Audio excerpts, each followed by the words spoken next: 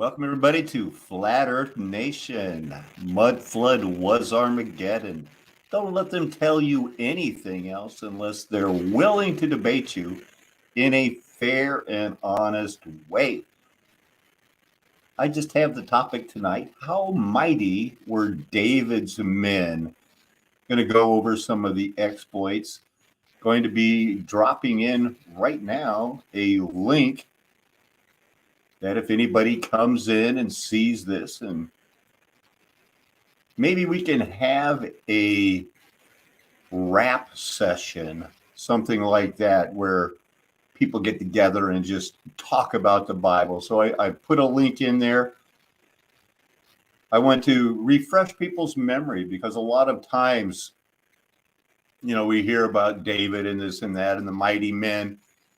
But when, you pick up the Bible, there's a lot of things in there. And just to hit the chapters that have the exciting parts, sometimes is elusive. So let's just read about some of the times of King David. Let's see. Some of his mighty men. Well, let's just read the whole mighty men chapter. One of them it's in 2 Samuel chapter 23. Now, what was going on there? The last words of David, my goodness. And you talk about someone that had a busy life, but it was seeking the Lord. But this will tell you a little bit about the man, the poet, the warrior, and the people that hung out with him. Now, these are the last words of David, the oracle of David, the son of Jesse, the oracle of the man who was raised on high and anointed of the God of Jacob, the sweet psalmist of Israel. The Spirit of the Lord speaks by me. His word is on my tongue. The God of Israel has spoken. The rock of Israel has said to me, when one rules justly over men, ruling in the fear of God, he dawns on them like the morning light, like the sun shining forth on a cloudless morning, like rain that makes grass to sprout from the earth. For does not my house stand so with God? For he has made with me an everlasting covenant, ordered in all things and secure, for will he not cause to prosper all my help and my desire? But worthless men are all like thorns that are thrown away, for they cannot be taken with the hand, but the man who touches them arms himself with iron and the shaft of a spear, and they are utterly consumed with fire. These are the names of the mighty men whom David had.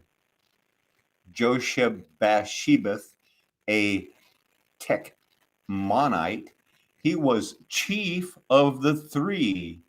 He wielded his spear against 800 whom he killed at one time. And next to him, among the three mighty men, was Eleazar, the son of Doto, the son of Ahohai. He was with David when they defiled the Philistines who were gathered there for battle, and the men of Israel withdrew. He rose and struck down the Philistines until his hand was weary and his hand clung to the sword. And the Lord brought about a great victory that day. And the men returned after him only to strip the slain. And next to him was Shammah, the son of Agi, the Herite. The Philistines gathered together at Lehi, where there was a plot of ground full of lentils, and the men fled from the Philistines. But he took his stand in the midst of the plot and defended it, and struck down the Philistines, and the Lord worked a great victory. And 3 of the 30 chief men went down and came about harvest time to David at the cave of Adullam, when a band of Philistines was encamped in the valley of Rephaim. David was then in the stronghold, and the garrison of the Philistines was then at Bethlehem. And David said longingly, "Oh, that someone would give me water to drink from the well of Bethlehem that is by the gate." Then the 3 mighty men broke through the camp of the Philistines and drew water out of the well of Bethlehem that was by the gate, and carried it and brought it to David. But he would not drink of it.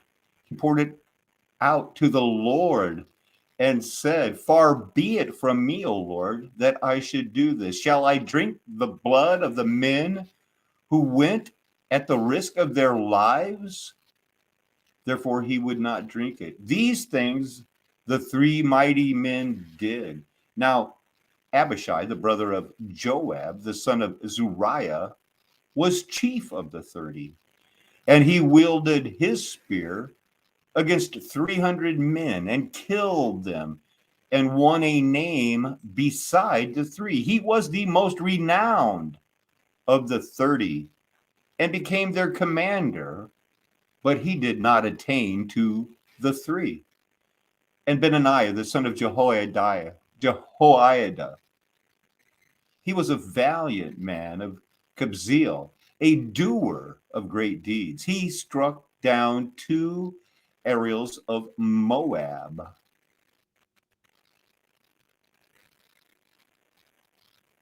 The word Ariel is unknown. He also went down and struck down a lion in a pit on a day when snow had fallen. And he struck down an Egyptian, a handsome man. The Egyptian had a spear in his hand, but Benaniah went down to him with a staff and snatched the spear out of the Egyptian hand and killed him with his own spear. These things did Benaniah, the son of Jehoiada, and won a name besides the 3 mighty men. He was renowned among the 30, but he did not attain to the 3. And David set him over his bodyguard. Asahel, the brother of Joab, was one of the 30. Elhanan, the son of Dodo of Bethlehem, Shema of Herod, Elika of Herod, Please the Paltite, Ira, the son of Ikesh of Tekoa, Abiezer of Anatoth, Mebunai the Hushathite, Salmon the Ahoite, Maharai of Netophah, Helab the son of Baana, and Netophah, Ittai the son of Ribai of Gilbiah, of the people of Benjamin, Benaniah of Parathon, Hadai of the brooks of Gaash, Abi Alban the Arbathite, Azamath of Behirum, Eliab the Sheabanite, the son of Jashan, Jonathan, Shema the Herite, Ahiam the son of Zerar the Herite, Eliphath the son of Abishabi of Maacah, Eliam the son of Anathophel the Gilonite, Hezro of Carmel, Perai the Arbite, Eagle the son of Nathan of Zobah,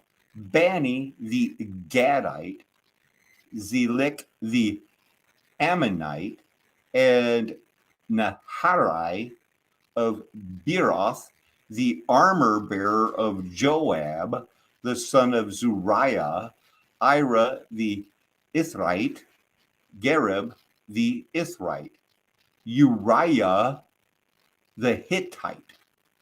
37 in all. So if you ask me, you might as well ask me because I'm the one here. It sounds like one of the recent translations, the international version, not the new universal, not the new international version. They call the mighty men David's special forces, David's bodyguard. It has that ring of the Three Musketeers, and it sounds like a special forces group that specialized in doing that karate, kung fu, Shotokan. But it was a matter, and David was right there with them until he became kind of old, and they said, David, I believe it was Abishai. I think I have that scripture part pulled up, where David, in one of his battles, because for all intents and purposes, David was the head of the 3 and of the 30 and was a mighty man until what happens? We all get old. We all get old. And as, more and more people, will come in and stop by. I see Edna, thank you for stopping by and saying hi. Eternal Living Water Ministry. Peace to you, brother. What I'm looking for is from the Bible. Should we be, I teach my fingers to war. And even though I encourage you to live in a new, the new covenant, the one where, Jesus is, turned the other cheek.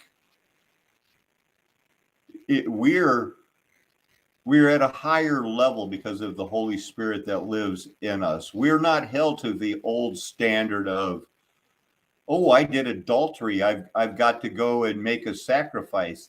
No, man, you dwell too long looking at a woman thinking what you do with her. You may as well have committed adultery in the eyes of God. We know that now. And as we look back and so, well, what should we do with our free time then? Should we do a push-up?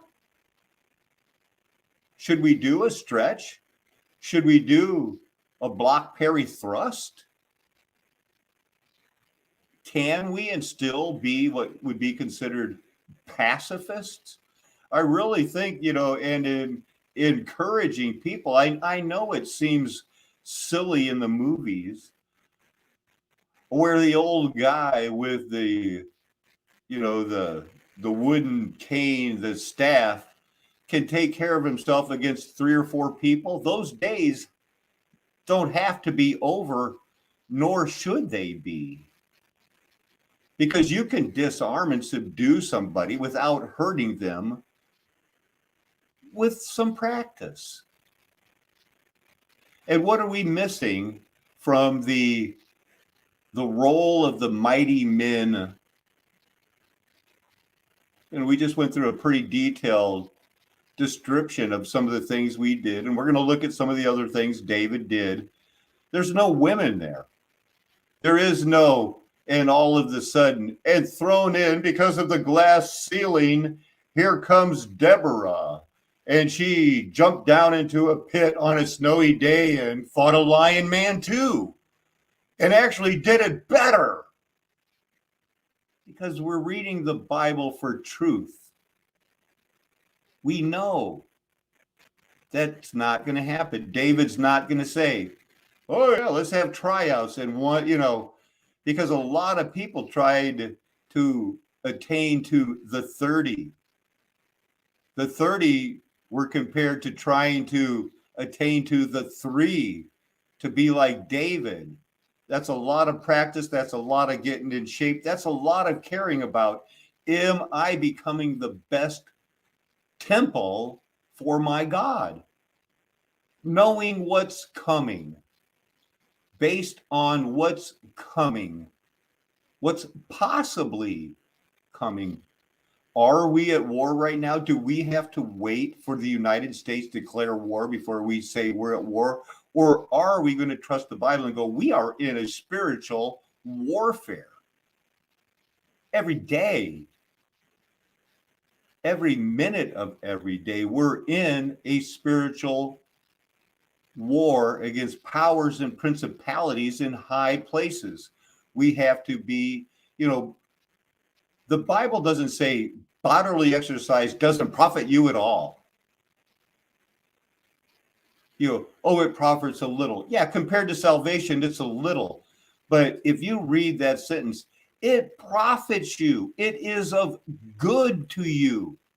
You get out in the morning, you stand up, touch your toes, reach your hands over your head, get your blood flowing. Do it again before you start work. Stand up every 2 hours while you're at the typewriter. Yeah, it sounds like a Japanese union. I don't want to have to do that. You don't have to, but you should willingly want to. You should want to know, how far could I go trying to attain to the 30, to the 3? Welcome, Mighty Orphans.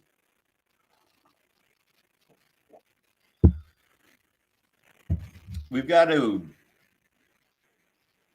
get away from how easy can I make it in this life,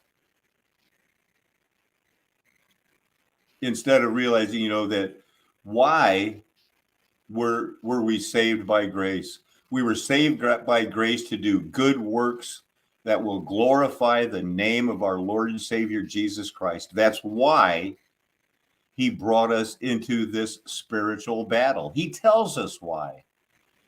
He wants us to go forth into all the nations, proclaiming, commanding people to repent and be baptized.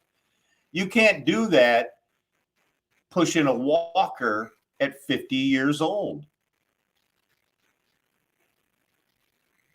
Doing things and then wondering, why isn't my body strong enough to do it? Well, I don't want to beat that dead horse anymore at this time. So let's look up some of the other Bible verses, and then we'll see what's going on. Get your minds going. I'm ready to talk about it.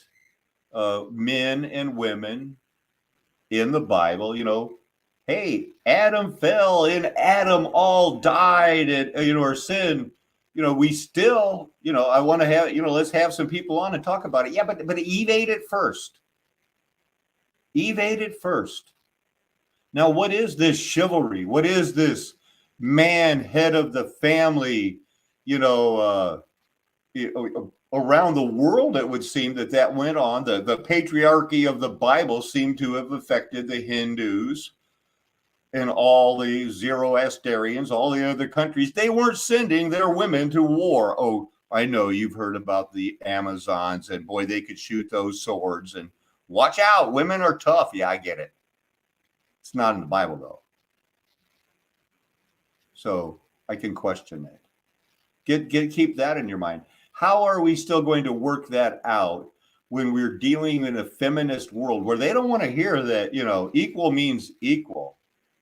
And if they don't want men to accept the Bible and accept the fact, the reason it's our fault is because we were supposed to be watching you better. What are you going to do with that? I'm looking for that discussion. Let's look at some more Bible verses while you mull that one over. So we got that checked out. I'm going to slide this down here, acting like you give two hoots. So here's let's just read what the Wikipedia has to say about Abishai.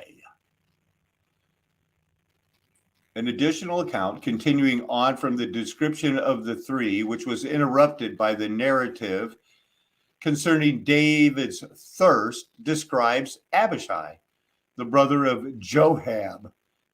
Joab. According to the text, he killed 300 men with a spear, and so became famous among the 30. And there was Benaniah. He was a particularly great warrior, singled out for being, famous as the three, significantly more respected than any of the 30, for which reason he was put in charge of the royal bodyguard. Now, here's one of Benaniah's feat.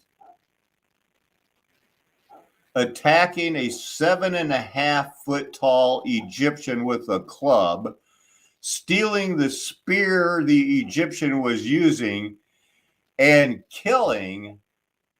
Do you remember how they described him? They go, oh, it was that handsome Egyptian. Does that mean 7.5 feet tall? We should look that up. Do I have that here?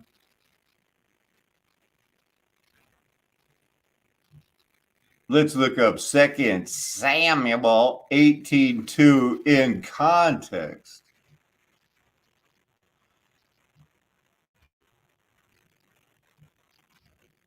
So David sent out the army, 1/3 under the command of Joab, 1/3 under the commander of Abishai, the son of Zeruiah, Joab's brother, and 1/3 under the command of Ittai the Gittite.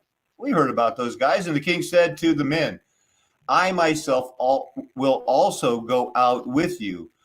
But the men said, you shall not go out. For if we flee, they will not care about us. If half of us die, they will not care about us. But you are worth 10,000 of us, 10,000 of the mighty men.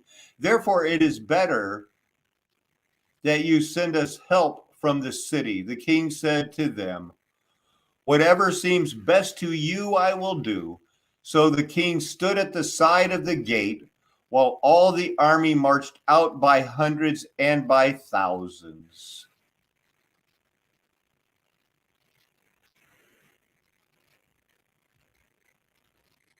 Wow. So the army went out into the field against Israel, and the battle was fought in the forest of Ephraim, and the men of Israel were defeated by the servants of David.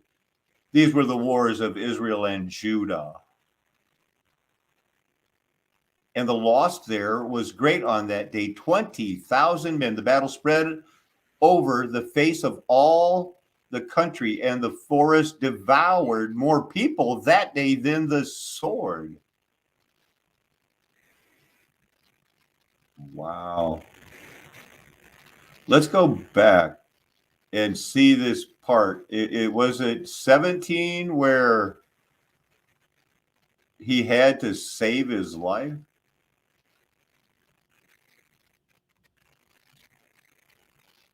Let's see. Well, we'll just have to keep looking. 1 Samuel 26:5.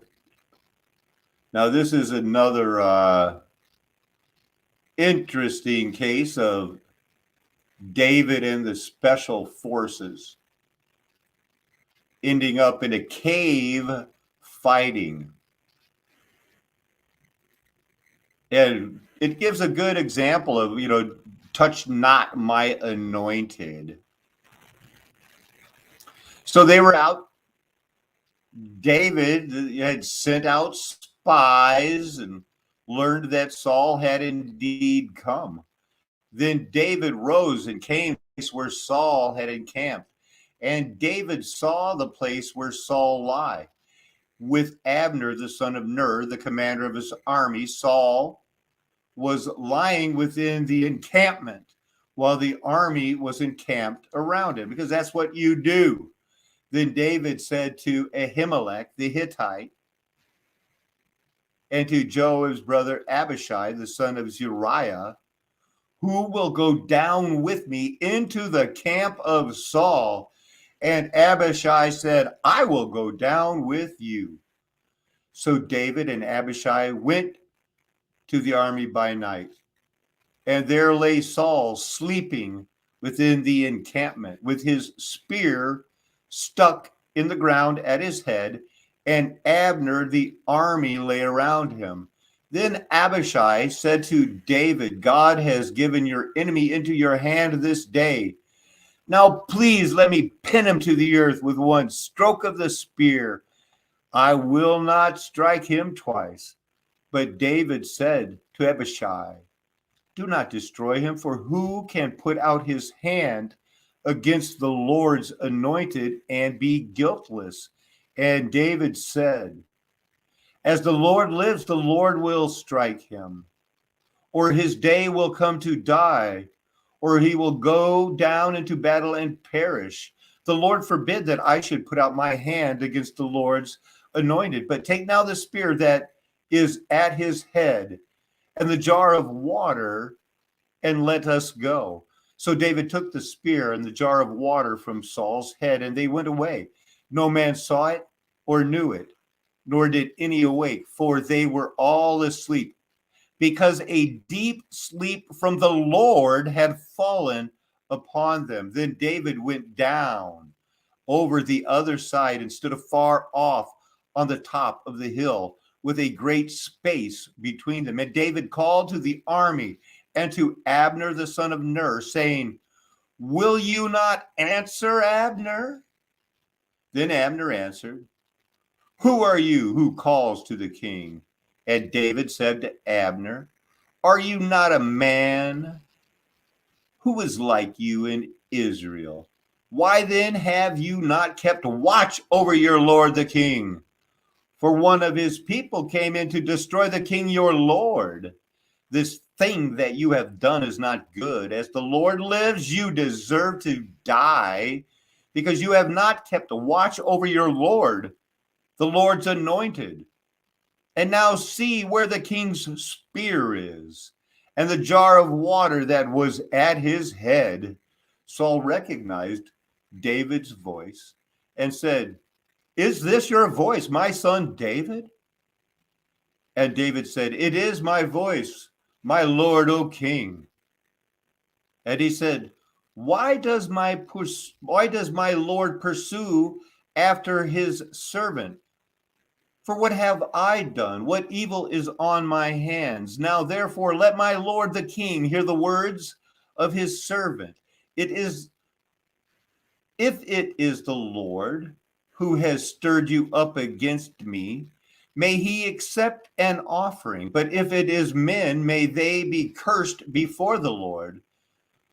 For they have driven me out this day, that I should have no share in the heritage of the Lord, saying, go, serve other gods. Now therefore let not my blood fall to the earth away from the presence of the Lord, for the king of Israel has come to seek a single flea, like one who hunts a partridge in the mountains. Then Saul said, I have sinned. Return, my son David, for I will no more do you harm, because my life was precious in your eyes this day. Behold, I have acted foolishly, and I have made a great mistake. And David answered and said, here is the spear, O king. Let one of the young men come over and take it. The Lord rewards every man for his righteousness and his faithfulness. For the Lord gave you into my hand today, and I would not put my hand against the Lord's anointed. Behold, as your life was precious this day in my sight, so may my life be precious in the sight of the Lord, and may he deliver me out of all tribulation. Then Saul said to David, blessed be you, my son David. You will do many things and will succeed in them. So David went his way and returned to his place. The word of the Lord.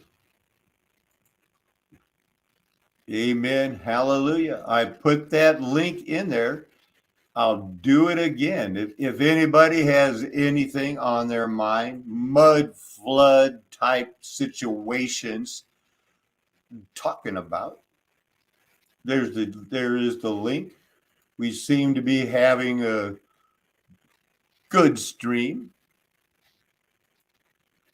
Little talking about the mighty men there. Did I noticed some of you have seen Joel? Joel put out a new video today. So maybe, if you guys want to watch that, we'll give it a whirl. Let me pull it up.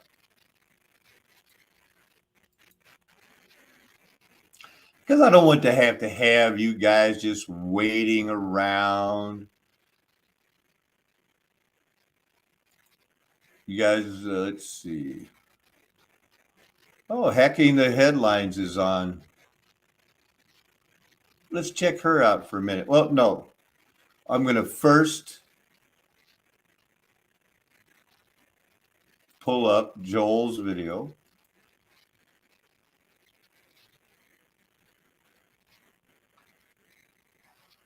From More Than a Flame, and we'll get that set up. There you go. He's back on my screen. I had a phone call. I have no idea what has been going on. I was just asking you that, Bob. See, he's got it in here. We don't even know where this is, what's going on. He just put it up 3 hours ago. It's pretty good. Not too bad. But right now, you still with me there? Let's see what Hacking the Headlines is saying. Told him that this is biblical prophecy coming true, and that everything's about to hit the fan, and we're on the verge of everything going downhill. I don't know what's going to happen. I really don't. I don't know what's going to happen tomorrow. I can see things are getting worse as of right now. I think we're doing better than other people in the world. But I think things are on a steady decline here. There's no denying that. However, focusing your intention and focusing your thoughts on more positive things, I think can have a huge impact on just not only your life, but the lives of those around you. So who knows what the future holds, but I'm always someone who wants to at least go down with a fight. And at this point, going out with, weapons and trying to fight the system that way, that's certainly not going to work. They would just carpet bomb us. But in my opinion, the best way to fight back is to do things like we see in this picture: start a garden, have kids, have a functional family unit, enjoy nature. If I know it's not possible for everyone, myself included right now, to start a full-on homestead, but we can start implementing these practices into our daily lives and take small steps, and those small steps equal big things at the end. So just like when you're saving up money, you don't get $100,000 overnight. No, it's a little bit here, a little bit there. You forgo a coffee every day, you forgo the fancy lunches or dinners, and after many years, you have a nice chunk of change. So it's just like that, where you take small steps towards a bigger goal. And these things are so very important to get back to right now, to just, get back to the basics in life, loving family units, growing your own food, getting back in tune with a human's natural surroundings, a human's natural lifestyle. So very, very important. And we all have to take the responsibility to do our part in any way we can. So just a thought. But yeah, that's all I have for you guys. I am going to talk about something else real quick, but I'm going to go ahead and stop sharing my screen. The great tribulation will not last forever. Christ's kingdom will undo all the works of the devil. And be that as it may, that is, is what it is. But us as humans, we don't know what tomorrow's going to bring. We don't know what next week is going to bring. We don't know what next year is going to bring. Why spend so much time in that negative mindset? I understand we have to recognize the reality that we are currently in, and we have to be real about it. We can't, it's not important to hide your head in the sand and be like, it's not happening, it's not happening. But at the same time, there's always room for hope. There's always room for growth. There's always room for, a more positive thinking that comes from a place of gratitude. And yeah, so just my 2 cents on that. April, hope your mom is okay. Oh, thank you, Carla. Yeah, we're hanging in there, We are hanging in there. She's checking the chat, doing things Oh, like thank that. you, Twiggy. I appreciate that. I find my voice incredibly annoying, so I'm glad you enjoy it. But anyway, now, I wasn't sure how to talk about this because I don't want to. Oh, Evie's doing good. We just got back from the dog park, so that was nice. But anyway, so yeah, this is. I really want to talk about this, but I don't want to do it in a way that pisses anybody off, or if I'm wrong, which I don't think I am at this point. If I'm wrong, I don't want to hurt anybody. So I guess we'll just do it in a hypothetical here. And maybe some of you will know what I mean. Maybe some of you won't, but I think there's a lesson to be had. I just want to put it out there, you guys, that look, I am not someone who is about calling people shills or being like, oh, this person is a government agent. They're not on the level. They're a Freemason, they're a Jesuit, whatever. They certainly exist, okay, in the truth community and everywhere. But there are people in the truth community for sure. Some people think I am. Some people think I'm a secret CIA agent, okay? And they have a right to think that, but there's just no proof of that because it's not true, but okay. There are some people who I've always been very suspicious of. Take Alex Jones. We'll use Alex Jones in this because that's an obvious example of someone who most certainly has ties to these like bloodline families, and I don't want to call them the elite, but the powers that be, the powers that shouldn't be. So take someone like Alex Jones. Okay, most people understand he's not on the level. He is COINTELPRO, whatever you want to call him, limited hangout. So we know these people exist, correct? Okay, we know these people exist, right? Okay. So where I'm going with this is that I just want to warn people that there might be agendas that are playing out right now, have played out in the past, will play out in the future, that my point is they are not beneath going to any lengths necessary in order to trick people into their agendas. Okay, so we just have to keep our eyes wide open all the time, including myself. Hey, if you want to be suspicious of me, be suspicious of me. I get it. We've been lied to and deceived so much. Okay, but like, let's say I were to die tomorrow or next week. Oh, let's don't think about that right now. Let's go back and see what she said about Alex Baldwin. Then we'll move on and listen to what Joel said. Then I think I'm going to do some Bible reading. But what do we know? We know that Alec Baldwin didn't treat the gun like it's loaded, and even if you've proven to yourself, you've opened it, looked in the chamber, it's empty. You still don't point it at people. That's not a part of the making the movie to point it at the directors. That's just insanity. We'll just jump in a few minutes. Yeah. Of the whole story here. But this is supposedly the lady that Alec Baldwin accidentally killed, wink, wink. And I don't know exactly what is going on here, but obviously the story stinks to high heaven, what they're telling us on the mainstream media. So you probably already heard, but in case you haven't, Alec Baldwin supposedly accidentally shot somebody and killed them on the set of a movie or TV show that he was filming. And, kind of like I think it was Bruce Lee. kind of the same thing happened there where he accidentally got shot by a live round from a prop gun. Well, same thing happened here. So he was using a prop gun in Hollywood where, you know, they're all about the getting rid of the Second Amendment and, oh my gosh, we have to stop all the gun violence and, oh, you evil gun owning, you know, NRA psychos, you know, whatever. So that's Hollywood. That's the propaganda they constantly spew, but yet they are always making these movies and TV shows with guns and violence and killing and whatever. So I don't know what Alec Baldwin's stance is on that, but, you know, he's like all the other Hollywood elite, I'm sure. Oh, we know what Alex Baldwin's stance is on that.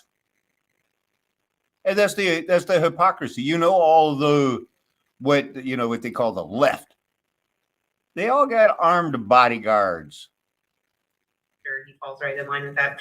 So kind of funny, he was just filming this movie or show to begin with, but they're trying to say that he was using a prop gun and somehow a live round of ammunition got into the gun without anybody realizing it. Nobody realized that a live round was loaded into the gun. And whoops, I pointed it at this, near this woman, and it went off with a live round, and oopsies, she's dead. So that story just makes no sense whatsoever at all. There's just no way, especially not in California, where the laws for guns and ammunition are so very strict, not to mention in Hollywood. And the fact that they're trying to convince us that a live bullet somehow got accidentally swapped for a prop gun or a real gun. See, I don't know anything about these prop guns. I don't know if they're capable of shooting live rounds. I guess they're trying to say they are. Why would they have a prop gun that's capable of shooting a live round, that's even capable of that? Like, you know what you call a prop gun that is capable of shooting live bullets? It's called a gun. Isn't there CGI they could use? Whatever. It's just such a ridiculous story that there's no way in hell a live round of ammunition somehow got mixed up with a prop gun. Like, oopsies, I put a live bullet in there and then ended up killing this person out of everyone, because that's what's so weird about this and tells you that there's more to the story here. The woman that was killed, what was her name? Helena Hutchins.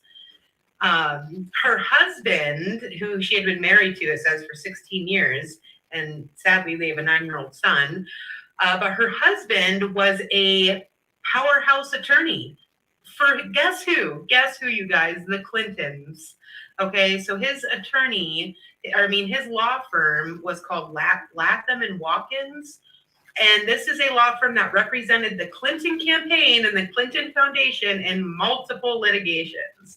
And I would also like to add that Helena had just recently discovered her talent for being a cinematographer. Recently picked it up, went to school, and then right off the bat in 2019 was on a TV show featuring up-and-coming cinematographers. And the next thing you know, Tier 1 movie, which means it's a union job. The mob. Says earlier this year, a lead attorney for Latham and Watkins, who represented the Clintons, was indicted for providing false statements to the FBI. So what is really going on here? To me, it's more than obvious that if this is not just a completely fake story, which you never know because these, they're nothing but liars in the mainstream media. But I think more than likely in this case, she did actually die, but who knows? And she was targeted. And this is just it's a way to get away with murder. It's like a perfect murder plot. And obviously, Alec Baldwin and anyone else who was involved, they'll get away scot-free. It's like, whoopsies, there was a lot. Anybody who doesn't, there is a small group of population out there that believe that Alec Baldwin didn't do anything wrong and this is just a terrible accident. The majority of them smoke crack. A round of ammunition, it's nobody's fault, terrible accident. And she just happens to be the wife of this attorney who represented the Clintons for years.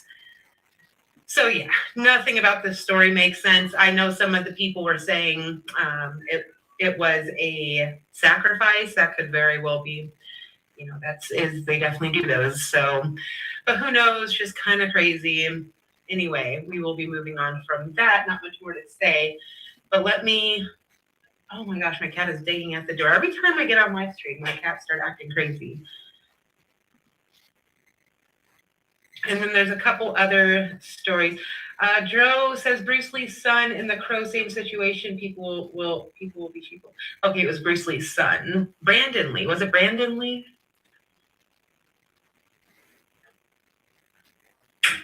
Oh my gosh, my cat is just not giving this up. Hold on, you guys. Hold on just a second. It says it's a goal for communities or nations, not for individuals. So just keep getting your boosters and shut up. That's pretty much what they're saying. Just get as many boosters as we tell you to. Never stop, or you will lose your job. You will lose custody of your children, perhaps. You will lose your house. You will lose any resemblance of a normal life. Just get as many boosters as we say, and you'll be fine. So yeah, kind of changing the goalposts there. There's some type of agenda going on here. So all these different articles are talking about how people were accidentally given the secret sauce, but there was no secret sauce in it. It was saline. It was just a saline shot. So is this, I've been thinking maybe, there's a control group to where they can track this information behind the scenes because they know where the lots are going. They know who's getting them. I'm sure they have ways of tracing and stuff. So is there like a big control group that they're using to weigh against the people who are actually getting the real thing, against the people who are getting saline shots? I don't know, but these are all articles pretty much from every major station everywhere being reported that, whoopsies, we gave someone a saline shot. It wasn't the real thing. So, it says here on Inside Edition, if you look at your screen right here, it says over 8,500, almost 10,000 people in Germany have possibly received a saline solution instead of the actual secret sauce. So I don't know, you guys. I don't know, but maybe that explains why, some people are having such horrible side effects and others are not. I do not know. Just very interesting. Very interesting. Here, let's look at this real quick. Good news. We did manage to flatten the curve over in Singapore. It just happens to be along the wrong axis. So we did flatten the curve as soon as everyone got their secret sauce. Couple places. The reason why I'm a little suspicious of this date of November 3rd, because November 3rd, if you break that down, 11/3, 113, I don't get into the whole gematria stuff a whole lot. I do know the basics of it. I'm definitely not into the whole gematria thing. I understand that it's a real thing and that they find it very important. It's just not my thing. But I do know that 113 is typically the hoax code, okay? Because 113 in gematria will equal things like perjury, not true, fiction, bullshit, a whole bunch of words that mean it's fake, equal 113. And I've seen it coded for many, many years now into hoax events, into things that are not true. So yeah, 113. I'm always suspicious when dates fall on 113. October 13th is another 113. Things that happen on October 13th. So it's like when you're saving up money, you don't get, $100,000 overnight. No, it's a little bit here, a little bit there. You forgo a coffee every day. You forgo, the fancy lunches or dinners. And after many years, you have a nice chunk of change. So it's just like that, where you take small steps towards a bigger goal. And these things are so very important to get back to right now. Opinion, we don't really know at the end of the day. None of us do. My opinion on what the nature of our world is, and this might be, there's something weird going on, you guys. It's like, I don't even know the words to use to describe what I think it may be. I don't think it's really explainable in our human language, in the English language. I mean, to say it's like a simulation is not what does not do it justice, because everyone thinks, oh, it's just like some guy in another universe on his computer designing our universe. No, that's not what I'm saying at all. There's just a lot of funky stuff that goes on to suggest that it's not flat or round. Okay, it's not a triangle. It's more like a fluid dimensional space. I don't know how to describe it. I don't know. Akeem says it's like a snow globe. Well, that might be your opinion, and you might be right about that, Akeem. I don't know. You don't know. I don't know. I appreciate you guys listening and always joining in on these live streams. I have a lot of fun with them, and it always makes me feel better. So I think tomorrow being Sunday, tomorrow being Sunday. So what I was going to do, just for a heads up, we're going to be doing, anyone who wants to join in for the next month, every day for the next month. Super simple, very easy for anyone who wants to join in. You can do it privately or share here on the channel. But I want to do a group gratitude practice, group gratitude month. Okay, maybe we'll come up with a catchy name for it. But anyone who wants to join in, I am really trying very hard to focus my life more on gratitude rather than looking at the negative. I think a lot of us, I recently lost my dad, so obviously I'm going through the most hard grieving process I've ever faced in my life. But I think a lot of us are going through a grieving process right now. And I think it's important to open up a space to acknowledge that, to ourselves, to those around us, to our community here online. And it's important to create that space where we can work through it in a positive way together if you so feel like it. And gratitude is an excellent way to do that, I think. And, it's not this toxic positivity either, where it's just like, I'm going to be positive no matter what. No, we understand what's happening. We see what's going on. And we're all suffering a major loss right now. We're seeing the world as we knew it come to an end. And something else that is really horrible is going to take its place.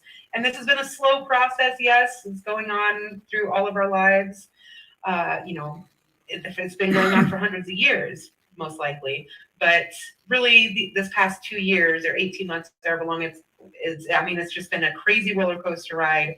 And pretty much life as we knew it is coming to an end. So that's a huge loss for everyone who sees what is happening here. And I think it's really important that we acknowledge that loss, just like with my dad dying. It's really important for me to move forward, to acknowledge my feelings on that, to acknowledge, what happened, to acknowledge my new life moving forward and a life without him and how to navigate that. And it's just like with what's happening with the world right now. We have to acknowledge what's going on. We have to accept the loss that's in our lives and what we have no control over. I can't bring my dad back. No matter what I would do, there's no bringing him back. Really, no matter what any of us do, there's no returning to our lives like they were before. So what can we do? What is in our power to do? One of the things that is in our power is to face every day with an attitude of gratitude, as Saul to Paul said. An attitude of gratitude, be thankful for the things that we still have, thankful for the blessings in our life. So every day, anyway, I'm being long-winded here, every day we can write down 5 things. This is something I learned in my years in psychology, and it's so incredibly helpful. Back in the day when I did this, I was like, wow, something so simple can be so life-changing if you allow it to be. And all it is writing down 5 things every single day. Whether you do it right when you wake up, maybe right when you go to bed, you create kind of a tradition out of it, a daily routine, where you write down 5 things that you are grateful for. And you'll notice something really interesting happens after doing it for a while. And I would love to talk about that once you guys are once we're on the road to making this like a daily practice in our lives. So anybody who wants to do that, again, you can do it privately, publicly. I just want to encourage people to maybe join in. I'm going to start doing it. And if we do it starting tomorrow, I had looked on the calendar. If we do it starting tomorrow, then it will lead up right into what they call Thanksgiving. And I'm sure there's some occultic tie to Thanksgiving and all that. Okay, whatever.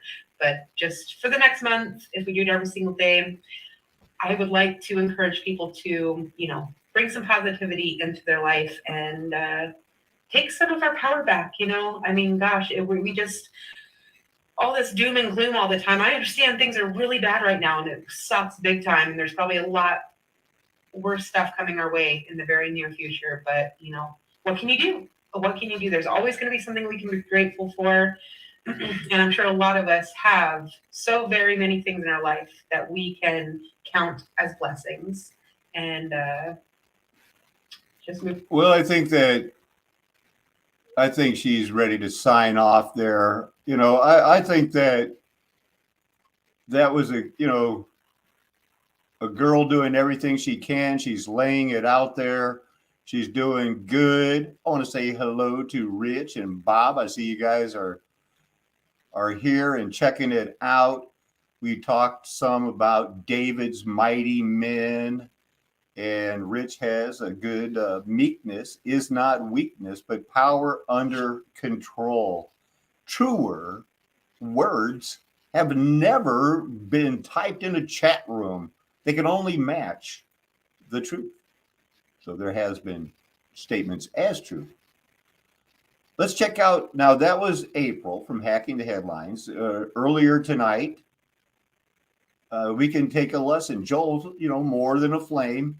He had this group of where he did this discussion with 3 other people. I don't know how many people were watching that one, but at least 4 of them were talking. And, April mentioned the tip of the spear, Alex Jones. Well, tip of the spear of millstoning people, giving, exposing a lie, but not telling them the truth. There is a spear of truth going out. And I think it is Mud Flood was Armageddon, the start of it. So let's see, Joel from More Than a Flame got in a conversation. How'd it go? There's only one way to find out. To check it out. Bible verse about the water being Yeah. bitter. It's in Revelation 13. I'm going to find it right now. Appreciate that one to look that up. I was gonna read that. Oh, wait. Revelation 8:11. I'll post it. Yeah, it's because the thing is, if this isn't where we got salt water from, because this describes salt water to a T, and I know that God is good and he wouldn't create us knowing that we need water and then give us 90% of our water supply undrinkable. It would literally kill us. I think it's evidence of judgment. I think it's evidence that what the Bible said would happen actually did happen. 71% of the earth is covered in water, but only 2% of that water is pure. As clean drinking water, only 2% of that water is pure. You may be wondering, what happens if I drink seawater? Let's first examine how our bodies absorb water. You may remember the process of osmosis, where water moves from a less concentrated solution to a more concentrated solution. 5 minutes later. But what I do have are a very particular set of skills. Drinking seawater will cause your cells to release more water, and you will end up peeing out more liquid than you take in. And I will kill you. Here it is right here. Revelation 8:11. Yeah, you got some really interesting takes, man. Like, and I don't mean that in a way where I'm just open-minded. So I'm considering you might be right about this stuff, man. Like, fuck. JJ, I was talking to somebody probably 6 or 7 months ago now, and it was kind of like a Bible study, but there's only a couple of us. And the question came up. It says there's 12,000 people from each of the 12 tribes of Israel that would get saved when all this stuff goes down. But we were like, wait, actually the person I was talking to said, how is that possible? The 12 tribes don't exist anymore. We know for a fact that all the bloodlines are mixed and scattered. Everything is, the genealogies are completely mixed. They do not exist. The 12 tribes don't exist. How can the 144,000 happen? If if this is the time we live in. So that made us be like, wait a minute. And we went back to Matthew chapter 24, which is the whole chapter when Jesus explains all the signs to look for when he comes back. And we started to read it and just read it for what the Bible actually says and try and put ourselves in that position. So when they asked Jesus, tell us when will these things happen? And he says to his disciples, to their faces, surely this generation shall not pass. Well, if I said that to you and we were standing in my living room and you said, when are you going to that movie? And I said, this week, you would not assume I meant 2,000 years later. If I said this generation, you would assume it's in your lifetime. And that's what the whole book of Revelation says. Right in the very, very beginning, verse 1 says, these are the things which must shortly come to pass. The time is at hand. It's going down. It says, do not seal the book, for the time is at hand. It even says that every eye would see Jesus return. Every eye would see him, even those who pierced him. So even the ones who put the nails in his hands would see him come back. So did he come back in their generation like the Bible says, and that we've been lied to about what year it is? I think it's pretty possible. Because even if it's not us in Revelation chapter 20, there will be people on the earth, guaranteed, after Armageddon, after all the stuff that we're waiting for right now. Most of us think the mark of the beast is coming. There will be people on the earth where the mark of the beast had happened over 1,000 years in the past because Jesus was already here for 1,000 years. That's what I'm trying to say. Someone's going to be in that situation. Someone's going to be born. And I think it's just really awkward that we have a 1,000-year missing period of history called the Dark Ages. And the Bible also tells us there's going to be a 1,000-year period where Jesus is on the earth and he's the light of the world. So that's kind of where I'm at. A little longer than a few minutes later. There were cities that order, and it even says in the Bible that they were all pre-manufactured, so where there was not the sound of one hammer as they were put together. So when you were doing the thing with the notches and all that, so I don't know how they put these structures together, but they were pre-made and pretty much delivered, and it did not take that many people to do this. And most of those quarries, have now been turned into state parks, and you are not allowed in those areas that still have the remnants if they haven't been destroyed. When we first hit Iraq, they started bombing the shit out of all the biblical sections. They closed that stuff you're talking about. They check this out. Well, this kind of goes with my theory, and I want to say this because if I am right, and we've been lied to about America is actually Egypt, then this would come into play. Check this out. I want you to read this. Because this would mean, and I don't know if you guys know this, but the majority of the Grand Canyon is off limits. And I believe that the Grand Canyon was created when this happened. It says this is Zechariah. I might spell it wrong. Hold on. It's just, I'm going to read it so you guys can see it. This is great, though. This is a mind-blowing shit. I never even heard of this. So check this out. The idea, America is Egypt? What? Yeah, so if America's Egypt, I believe this is how the Grand Canyon was actually created. And this is why it's off limits. But like 95% of the Grand Canyon, you can't be there. You can go to a little tourist section. That's pretty much it. But it says, and his feet shall stand in that day upon the Mount of Olives. This is the day of the Lord. So when you hear people talking about they're waiting on the rapture, they're waiting on Jesus to come back, the sky will crack open. So then it says, on that day upon the Mount of Olives, which is before Jerusalem on the east, and the Mount of Olives shall cleave in the midst thereof toward the east and toward the west. And there shall be a very great valley. And half of the mountain shall remove toward the north, and half of it toward the south. And that's exactly how the Grand Canyon is set up. And I believe that's what the Great Valley is, because there's nothing like it in the world. And I think from these scriptures that I started showing earlier, with the wormwood turning the water bitter and you'll die if you drink it, that's salt water to me. And I think that's evidence that what I'm saying could actually be possible. But this is more. I think this is the Grand Canyon. I can prove if we went and did an actual thing where I could show my screen one day and I show you how the Bible describes the physical location of the mountains, the name of the mountains, and it lines up 100% with the state of Utah. And that could be a lie. They could name it Mount Nebo, Nebo, because there's a Mount Nebo in the so-called Middle East, and there's a Mount Nebo in Utah. When the Bible named it Mount Nebo. So one of these is the truth, and one's a lie, or they're both a lie. But they both came Talk to the tribes that have been there for 30,000 plus years. All right, so now we're gonna get into this book. I found it and that was very interesting when I found it, and just definitely want to share with you guys. So it's called "A Study in Hebrew and Indian Language," written by Thomas W. Brookbank. Says here, Rick's College, Rexburg. If it be found that large numbers of similar or identical forms characterize any two languages which are said by competent judges to be constructed on like principles, we have fair ground for assuming that most of the like forms are not accidental coincidences. And finally, if real analogies are shown to exist between the two languages, it is evident that they have sprung from a common source. And the value of simply similar or identical terms becomes very important as sustaining the evidence supplied by true analogies. Such are conditions respecting the claim that the Indian languages have come from the Hebrew. Okay, again, such are the conditions respecting the claim that the Indian languages have come from the Hebrew. You get the same name as in the Bible, name of an indigenous Euro-Aztecan people of the Great Basset, perhaps from Western Apache, which is Judah, Ha, in reference to living in the mountains. Living in mountains? Wait, let's go back.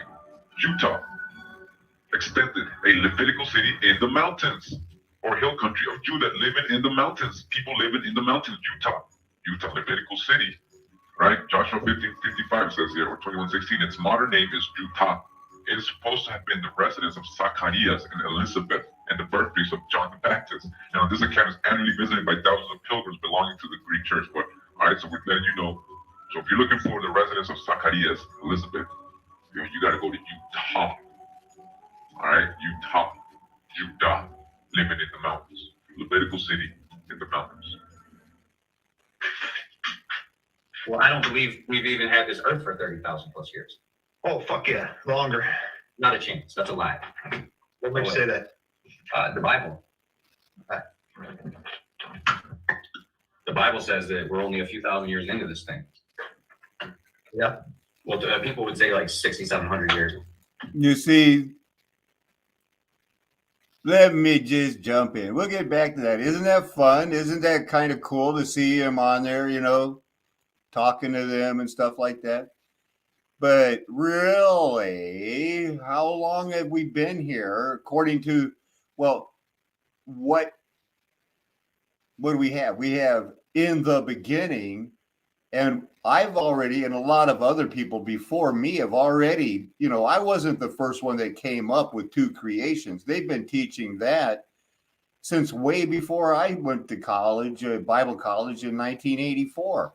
There's always been what they called the fringe about, how long it happened, how many, different peoples, Nephilims, were there those actual ones that were the size of sleeping mountains? I believe so. But that wasn't the size of Goliath, or maybe even if the first Adam in Genesis 1 was a Nephilim type, a big one. And then later, the second Adam was made from the dust of the Nephilim, and that was the image of God. And then they made a man because in Genesis 2, 4, and 5, there was no man to till the ground. I guess those Nephilim were just too big to get behind a horse and plow the earth. That might have hurt their back after a while. So, is it 6,000 years? Is it 5,000 years? Is it, depending on where you want to start? We do know that God the Father told Moses, stand back. We're going to start over with just you, Moses. And Moses became a prophet like unto Jesus that said, no, we're not going to let your name be embarrassed in any way. So let's just go forward and do it. So God wouldn't have seemed to have made the offer. It sounds like something that might have happened before. And we do know that the gospel was preached to Abraham before Moses, before John the Baptist. It was a veil over it. It wasn't until the Apostle Paul and that it was going to the Gentiles that it was able to be looked at and to have the Spirit open their eyes and go, yes, in Jesus, the once exclusive God of the Hebrews is now joy to the world. All nations will be blessed through Abraham's seed. And that scarlet thread ran all the way through, marking the doors with blood and hyssop with the sign passed over. Let's get back to that very interesting conversation Joel was having with AJM and some other people. And if anybody wants to put anything in that we want to do after this, otherwise I think I'm leaning towards reading the book of Titus with commentary. But Joel, more than a flame. He's on there. These guys are, now we're talking 30,000 years, 6,000 years. Hi, Rosie. Gracias for the love from Germone. I used to believe that, but now I think the timeline's a little off. So I think we're maybe like 4,000 to 5,000 years into this game, if you want to call it a game. But see, when I was getting educated as a kid, they only had 3,000 years of history to go back. Now all of a sudden, I think that's funny because that's wherever this guy's probably Midwest hayseed, just like my dad. Because my dad used to get such a kick out of saying that word, educated. And that's got to be a colloquialism from around the same area because my dad said it just like that.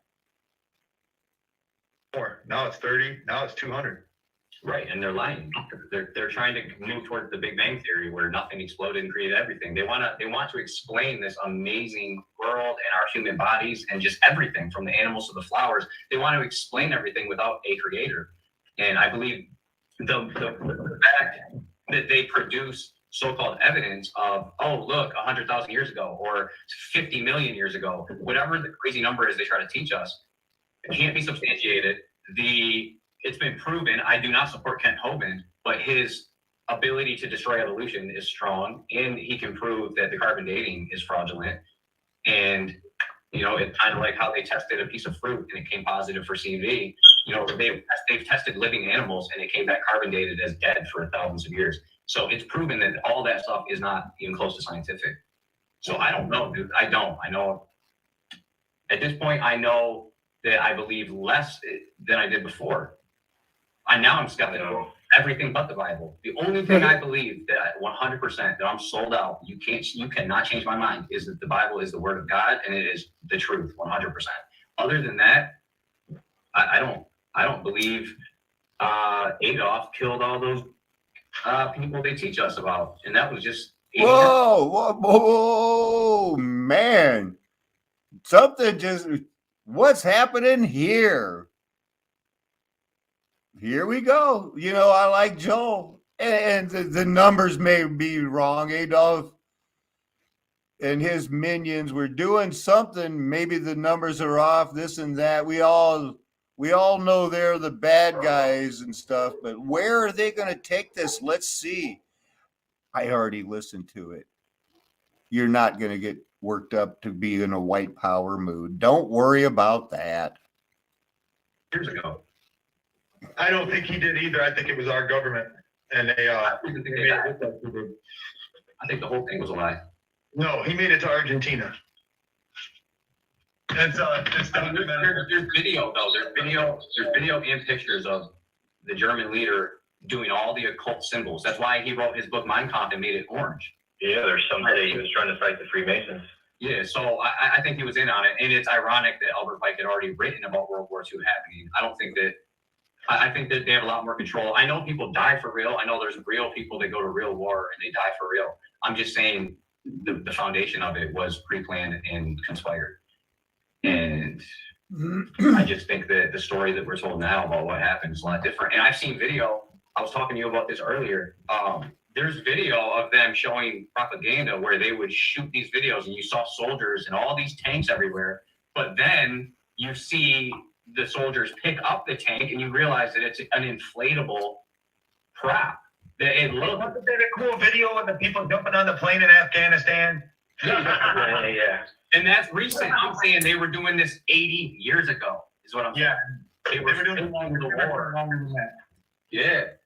Ever since they could project images onto the screen and broadcast to the world, from day one, I believe it's been made with evil intentions. I believe that they rediscovered a lot of technology during the 1,000-year reign that Satan was let loose and had to pretty much reverse engineer everything. I believe Tesla was one of the children of the glorified saints or of the lost, because there's people, when Jesus returned, Okay, now this is one that's going to still take a lot of discussion. I'm not with, take a lot to talk me into that, but these are my friends, man. Let's let them go. Let's let them talk. Let's see what they got. Look at this guy with mushroom head. It's funny, right?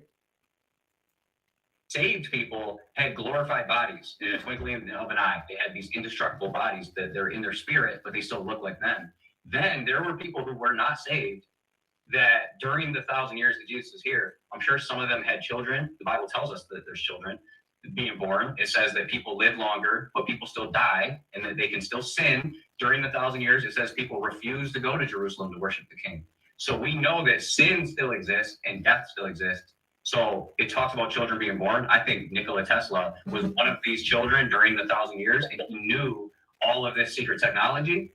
And he was one of the most recent children leading up to the release of Satan. And I think that that's where they. Boy, all I know, Joel, is I'd love to have you on with, because there's a lot of people out there with very strong opinions about Nikola Tesla, and you, I'm sure they're going to want to talk to. This is going to get a lot of pushback, so we'll see where this goes. But boy, isn't this how you get the conversation started? Fascinating. We got this technology, and that's why he's so important to them. I disagree. I did a lot of study on him, and he flat said to the public on national television that he was in communication with other species. They immediately labeled him crazy, and he was dead shortly after. Maybe that's what he wanted you to think. Yeah. Maybe he wanted you to think. All I know is it's historical fact. Is you can go look it up yourself. Well, yeah, but that's what I'm so skeptical about, because I can tell you that it's a historical fact that there was a bombing during a Boston Marathon one year, and you can go look that up, but that doesn't mean it was real. That's what I'm saying. I don't know about Nikola Tesla, and I'm at the point in my life where if I wasn't there, I can't even co-sign it. I can't even subscribe it. I really don't know for sure. I don't. That's how I feel about a lot of things nowadays, man. I wasn't there. Michigander, dude, you could be right, dude. I have no idea. That's the problem. I don't know. Here's a question for you. Why don't you go do a little bit of research on the hotel that he built, and then get back with me. Study deep into it. We invaded Iraq. We invaded Iraq because they found a time portal. They found a Stargate.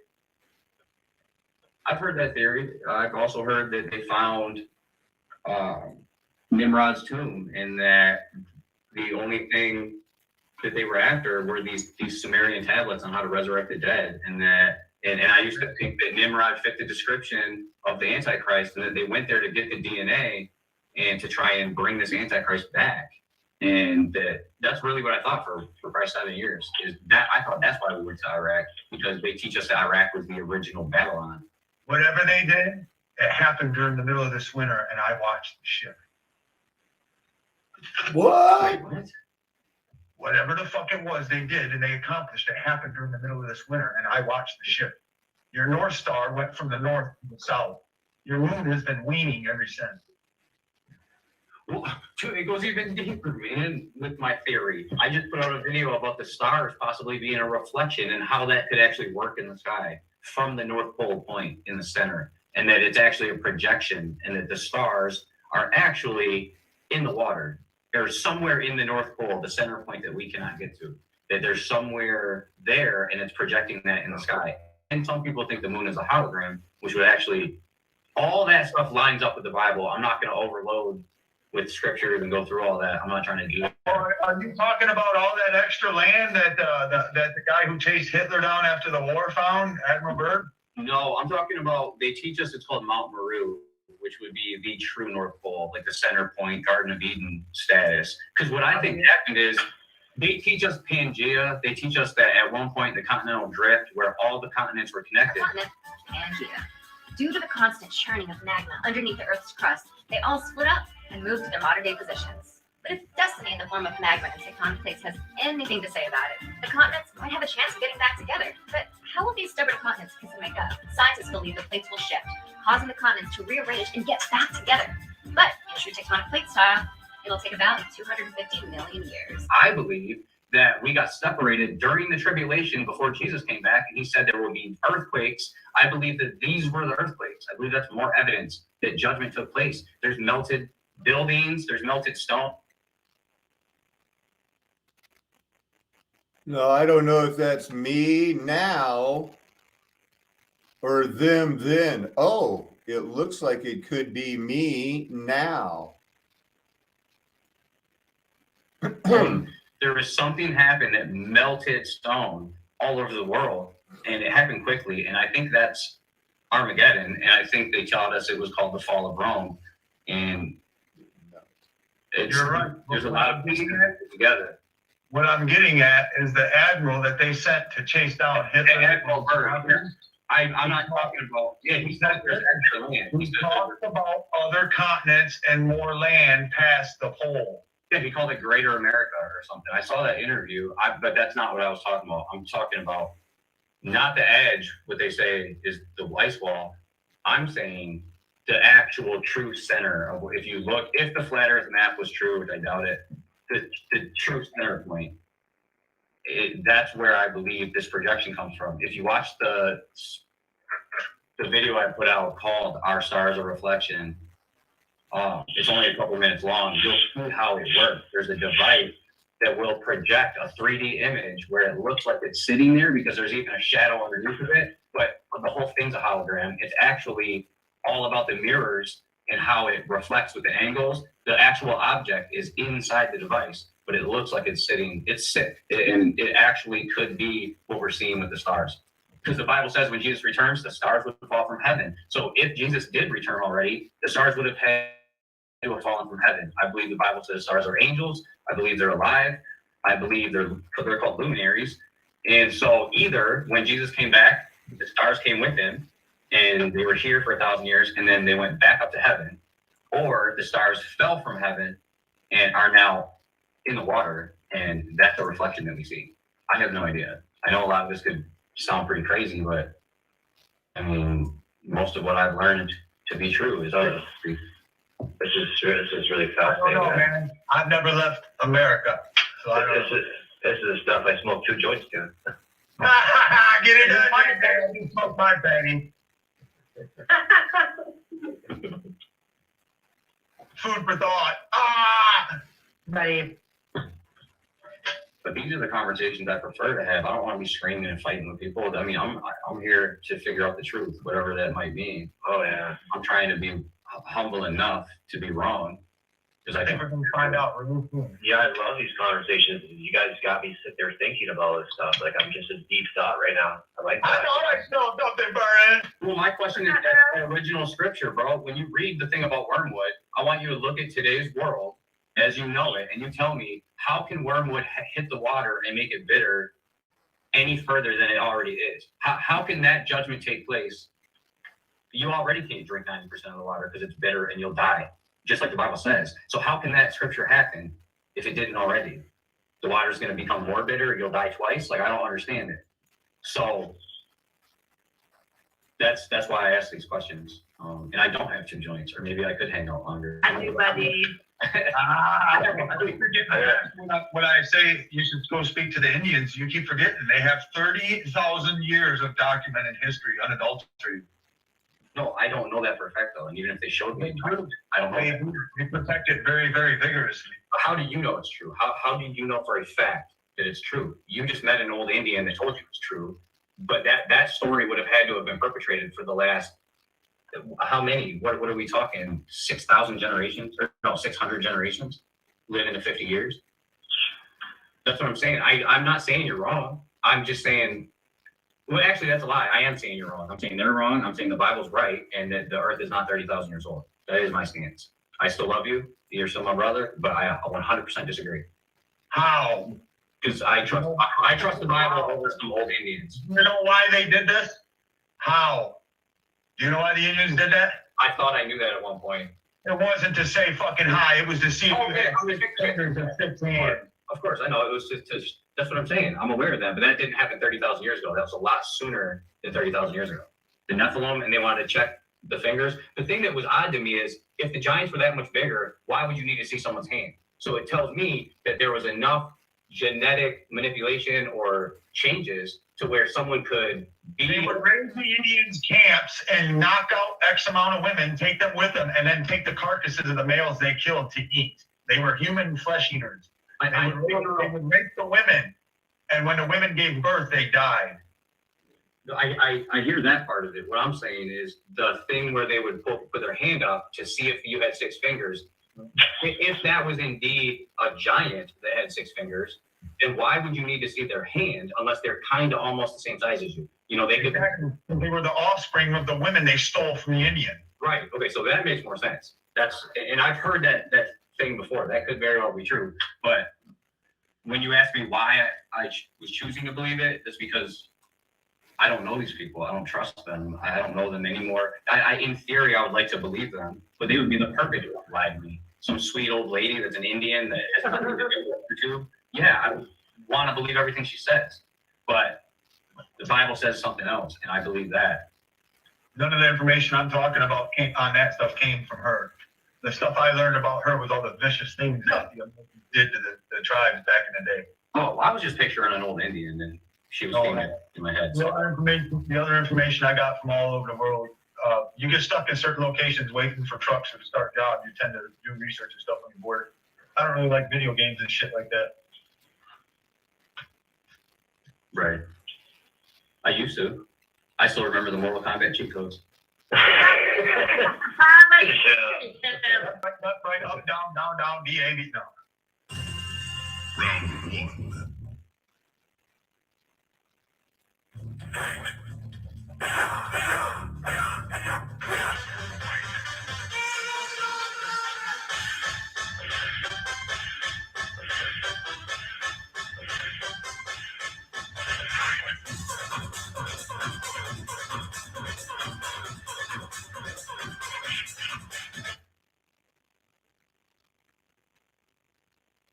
Come on.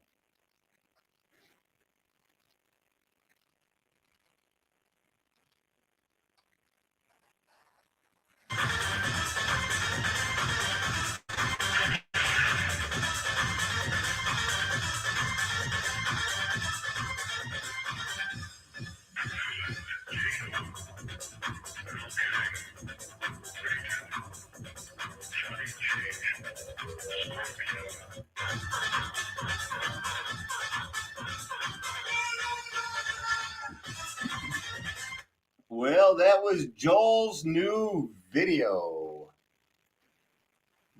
Joel made a new video.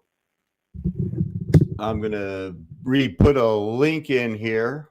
One of the things that, maybe I'll read a little more of the Bible here in a minute. But boy, something happened. It turned my green screen off. I must have went blank there for a little while. But looks like it's back now and has a pretty strong signal. Did you take anything away from that? I kind of did. Let's look at some things. What is the wandering of the geomagnetic poles? They say, is happening right now. Magnetic poles are defined in different ways. They are commonly understood as positions on the Earth's surface where the geomagnetic field is vertical. that means perpendicular, to the ellipsoid, these north and south positions, called dip poles, do not need to be antipodal and are not currently antipodal.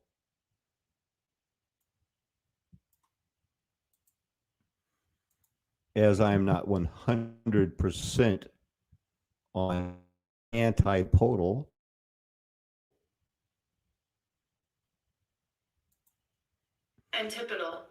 antipodal, opposite, opposed, antagonistic, conflicting, counterbalancing. I believe that they would want everything about it to be counterbalancing.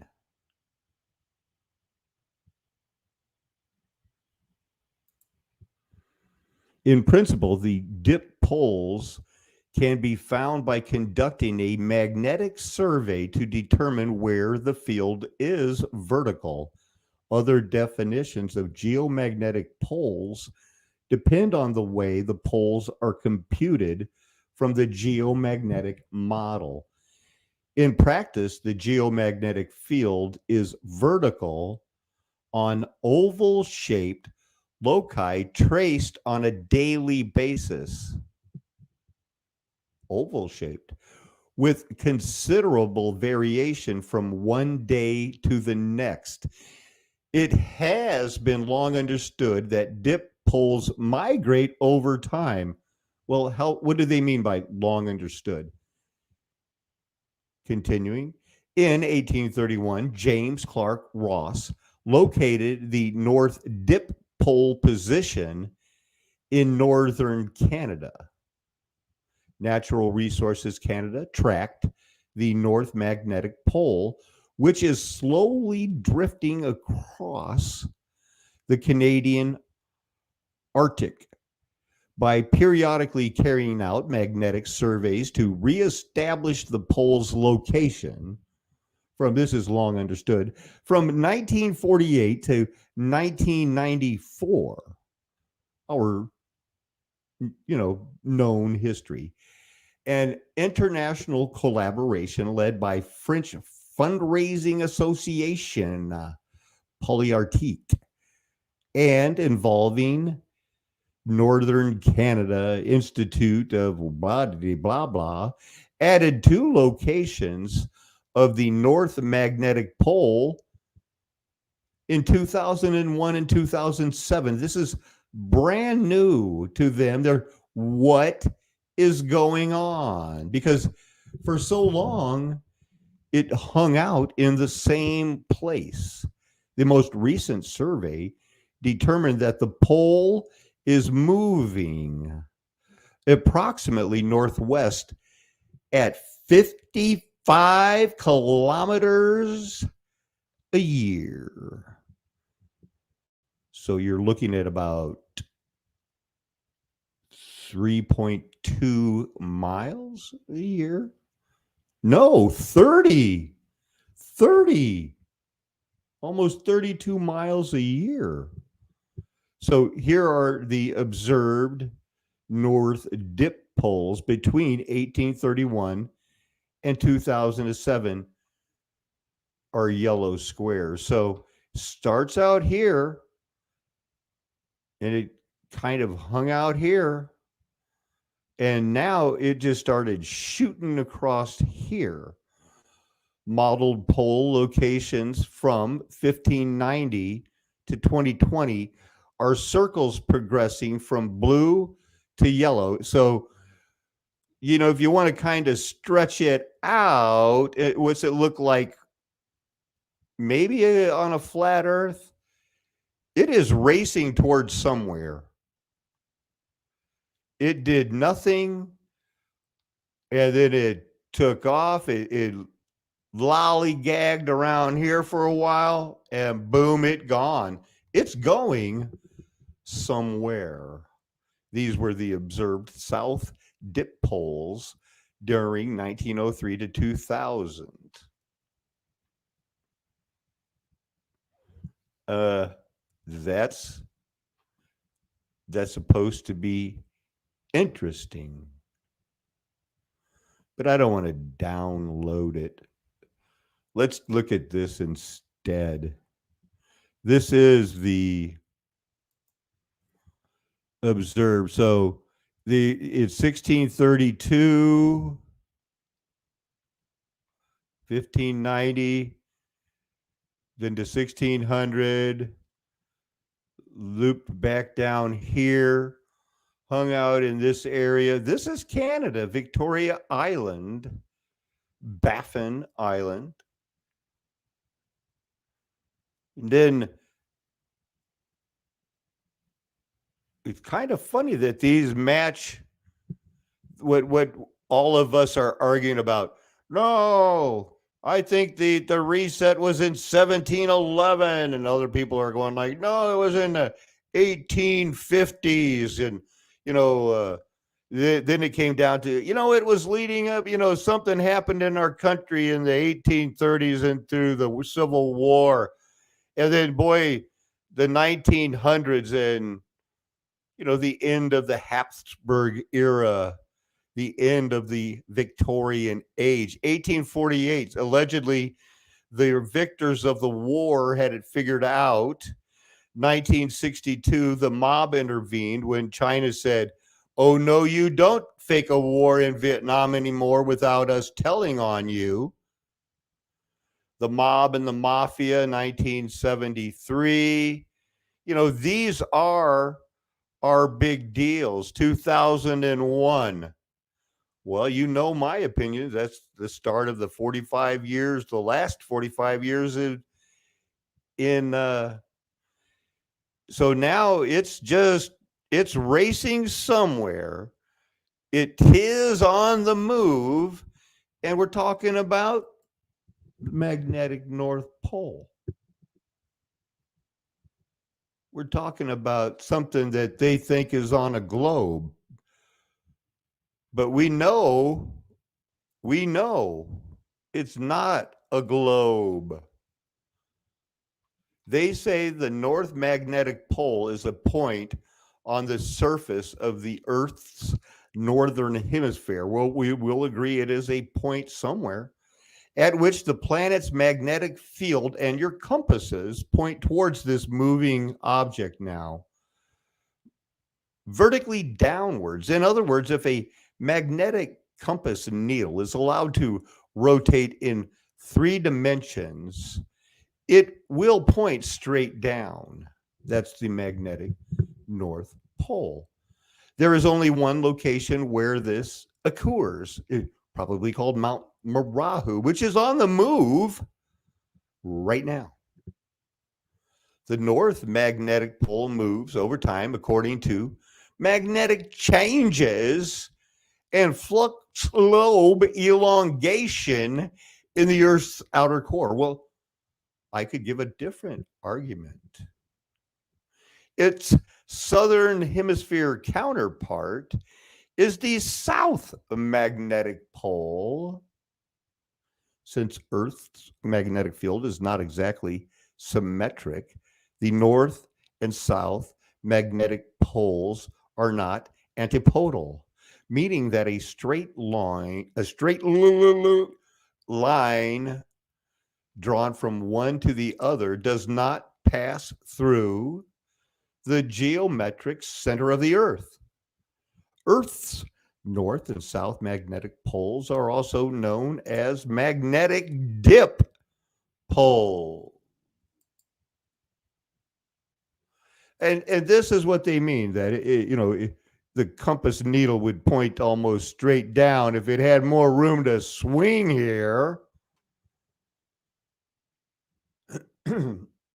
So here's the Earth's magnetic field lines. So they say, I see a swastika. Inclination, declination, and intensity. It's an oblate spheroid. and it's on fire. I got an argument with their depiction of the earth. So here's your declination, and look at that magnetic pole. It is on the move, and it's off and running. Where is it going to go? We don't know. It's got 25 more years. And when they make, the four corners of the earth, what does that look like? What could it look like, the four corners of the earth, even if it's flat? Well, the four corners would be like if you see a gun sight, a scope, and it has those four corners in the middle, and you put the dot right on the center of the target. That's a meeting of four corners, if there ever was one. I think so. So it's Saturday night, 9:40. I think I had mentioned there's a little Bible study we could be reading here. We're going to look at the book of Titus, and then we'll see if the Lord has it in mind to call it a night or not. We have covered a lot of things, but you can only do so much in one day. But still answering the call of the Lord. You wanted to preach, and I did. You wanted to talk about the Word of God, and I do. And I have the time. I have the inclination. So please join me with a quick reading, because this is a short book. Was it 4 chapters? 3. Only 3 chapters in the book of Titus. Starts out this way: Paul, a servant of God and an apostle of Jesus Christ, for the sake of the faith of God's elect and their knowledge of the truth, which accords with godliness, in hope of eternal life, which God, who never lies, promised before the ages began, and at the proper time manifested in his word through the preaching with which I have been entrusted by the command of God our Savior, to Titus, my true child in a common faith. Grace and peace from God the Father and Jesus Christ our Savior. This is why I left you in Crete, so that you might put what remained in order and appoint elders in every town as I directed you. If anyone is above reproach, the husband of one wife, and his children are believers, and not open to the charge of debauchery or insubordination, for an overseer as God's steward must be above reproach.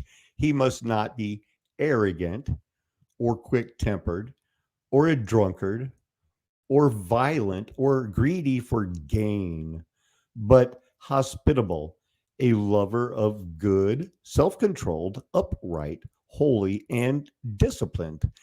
He must hold firm to the trustworthy word as taught, so that he may be able to give instruction in sound doctrine, and also to rebuke those who contradict it. For there are many who are insubordinate, empty talkers, and deceivers, especially those of the circumcision party. They must be silenced, since they are setting whole families by teaching for shameful gain what they ought not to teach. One of the Cretans, a prophet of their own, said, "Cretans are always liars, evil beasts, lazy gluttons." This testimony is true. Therefore, rebuke them sharply, that they may be sound in the faith, not devoting themselves to Jewish myths and the commands of people who turn away from the truth.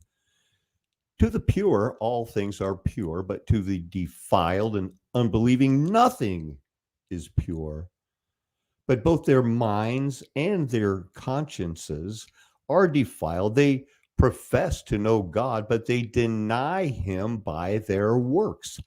They are detestable, disobedient, unfit for any good work. But as for you, teach what accords with sound doctrine. Older men are to be sober minded, dignified, self controlled, sound in faith, in love, and in steadfastness. Older women likewise are to be reverent in behavior, not slanderers or slaves to much wine. They are to teach what is good, and so train the young women to love their husbands and children, to be self controlled, pure, working at home, kind, and submissive to their own husbands, that the word of God may not be reviled. Likewise, urge the younger men to be self controlled. Show yourself in all respects to be a model of good works, and in your teaching show integrity, dignity, and sound speech that cannot be condemned, so that an opponent may be put to shame, having nothing evil to say about us.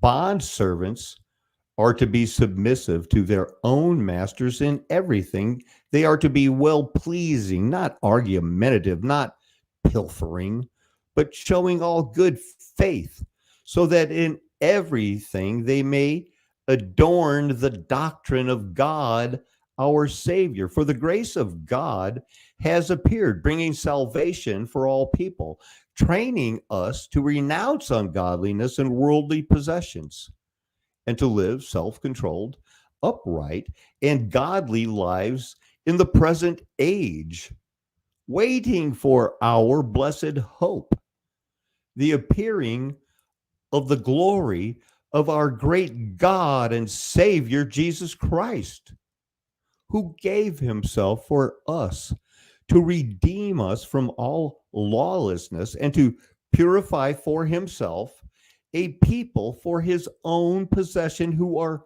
zealous for good works.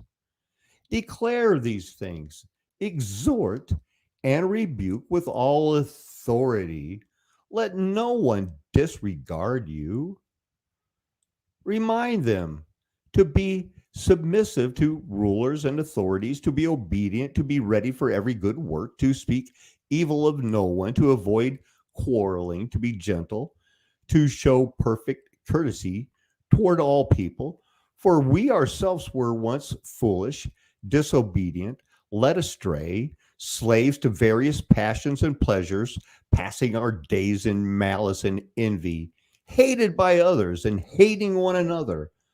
But when the goodness and loving kindness of God our Savior appeared, he saved us not because of works done by us in righteousness, but according to his own mercy, by the washing of regeneration and renewal of the Holy Spirit, whom he poured out on us richly through Jesus Christ our Savior, so that being justified by his grace, we might become heirs according to the hope of eternal life.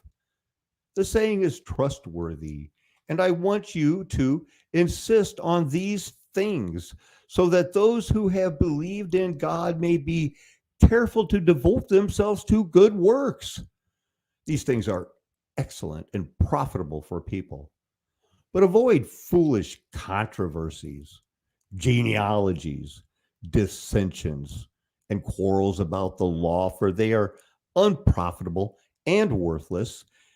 As for a person who stirs up division, after warning him once and then twice, have nothing more to do with him, knowing that such a person is warped and sinful.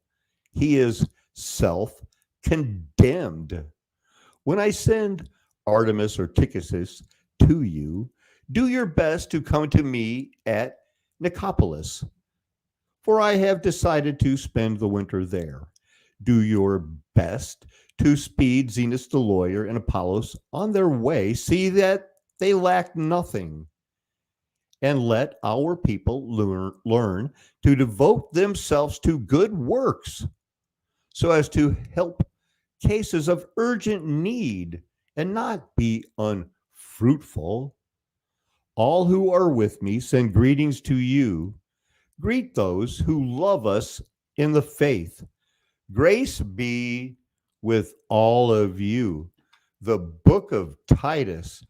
And that is a powerful book. Hola, Nicole. So once again, I'll put a link in here. See if anybody wants to come on tonight. We've shown videos from April hacking the headlines. Joel, More Than a Flame, put out a video where he was, in conversation with people that were brand new to the fact that, the possibility they added 1,000 years. I found that very interesting. It for me, it hasn't even been 2 hours. Wayne has an acronym for God, God, good orderly direction. And we just showed and talked about how our magnetic North Pole is out of control. It's on the move, racing somewhere. Something is going on all around this world. And so let's just see if there's anybody else out there putting out anything cool. So that was Joel's good video. And, even now, I haven't had a chance to subscribe since I lost my old channel. I have to go in and, re-find people and do all of these things.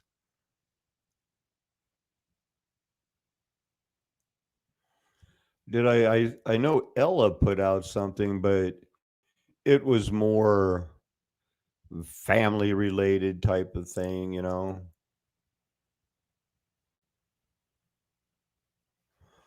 Let's see if anything comes up that I'd feel comfortable checking out. Well, John Levy doesn't mind me putting out some stuff. Hey, what about this, right? The Nancy Creek Ranch had 2 people accidentally shot on a movie set by a prop gun. We need help immediately. The Nancy Creek Ranch, come on. So was it loaded with a real bullet or one? I cannot tell you that. Okay. Is there any serious bleeding? I don't know. I ran out of the building. But That's fine. I still have to go through these, okay? Are they completely alert? We don't know. I can't tell. Maybe? Hello? Hi, I have a protocol of questions I need to ask. If you can just answer them the best you can, okay? Are they completely alert? Yeah, they are alert. Okay. What part of the body was injured?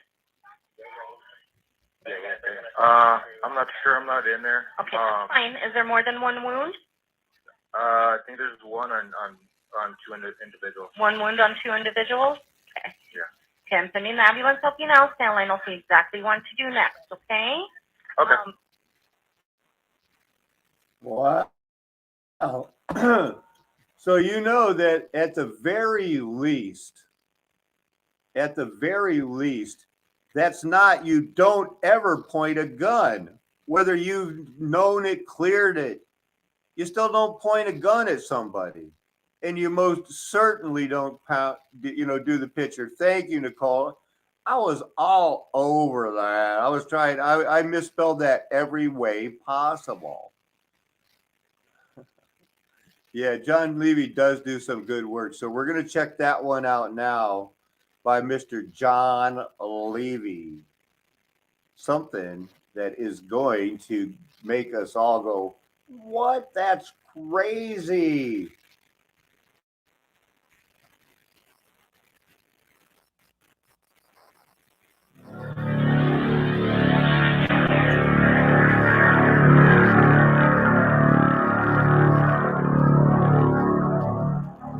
Welcome.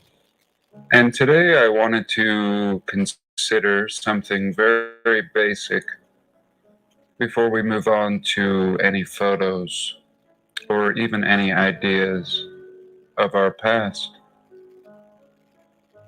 I wanted to talk about the camera itself and the photo.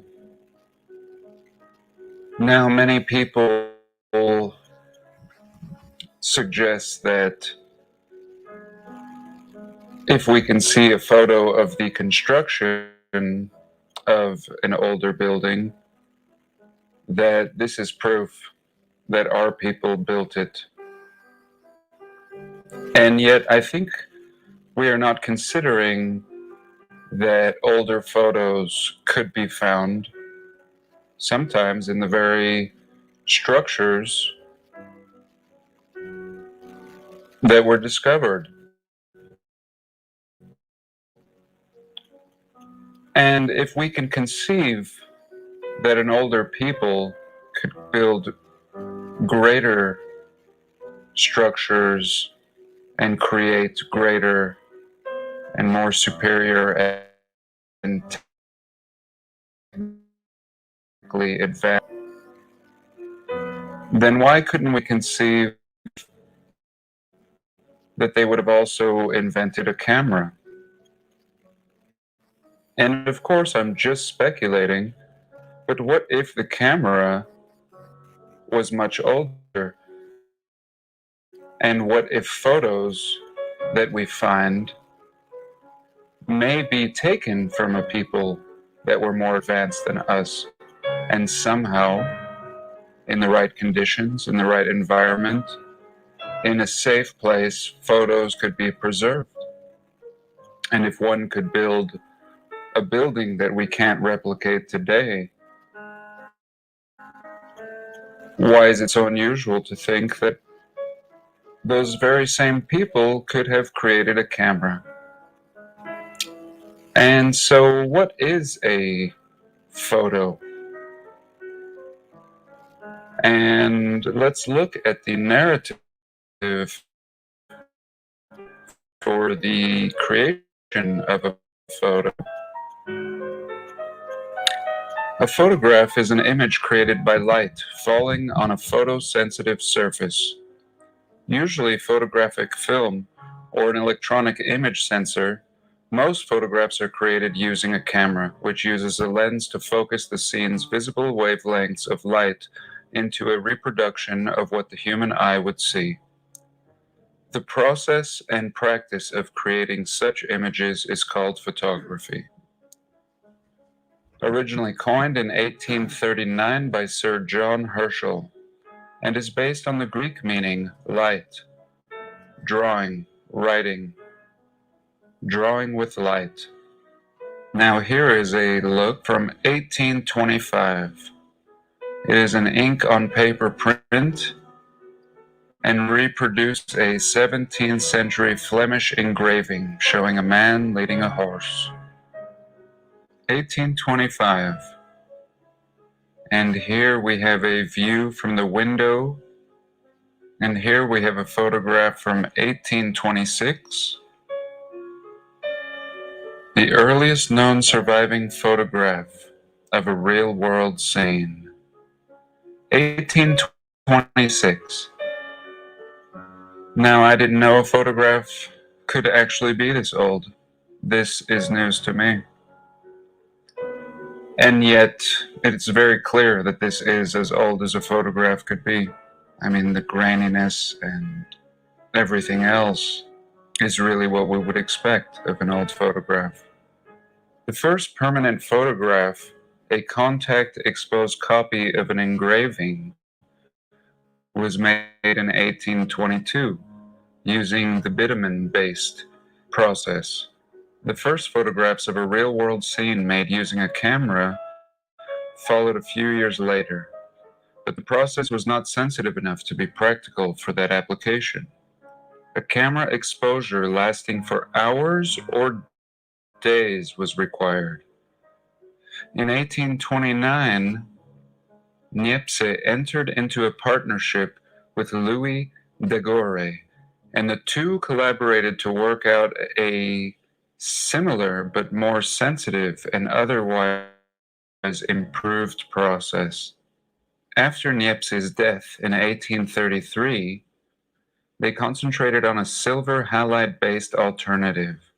He exposed a silver-plated copper sheet to iodine vapor, creating a layer of light-sensitive silver iodine, exposed it in the camera for a few minutes, developed the resulting invisible latent image to visibility with mercury fumes, then bathed the plates in a hot salt solution to remove the remaining silver iodide, making the results light-fast.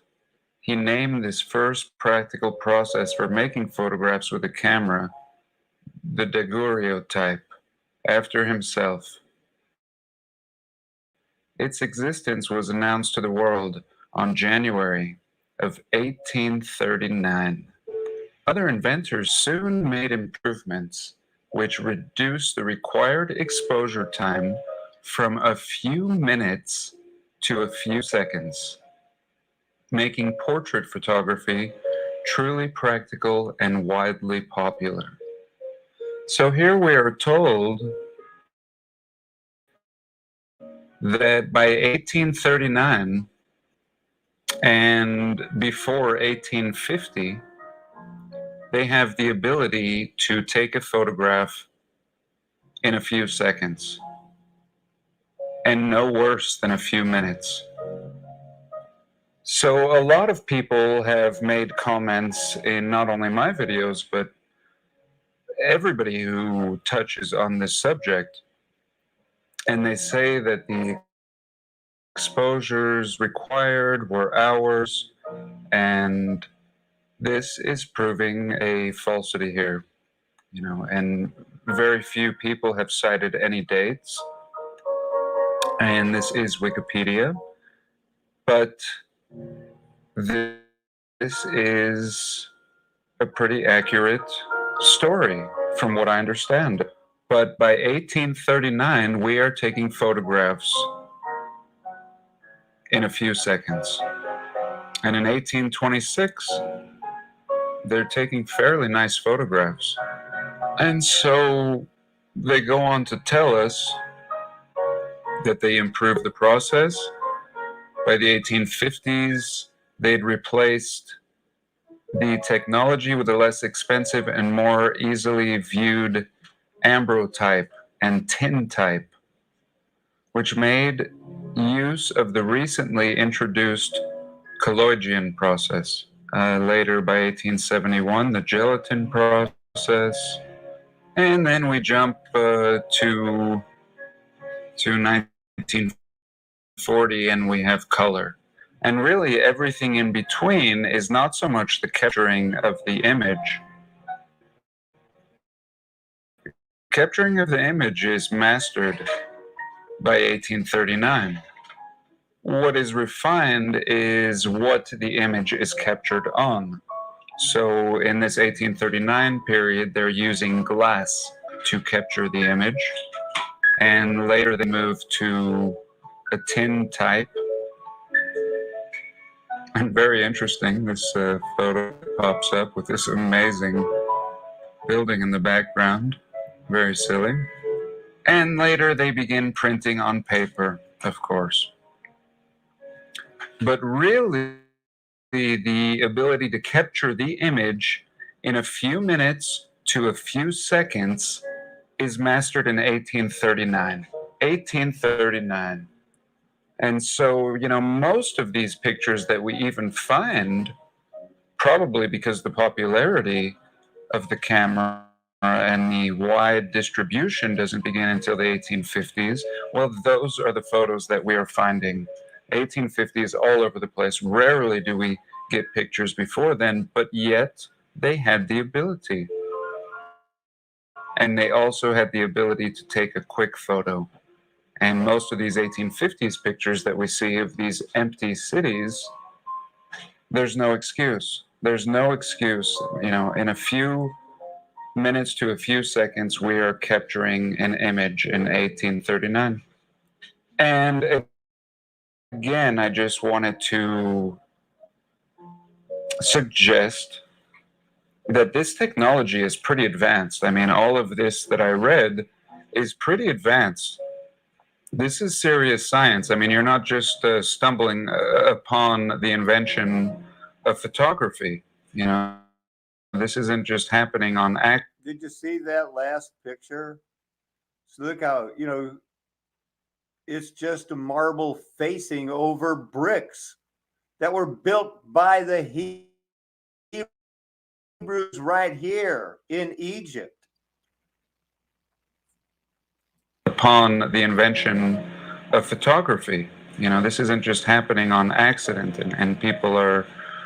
This is a very advanced scientific process, and I would dare to say that this process itself may have been inherited, because it's almost a miracle that man would stumble upon such a thing in 1839. Cleveland, Ohio is a very fascinating city. And by accident, I was actually looking at some pictures of New York City, and one thing or another led me back here to Cleveland, and especially this Cleveland Gray's Armory.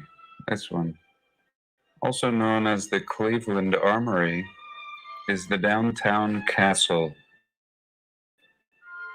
one of the oldest remaining buildings downtown. It predates the Civil War, built by a local militia, the Cleveland Grays, founded in 1837. It was awarded a historical marker on Veterans Day of 2003. In former days, it hosted all kinds of cultural events before Severance Hall was built. The orchestra played here. There was a rock and roll dance in 1952. The Armory was also host to an indoor model airplane flying contest back in the 1930s and 40s. And here we are. An absolutely amazing structure next to an amazing church. And in 1837, here we have another little look. And it really is a little castle. And really something from the old world. Does not seem to fit our narrative in any way. And it appears as if there's been fire. And the story just does not really add up to this little castle. And how old could this really be? And what is the real story? And here's an old picture depicting the Gray's Armory, the venue for the orchestra, and a repurposing as usual. A church is obviously a church. This style has been designated a church in almost every major city in the world. But something like this, what do you designate this as? Well, anything that's very castle-like, but yet small, seems to become an armory. And before it was designated as the armory, it was an orchestra house. And really has almost a factory kind of machine feel to it, out of commission. Here's a look at the interior. And here is the Masonic Auditorium. The orchestra played here from 1919 to 1931.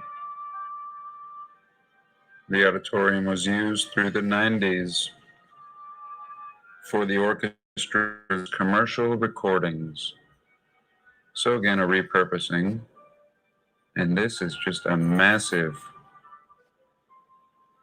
almost windowless building. And what was the purpose of this? We know what they used it for, but really amazing. And here's a look at the interior of the main auditorium. Really amazing. futuristic. Absolutely futuristic in here. And here's another little peek at this armory. And we see a lot of things that are missing in most of the pictures. It appears as if this section had an additional tower on it, now missing. And it appears as if this was probably the main entrance, it's hard to say. And this whole section with stuff in the interior here. Very fascinating. So there was a lot more to this castle. Clearly more castle-like at this point. Columns here. And this detail. You know, even this simple chalet has this amazing, intricate, almost Celtic look. Not something our Ohioans are really known for doing.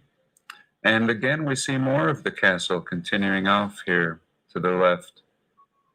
I don't know if this is part of the same structure, but definitely the same style. And a massive, massive building in the background here. So for this time period, very, very interesting. Very interesting man here. The only one who seems a little bit out of line. We appreciate that. And here's a little list of 10 haunted places in Ohio. And we have this amazing, what looks like a prison. And so old. So old, and something, you know, that looks like it's been under the ocean for a minute. Really amazing. Squire's Castle. And really amazing little castle. And the House of Willis is a funeral home established in 1904, run by Black entrepreneurs in Cleveland. And here's what it looks like. Pretty ridiculous. This would be a funeral home. And this is absolutely amazing. Look at this interior decoration. Not even sure what's going on here. Is this carved into stone? Really amazing. This may require further research. The Ohio State Reformatory is featured in the movie The Shawshank Redemption and Air Force One. So that must be what we saw up here at the top. Very eerie feeling to it. And take two on the Terminal Tower. The Terminal Tower in Ohio. And it is perhaps that my computer is loaded up. Maybe I need to clean up some space. But here we are looking at the Terminal Tower in Cleveland. And really fascinating building. And apparently this style is almost identical to the Manhattan Municipal Building. Same top on both of these buildings. Amazing. You know, we as Americans left Europe to do things differently. We're typically a more functional over form people. And this is adorned with frills and decorations and excess that we see in the old world. And just a monster. Again, for a municipal building.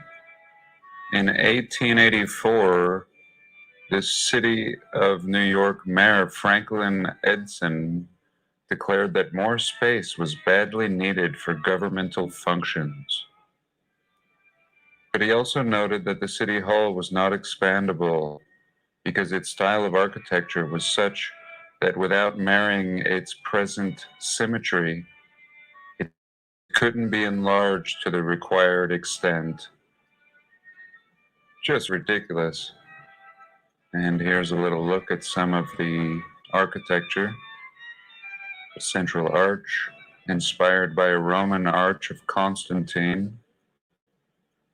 Looks very similar to the inside of the Arch of Triumph, Paris. And these amazing, amazing contours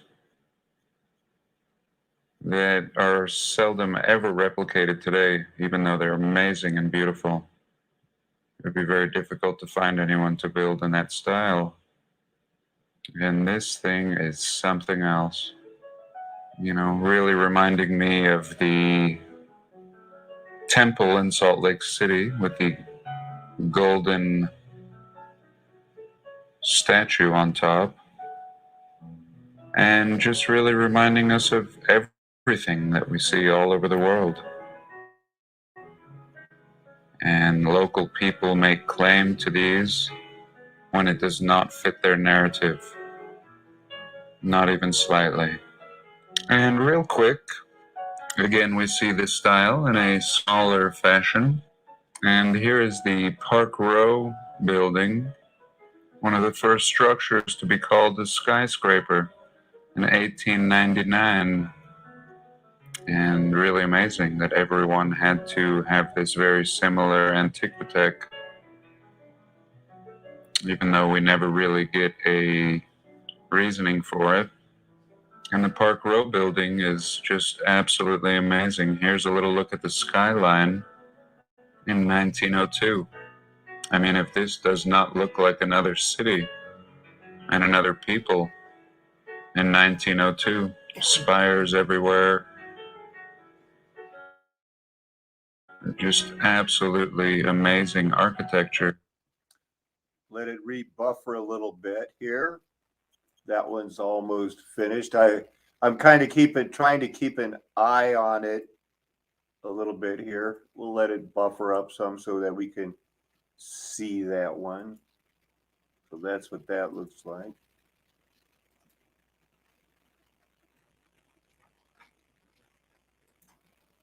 Yeah, you know what? I have to have my computer hooked up to external speakers nowadays because it actually, one time it dropped and I lost the sound card. But looks like we're catching up now based on what I see. So this is doing good. Scotty, you still out there? If you are, you know, either give me a call or I'll give you a call after the show. We'll see what's going on and we'll check it out. But, you know, as long as we got time, it's Saturday night. You guys aren't going to bed. You know it. You know you're not.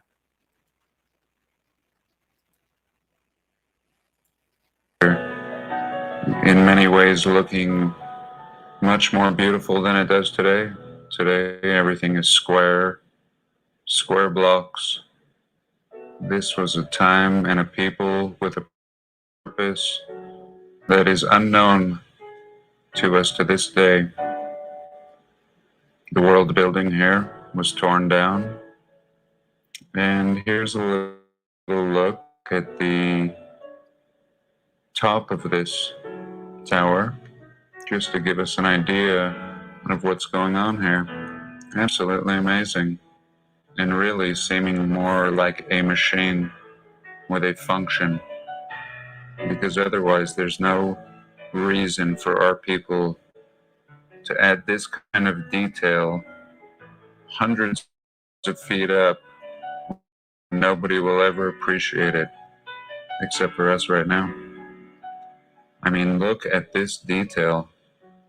And even look at this symbolism here. I mean, this is really seeming like It's a swastika swastika.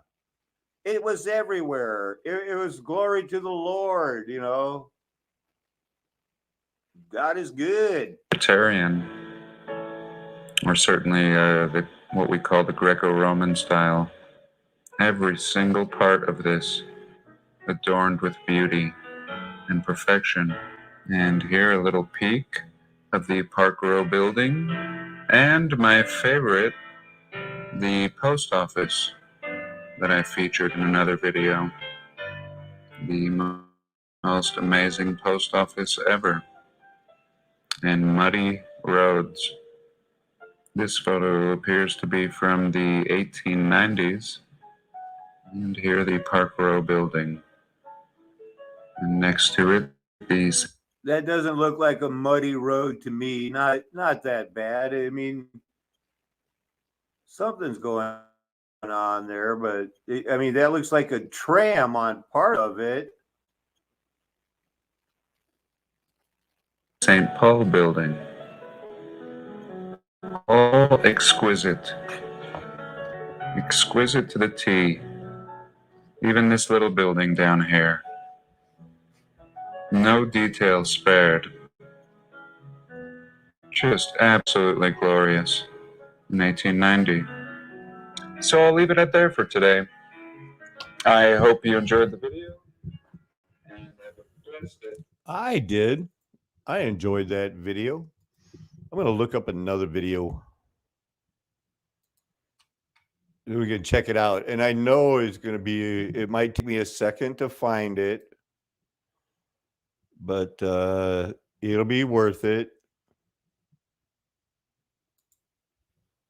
Let's see.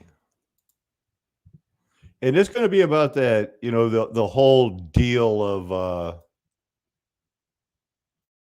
you know, was the U.S. Egypt? And it's, you know, I'm looking up it from Jamie Lee. So we can, I think I'm getting pretty close.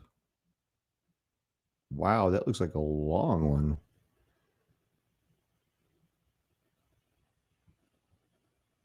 Yeah, here's the one. Is it?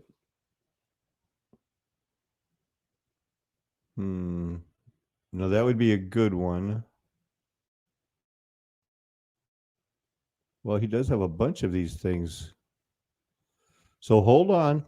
Don't run out now. We are so close. I want to make sure if I can find the one where he talked about red mercury and myths of California. Well, this one is right along the lines of that.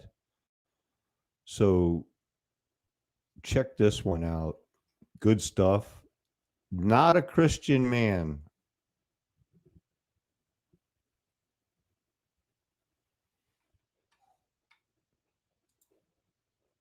Hey folks, and welcome to another video from A Plain Truth 13. Queen Califia, California, the island up until the 1810s to 1820s. Story that needs to be vetted, it needs to get out. This is a map from 1765. De Grati Zuid Z.C. And I'm looking at the island here with all the details and all the islands. And then also we see over here that Mexico was owners of these lands. This is Utah, Nevada, Arizona areas until the 1846, and before that is when the gringos came over and took them out under false pretenses and took over the lands. And then gold was found in 1849 and statehood in 1850. So 1848, over 162 massacres occurred in California, wiping out the brown people, wiping out the natives, wiping out the Mexicalis. And this all became about because of the rescission of the seas, the Great Salt Lake, the Salton Sea, all fleshed out. And finally, the conquistadors were able to come across the lands. And that's when it all started in the 1840s, is when they could finally get to California, and Queen Califia no longer was able to rule the lands here. But what I want to get into today is this term D vermilion, Z. So this is C vermilion. And I think I made a pretty profound discovery here that may be pretty significant. We all know that California is a land that the Jesuits came in and they labeled the Golden Gate because the gold in the El Dorado Hills, and they put up their Angel Island along with Treasure Island, and across from the Bay Area, we're talking about the San Francisco Bay, and across from Alcatraz is Tiburon, and Tiburon means shark. And so they literally were saying we're protecting the El Dorado, the gold in the hills. Where it wasn't just gold. There was massive silver and mercury, which we're going to get into. But also, do you know that the first diamonds ever found were in California? True that. And so here's a diamond mine in California that was remained idle, even though they have found $10 million worth of gold. The Cherokee mine found the gold in 1866 and whatever, and then quietly was buried, and the De Beers Company of South Africa came in and silenced it because they wanted to control the fake diamond supplies. So whether the real diamonds or the fake ones, zirconians or whatever, which they sell now, it was the De Beers Corp that was already in California in the 1800s. All right. There were already, Forbes was here. Rockefeller has their forest up here in the Sequoias and the Mendocino and the forest here.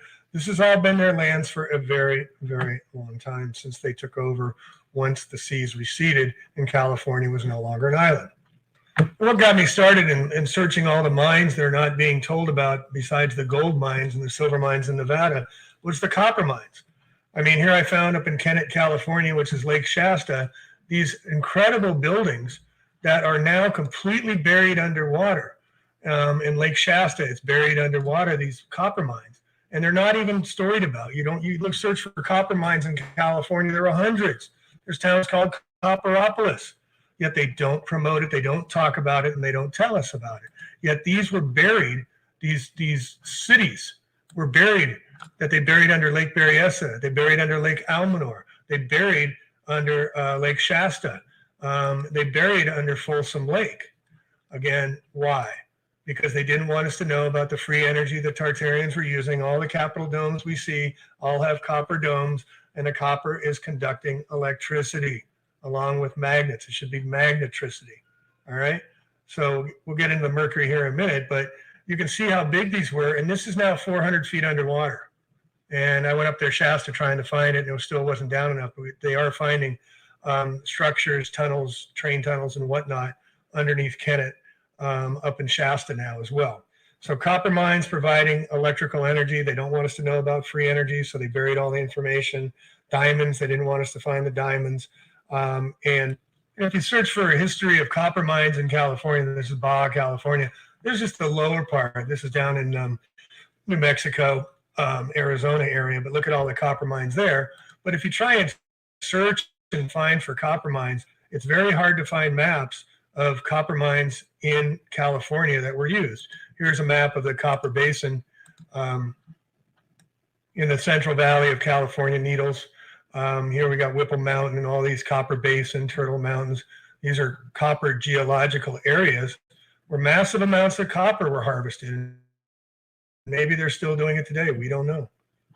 Anyway, you see a California copper district, largest producer of copper in the Western Belt, most important copper-bearing region, Shasta County, Klamath. And then we read down here that the copper deposits have been actively mined and smelted since 1895 up there, and it's been before that. But more prominent mines, Iron Butterfly, Bully Hill, Mammoth, Balaklava. Copper 1917 was 26,700,000 pounds. And I did a whole documentary on this already about how hard it is to harvest the copper and get it into form. And so it took a lot of effort. And it wasn't just the gold they were after. Copper belt, somewhat extensive area. The mother lode carries pyrite and chalcopyrite lenses. Ores at times have lead, zinc, and precious metals. It has a discontinuous belt of copper and zinc. Gold-bearing gaussins in the oxidized zones overlaying the copper zinc deposits. And we see here the uses of copper. Copper was the first metals ever extracted and used by humans. Copper was first used in coins, tools. We have the Iron Age, the Bronze Age. So that's what they're talking about. And did you know the Statue of Liberty, the Masonic Statue of Liberty, Largest use of copper in a single structure. 80 tons of copper is used. But copper is also used in consumer products, transportation, electrical, building construction, and machinery. It's used in everything. All right. So this is why copper has been so important, yet they don't promote it or tell us about it or celebrate it, only the gold. So I started doing more exploration, and you can see from this map here of California, the massive amounts of gold mines. They're all the way throughout California. This is Shasta up here, we're referring to, with the copper mines, and then this is Sierra Nevadas. That's Lake Tahoe right here at the crux here. This is Paradise, where they did the directed energy attacks and continue to burn up California. But check out the red dots here.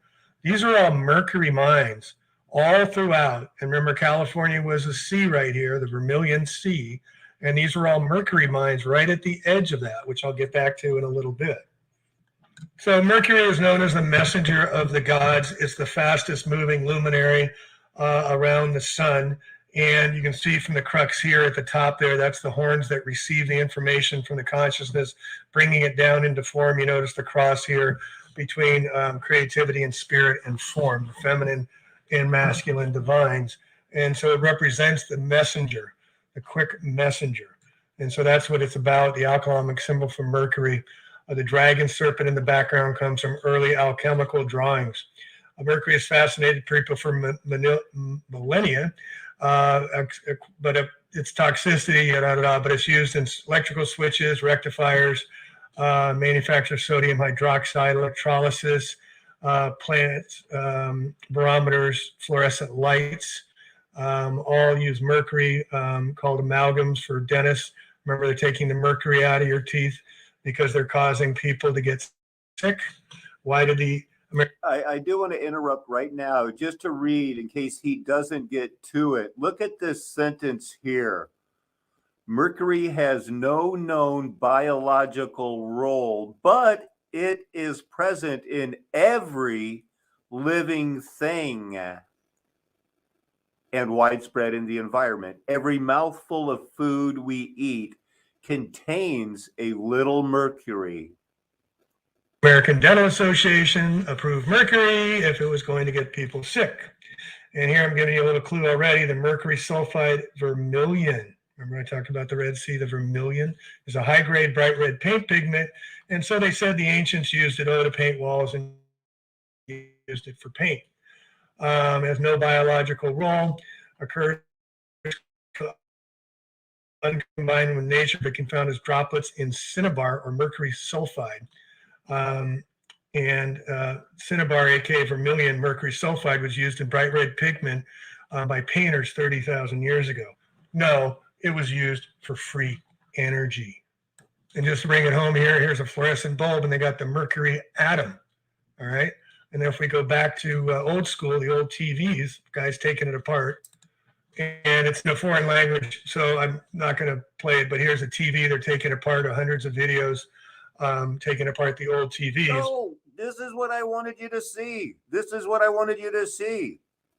And when they take apart these old TVs, what they find in them is red mercury, because that is the activator for the electronics devices to make the devices remove. Remember the Tartarian technology about alternating current.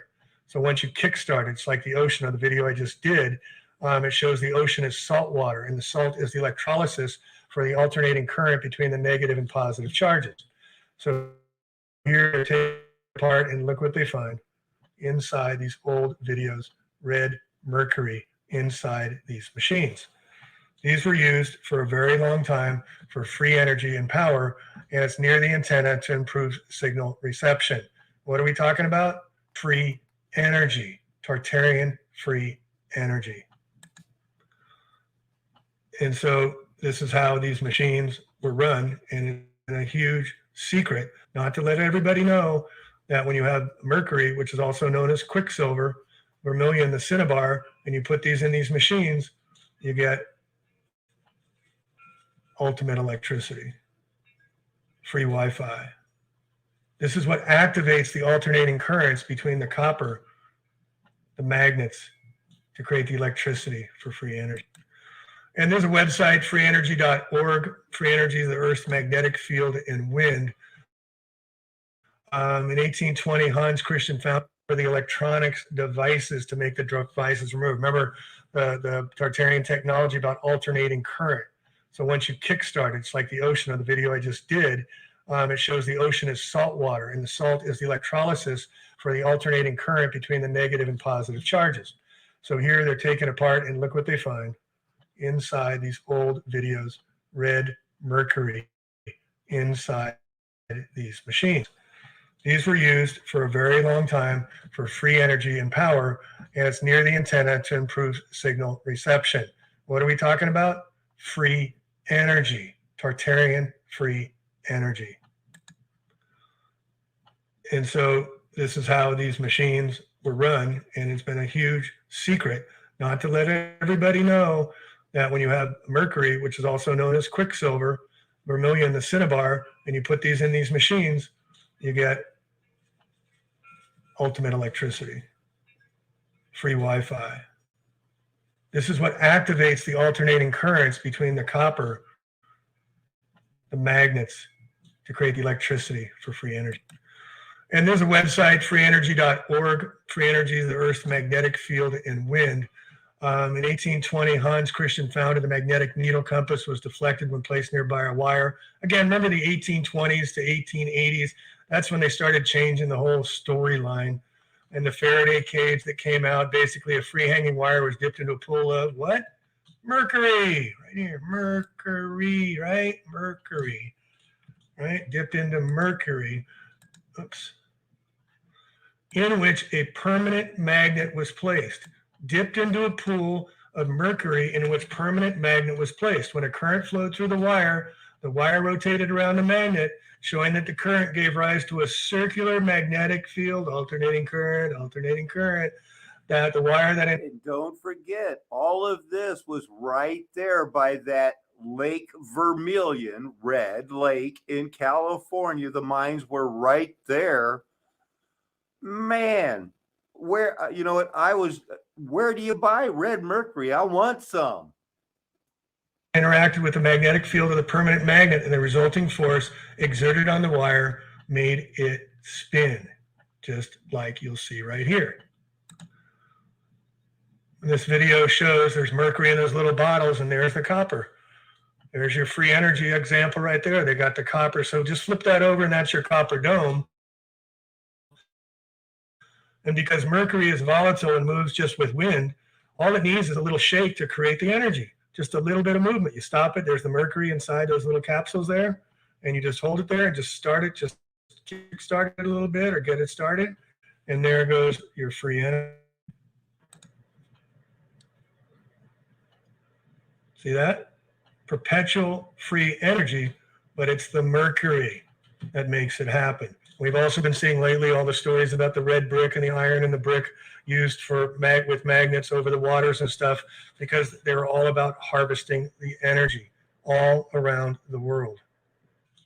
And here's an example of steeples and chupas that are set up for these free Wi-Fi energies. And you can see how they conduct with the Earth's atmosphere and the charges connected with the Earth's ground force, and using copper, using mercury, using magnets, they were creating free energy, as you'll see right here in this video.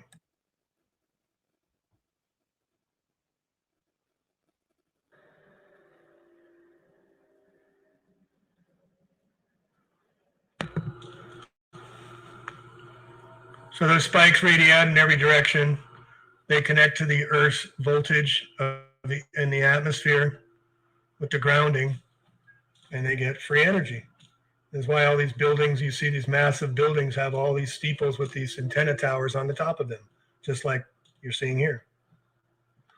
And this is the Testa dome at Wardenclyffe, and you can see inside these domes, they translated, you got the copper around the outside, and you have the magnets along the walls with the rebar, and then you have the connecting antennas which connect, and then somewhere in there is the mercury, which just a little bit of wind or activity will activate it. And then also you can see the Tesla energy produced by it. We know Tesla's a fraud, died on the 33rd floor and all that, but that's to hide the Tartarian knowledge of the free energy that's available to us all still today. And this is why you see all the cathedrals around the world that all look the exact same. All the state capitals in the United States all look the exact same. Why? Here's your copper domes. There's your antenna. They just made it glorious. Hi, Edna. To hide the fact that they're harvesting free energy. So to show you how this free energy was everywhere, my son and I last month took a trip up to Eureka. Remember, Eureka found gold. So why is Eureka famous? Well, it turns out it's all Freemason land. I'm going to do another report on that. So this building right here was named after William Carson, and this was built in the 1880s, okay? And I want you to notice at the top here, look at what that little round thing is at the top here, but notice the elegant structure from the 1880s. Are you kidding me? Right after the gold rush? And Eureka's way up north and on the coast. And to build something like this would take just incredible craftsmanship. Here's guys on their bikes with the incredible craftsmanship. But check out the video that I did when we were doing a little tour and check out what I found out. Here's another shot from the front here. I mean, look at the incredible detail, folks. Look at the detail all the way up there. And you see the Wi-Fi, see that up there, Jackson? See at the very top? I'm gonna zoom in there, you see those wires sticking out? That's your free energy right there. That's your free energy right there. That's how they got the free energy for their buildings. That's how the Tartarians did it. Beautiful. And then I was just talking with this gentleman. So of course they buried the knowledge about red mercury, quicksilver, being the vital force for free energy. And all you have to do is jiggle it to create the alternating current, as I'm understanding it, to activate the magnets and the copper to create the free energy.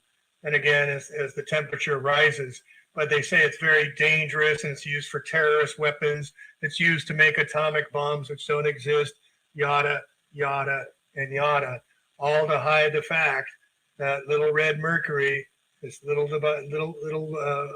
precious metal of Earth, is used for the making of free energy. So they have to hide it, they have to bury it, they have to disavow it, and they have to change it. But it was the promise of power. It's intriguing because of its silver hue and liquid state at room temperature. Elemental mercury was known to the ancient Greeks, Romans, Chinese, and Hindus. Each civilization had its own legends about mercury, and it was used in everything from medicine to a talisman. Mercury's symbol, Hg, comes from the Greek hydra gyrum, meaning liquid silver. Mercury is also known as quicksilver for its reference to its mobility. Its speed and mobility were characteristics of the Roman god Mercury, who served as messenger to all the gods and shared his name on a luminary nearest to the sun. Mercury's mystique holds its power. The ancient art of alchemy, mercury, sulfur, and salt were the Earth's three principal substances. The Hindu word for alchemy is rasa siddhi, meaning knowledge of mercury, believing that mercury was at the core of all metals, the core of all metals, the core of all metals. Alchemists supposed that gold, silver, copper, tin, lead, and iron were mixtures of mercury and other substances. Gee, why aren't we ever taught that? And in the Roman Empire, here's the Romans, 3rd century, calling for the destruction of all written works dealing with alchemy, dealing with mercury, feared that artificially created gold would debase the value of Roman currency if they could use it to make alchemy gold into gold. So, but it also was used for health, and I wasn't aware of this till I did the research here, but it was used for helping with many illnesses. And again, back to the new almond, the new mines. This is from San Jose, California, the capital of Cios, but it's discovered in 1820s by Mexican settlers, the oldest mines in California, the most productive mercury mines in the world. Long before the arrival of the Spanish, Mexican Americans, the indigenous only people had long utilized the area for its cinnabar, which they used in paint production. Oh, they needed paint. So they started the mine before the gold. We're just going to need it for our paint. So we're going to harvest, and you have to drill down. You have to use extensive laborers. I'll show you in here in a little bit. But to think that the ancients were using this, were using the mercury, the cinnabar, why? Because the Tartarians were using it for free energy. The free energy was available to everybody, and it was used around the world And California, having its gold, having its silver, having its diamonds, having its precious metals, including cinnabar, including the silver, the mercury that was used in order to create the free Wi-Fi energy. So cinnabar is a bright red mercury ore, was used by the Olney for paint. Yeah. So Andres Castillero, the captain of the Mexican army, obtained a grant to the mine in 1846. So the mine was already there in 1846, but occupied his military duties. He soon would sell to Baron Forbes Company. Baron, get it? Forbes, Baron magazine, an English textile from based in Tepic, Mexico, and they named it the New Almaden. New Almaden mine in Spain was the largest mercury mine in Spain. It was named by Alexander Forbes, and they literally stole the land after they purged and massacred all the native people off the lands. The mine was named for the Spanish mine, the Almaden in Spain, which had operated in at least since the Roman times. They were using the free energy back then. It was derived from the Arabic language. So here's where the Muslims come in. Here's where it all comes in, the Red Sea. So this is from a picture depicting 1850, the Almaden mine. And then look at all they had to have in order to make the mines work in 1852. Remember the 49er gold rush? Remember the promontory point of the Transcontinental Railroad was not until 1869 when they hit the golden spike in Utah and they couldn't come across. But here they had to have these smelters. Hey, to send for all the equipment and the horses and to feed the horses and the wooden wheels and all the copper mining and smelting equipment and the stamp mills and everything else and the roads to build all this. 1852 and the 1849 gold rush was when California first started to get occupied. What a bunch of horse shit. Now to get there, before the trains came across, you had to sail all around South America, all the way to the East Coast, 6 to 8 months, just to get the orders in. Oh, and then they had to make it all. Then they had to ship it all back again, all around South America, 6 to 8 months, and then they would build it out. And they're saying by 1852, all of this was built out. Here's a photo from 1863 with these massive bridges. And here's what they fill in everything, like all the mines and stuff. They bury them in water. So this New Almaden mine, this is from 1860, the New York Times, the news is very unfit to print. And you can see down here that these lawsuits that they penned to try and get remuneration for taking over the mines from the native people, the brown people, the copperheads, the Tartarians, that premises, the quicksilver mines were said to be worth $25 million in 1860. That's a lot of money in 1860, carrying away $1 million per year of quicksilver. They already carried off $8 million from the mine, and the title of Castillero, which the mining company got possession of, they falsified, forged, fabricated documents to take over the property from the native people, according to the New York Times. I mean, this is just all the evidence you need that, one, mercury is being mined before gold, and two, that it was stolen from the native people. So these mercury, when it combines with bacteria, you can see all these mercury mines. There's 550 abandoned or non-functioning mercury mines in California, more than anywhere else in the country. Go find a map about this. Go try and find where you can find where all these mines are located on a Google map or something. Good luck with that. I haven't been able to do it. I've had to go through different resources. So in New Idria, the abandoned mines throughout central California's rugged coastline mountains. This is, again, right above Santa Clara, right above San Jose. Millions are being affected in the Delta region for the pollution disproportionately hurting the poor and immigrants who rely on the local fish as part of their diet. So this is when after they got exterminating with the 162 massacres of the brown people to create the California state, they moved all that were left, the brown people, onto the reservations, and they got even sicker with neurological diseases and neurological harms caused by them having to eat the fish and living atop the mine wastes on the shores of the world's most mercury polluted lakes that have elevated levels of heavy metal in their bodies and fears about their health. This is all done by design. They really, really don't care about our health or well-being. In fact, the sicker we get, the more GDP, gross domestic product, goes up, the more water goes up, and the more money they make. Just look at what they're doing today. Mercury travels up the through chain through bacteria and converts to methyl mercury. Illnesses and the hazards this waste problems when it's combined with bacteria, and it's most considered harmful to people who consume fish. So this is where headaches, tingling, tremors, damage to the brain and nervous systems, according for the Center for Disease Control, a for-profit company. So you can see where all the mines are and all the it's causing to the environmental waters, even to this day. And so here we see in Santa Clara County, the health department has put up signs that fish in these waters are contaminated with dangerous levels. Do not eat the fish caught in these waters. Now, if you don't see the sign, you keep and eat the fish, what are you? So the name, most form of mercury is not liquid mercury, the well-known quicksilver valued by miners, but a compound called methylmercury. When mercury sits in the sediment for waters and lakes and wetlands, bacteria produces potent neurotoxin from the mercury. It's tipped by the algae. So what about all the rivers being drained here? What's it creating? Algae. What's it releasing? Methylmercury. It concentrates, moves from the algae to the zooplankton, to prey fish, to predator fish, and finally to humans. Kills the fish too. To protect the public from the dangers, yada, yada. We're putting up these signs and trying to keep you from drink the waters around the San Francisco Bay Area because it's completely contaminated with methylmercury when this was all put into the water supplies.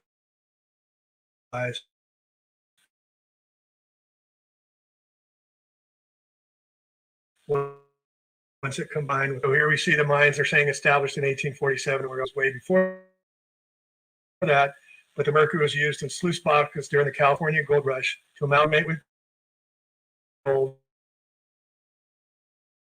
so they could separate and find the gold. And then between 1850 and 1870s. So in 2005, finally, in 2005, from 1850s to 2005, private companies, unsaid private companies, and $1.675 billion for restoration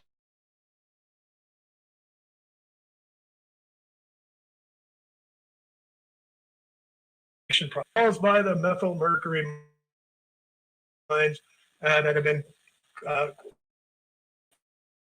got into the water supplies that everybody drinks every day in the Bay Area. So here we have designated as a Superfund chlor, buried all these, and they're releasing sulfur fluoride into the waters as well. These are our drinking waters they're using. This is our water supplies that they're using. Oh, they filter it and they filter it out and they clean it up before they give it to us. Yeah, right. Why I started this all about the Vermilion Z.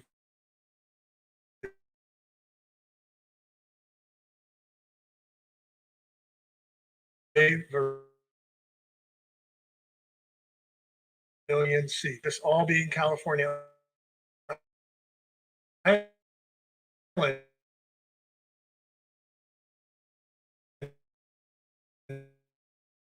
between the rest of the USA then, which was mercuric sulfide. Well, vermilion is the name given to the red pigment derived from this, the Vermilion Sea. Was this the Red Sea? Was this where all the mercury that was used for all the free energy and the Wi-Fi the Tartarians used? Is this why it was red? Because it was reaching in, or because it was part of it and it didn't get bacteria, so it didn't become toxic? Red Sea, the ancient America. What was America before it was South America, Central America, North America, and USA? Make America great again. Convolute and confused. But what was America before it was divided up? It was the original ancient center of the world. And this is what they talk about, the Turtle Island. And the first thing coming out from Turtle Island rose from the sea was the tit. And that's what California was, the nipple that came out first, because it had all the precious resources. And it's the first thing that came from Turtle Island was California and the Queen Califia who ruled over it. And so then we have the 1810s, the 1812s, 1815s, when we had all the cataclysmic events. We had the Madrid earthquakes in the Mississippi for 2 years, 6,000 earthquakes, 1812, where they could hear the bells ring. The earthquakes were so strong in Philadelphia and Washington. And then we had the Red Sea, the ancient Native Americans. That's a good point, Amy. It's getting serious now, people. We're going to watch one more of his things about California, Egypt. Oh my, I think you're interested now. Native copperheads talk about it coming out and draining the sea in 1810. And then we have the New Almaden, known as the New Mine, and again, discovered in the 1820s. The New Almaden mines are the oldest mines in California and the most productive mercury mines in the country, long before the arrival of Spanish and Mexicans. Cinnabar is a bright red mercury core, was used by the only people for paint. Oh yeah, so they dig down through the hard granite, hard cement to find the mercury and harvest all the mercuries they could get and the quicksilver because they want it. That's the story? No. It was because it was free energy. And here we see it impacting the birds and causing a lot of illnesses everywhere. And then they made an historical monument out of it. And so finally, this book I just ordered, I'm going to guys New Almaden Settlement near the oldest and richest mine in California. Discovered in 1845, its quicksilver payload was once crucial for gold and silver processing and manufacturing munitions. It produced over 75 million from the deepest network of quicksilver shafts on Earth. Shafts they had to drill down.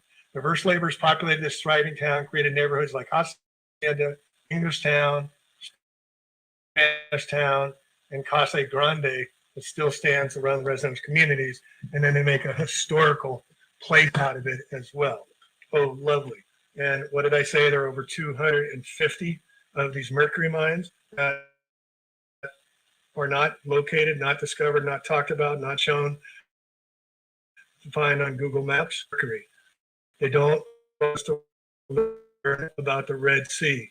They don't want us to learn that this is the natives' lands that was once the production and the use for creating free energy all around the world, using quicksilver, using mercury, using cinnabar to get combined with the copper on the roofing and the magnets in order to create the free Wi-Fi energy. And lastly, the last thing I want to talk about was this 1810 to 1816. In 1814, 1815, we had the year without a summer in the East Coast when the greatest volcano erupted. Not Krakatoa, which everybody knows about, but Tambora, which was 5 times greater, which turned the United States and turned everything into a cold spell over summer, and food could not be grown. And New York hit a high like in June of 20 degrees in 1815, I believe. Check it out for yourself. So anyway, so I just wanted to share this all with you. I thought it was extremely interesting that we may be making the connection between the Red Sea and Jerusalem down in Mexico and the ancient ones that were here well before us, the Tartarians, who built these beautiful, magnificent free energy structures for all that we can redo again now that we've relearned this knowledge.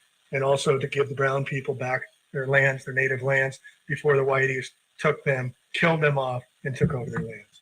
Thank you all for always. Jamie Lee, at one time at the start of the flat Earth movement, this man had 650,000 subscribers. That's a lot.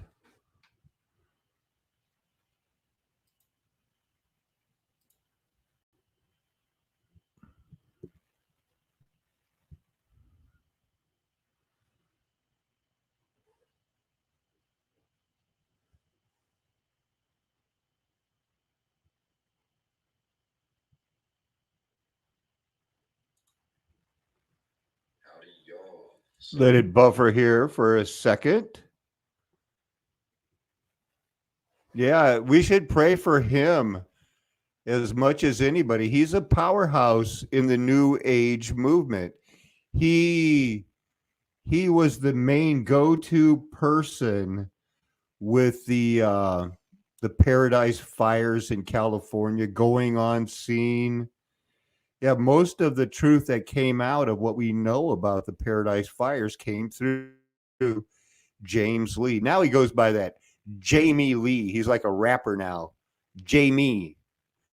So whatever. I think it's cool. It's kind of cool. I think I watched this. It's good. I think you're going to like it. Previous videos, we've talked about all of the ancient Native American mounds that can be found throughout both North and South America. And this is really interesting for me to talk about. And it's been really fascinating me lately. I've been diving into really all the aspects that I could find that I think relate to Native American cultures. And really, all of these cultures seem to have cultures that predated them. So, what I mean is that when European settlers arrived to different areas in North and South America, they found certain cultures already here, Native American cultures already here. However, when they spoke with the leaders of those Native American tribes and different societies, they found that the Native Americans that were here had stories of previous Native Americans. And most of these previous Native Americans, at least according to the natives that were here when European settlers arrived, were the natives, these larger Native Americans, basically built out the areas that the modern, at the time, Native Americans were occupying. Now, hopefully that wasn't too convoluted to understand. Basically, what I'm trying to say is that there was a society of Native Americans, the Hopewell and the Adena mainly. But heading into South America, we have a lot of different referenced Native American groups that are said to have prospered before the Native Americans that the European, mainly Spanish settlers, came upon in the 15 and 1600s. Now, this is where I want to get into a discussion about Patagonia. Now, one of the first things I found interesting is when we look at Patagonia, we are told that not only are there mounds everywhere, and these mounds were used as the different homes and the burial sites, they were connected to one another and they were very intricate, which is something we don't really see a lot of modern day historians give credit to for these ancient earthworks, how intricate and well designed they really were. But I digress from that.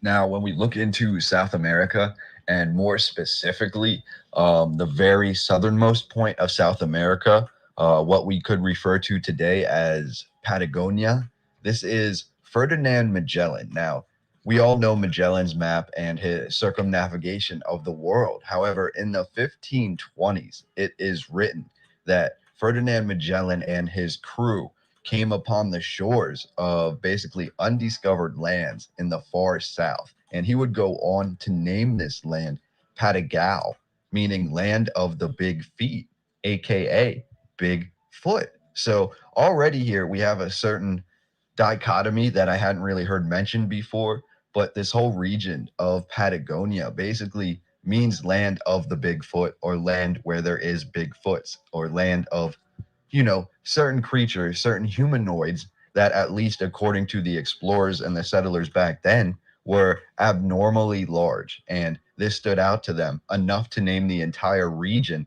after how large these individuals really were. Now, I'm going to read you a quick description of exactly what is said to have happened when Ferdinand Magellan and his crew came upon the first giant that they encountered in Patagonia. One day, we suddenly saw a naked man of giant stature on the shore of the port, dancing, singing, and throwing dust on his head. The Captain General, Magellan, sent one of our men to the giant so that he might perform the same actions as a sign of peace. Having done that, the man led the giant to an islet where the Captain General was waiting. When the giant was in the Captain General's and our presence, he marveled greatly and made signs with one finger raised upward, believing that we had come from the sky. Now, according to Magellan's initial reports and the reports of his crew, these giant men were anywhere from 11 to 15 feet tall. Now, early maps throughout the 15 and 1600s would label the area of Patagonia as the land of the giants, and they would often depict giant human-like creatures within this region. And this is often referenced in this old world history when we look at these maps. Many people point to different maps that have giants that are represented on them, but we never really dive into it. So I wanted to try and do that a little bit today. Now, there is not a lot of information here. Basically, they tell us that the myth of these giants in Patagonia continued into the 1700s as new countries began to explore the same area. Now, we have the story of Commodore John Byron from the United Kingdom, who in 1766 on the HMS Dolphin was making his own circumnavigation of the world. And he reported that he, when traveling past Patagonia, had discovered 9-foot tall giants that were residing in the area. The word dolphin means next in line to the throne. Now, by 1773, so roughly 7 years after his initial report, the United Kingdom government officially changed all reports to say that the Patagonia giants were merely 6 foot to 6.5 foot tall. Now, that is still a very large human being, especially for this time period, but it is nothing like the initial reports of these Patagonia giants being 9 feet tall and the reports from 200 years prior to that that says these giants were anywhere from 11 to 15 feet tall. So one way to look at it, if we are to believe all these reports and take them with a grain of salt, we can see that the lineage of this giant community in Patagonia, whether it was real or not, from the reports, we can see that the lineage would imply that these giants were getting smaller throughout time. And while they were once 12, 13, 14 feet tall, we have by the 1700s that they're being reported at about 9 feet and under. And then, you know, from this point forward, we really have the whole idea being that, yes, they were very large in stature, but none of them really exceeded 7 feet tall. And any reports of a giant or giant skeletons being discovered over 7 feet tall were merely exaggerations. And that's really the idea that was perpetuated throughout the 1800s and onward. And that's the idea that science really maintains today, that anything that says there was a 15-foot giant or anything above that, because there are reports of very large giants, 30, 40-foot tall giants. However, we are told these are completely hoaxes. There was no proof that any of this ever existed. And although the reports are widely spread, we do have even the Smithsonian coming in and taking a look at some of these reports of massive giants. What we are told is they are merely all hoaxes. Now, that gets me into what I want to say is the last part of this video. The most interesting part about this narrative, and really about a lot of the narratives as it relates to Native Americans and their cultures, their societies, what they looked like, what they did, etc., etc. I think the most interesting part is that there's always plausible deniability. That's something that the storytellers, the history writers really seem to focus on, is plausible deniability. There's always a way to explain things from the past. And I reference that because in the current narrative of Patagonia, we are told that the European settlers who arrived. That's the first pyramid I visited, Cahokia Mounds. It was on my way to my daughter. She was looking at graduate schools, and we were going to St. Louis. Yeah, you can see Cahokia Mounds right on the Mississippi. And called these Patagonians giants were actually basically mistaken. And they say this was due in part to the Native Americans of Patagonia and their different, I want to call it costumes, but their different attire that they would wear for their rituals and sacrifices and things of that nature. Basically, these two groups that were told occupied this land were the Tahuche and the Selknam. Now, the Selknam are also known as the Ona, and the Ona are well documented as having complex rituals that both shocked and scared European settlers into believing that they were actually demons or somehow possessed. And what I'm going to show you now are just some of these images that I was able to uncover from the Smithsonian archives of the Selknam or Ona peoples in their ritual dress or their ritual attire. And this is just my opinion now, but it certainly appears that a lot of these costumes were later reinterpreted into what we would call the 1800s and 1900s horror. When we read about H.P. Lovecraft and we read about witchcraft and things like that, all these different things that are associated to this sort of attire that we see being displayed by the Selknam or Ona people in their rituals. So I found that to be very interesting. I don't know if there's anybody on my channel who plays video games.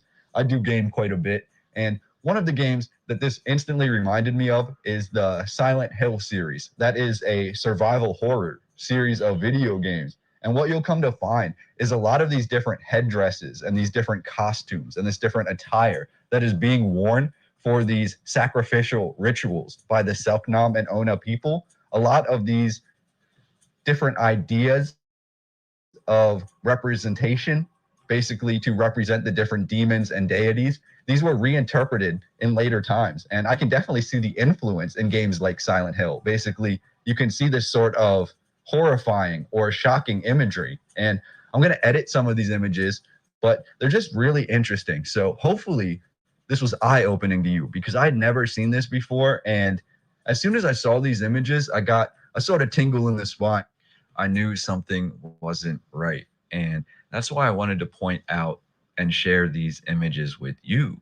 Basically, we have this idea, at least in the mainstream narrative, that the idea of giants was disregarded by the 1800s. And by this time period, the 1800s, we're led to believe that we had a great understanding of the earth or of the realm on which we walk. And yet at the same time, we are still making discoveries like this one. This photograph is officially from the Library of Congress, and this is said to be an Ona man in the late 1800s who stood at 7 feet 4 inches tall. Now, besides his height and it being an official United States photograph, which I wanted to point out, one thing I did notice is that this is said to be a full-grown adult man. And you'll notice here that he appears to be very much hairless. Now, I point that out because in the same Library of Congress of the United States of America, we also have this photograph, which is said to be a group of Ona or Selknam women.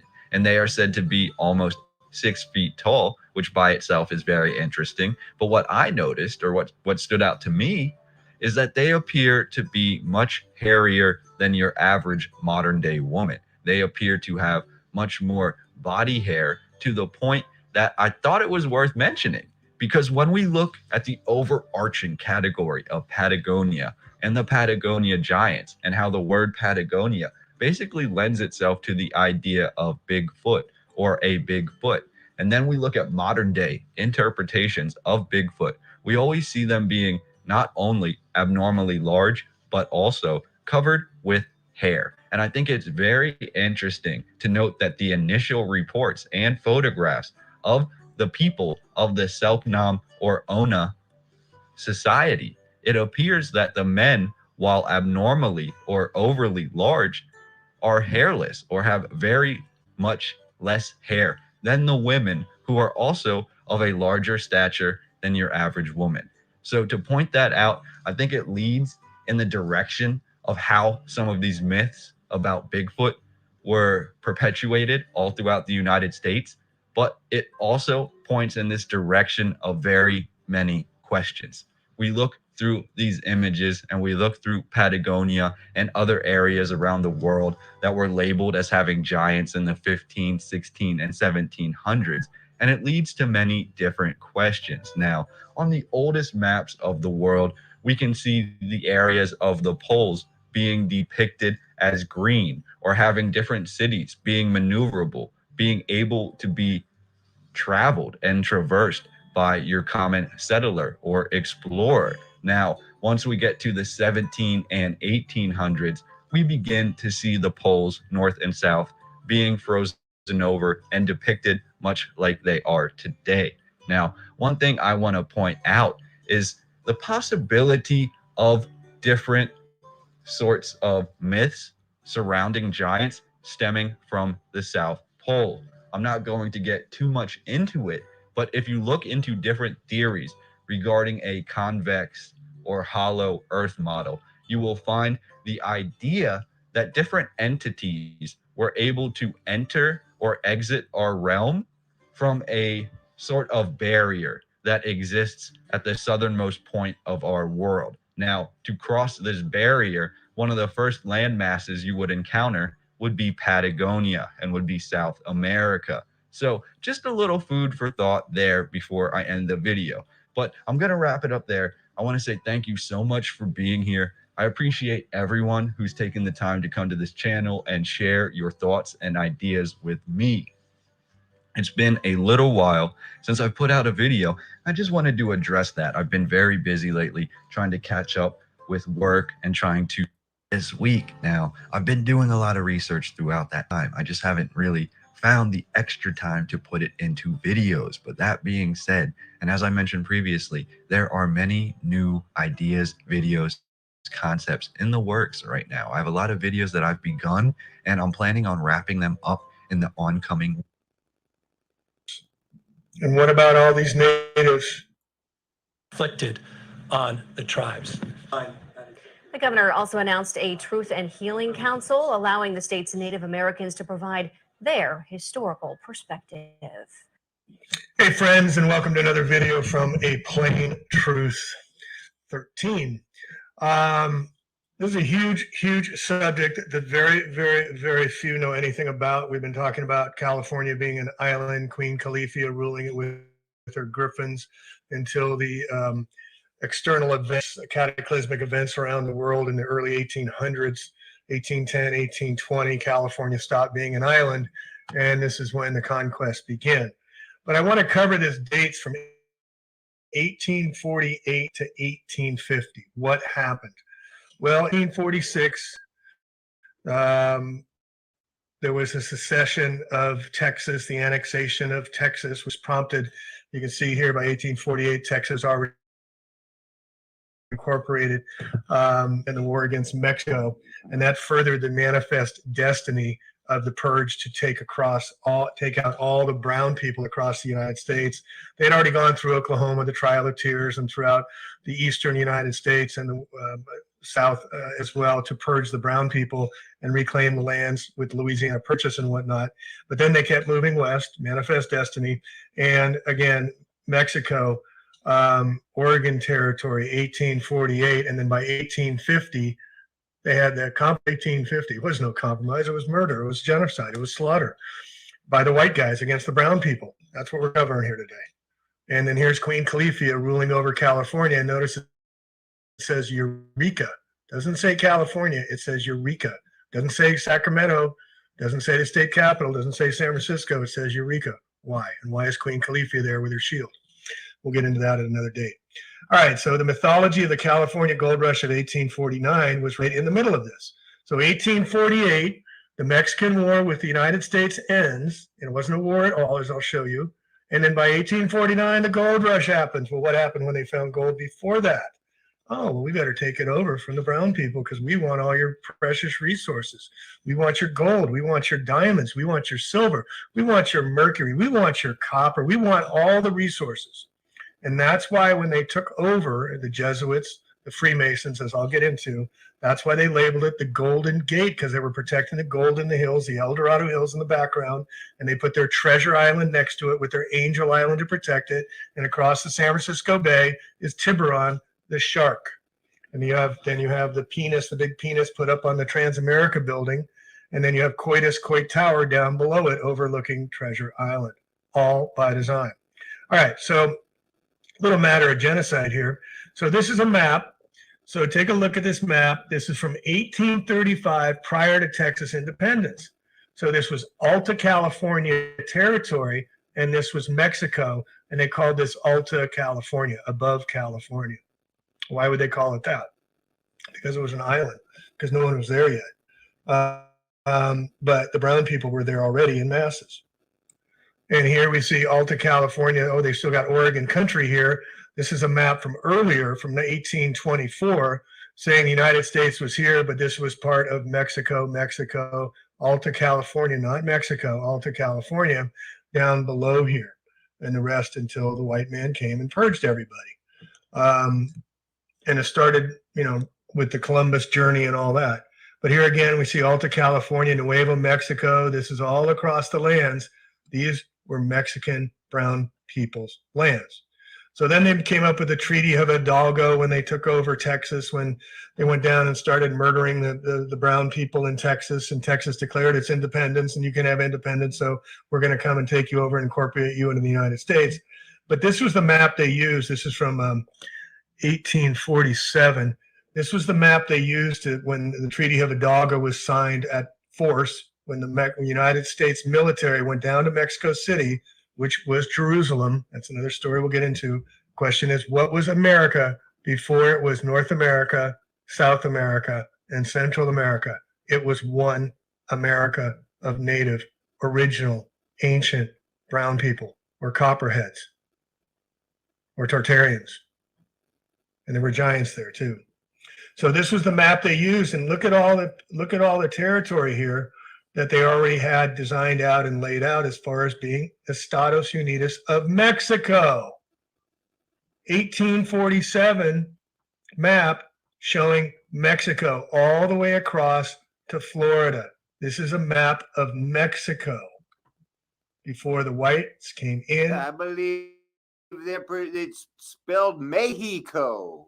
Mexico, the United States of Mexico, Estados Unidos. And murdered everybody. And these were the natives, brown people, and they lived in tribes. They lived in harmony. They lived in peace. They lived in fecundity. In my book, I'm going to show how California was just full of fecundity. Elk and deer and massive birds flying everywhere and bears everywhere. No fences. Everybody lived in harmony. And they lived in their tribal communities. They lived in their areas here of over 75 different tribes speaking all these different languages. They had mass diversity and fecundity and life and peace. And when the white people came to slaughter them, they just rolled over because they don't know how to kill. They don't know how to war. It would never occur to them to harm anything. They were peaceful people. They were all peaceful people. Pomo, where I live up on, they were known as the most peaceful of all people. They were not savages. The savages were the white guys. This needs to get out. And this is part of the karma happening in the United States right now, folks, because I'm going to show you what they did. What they did,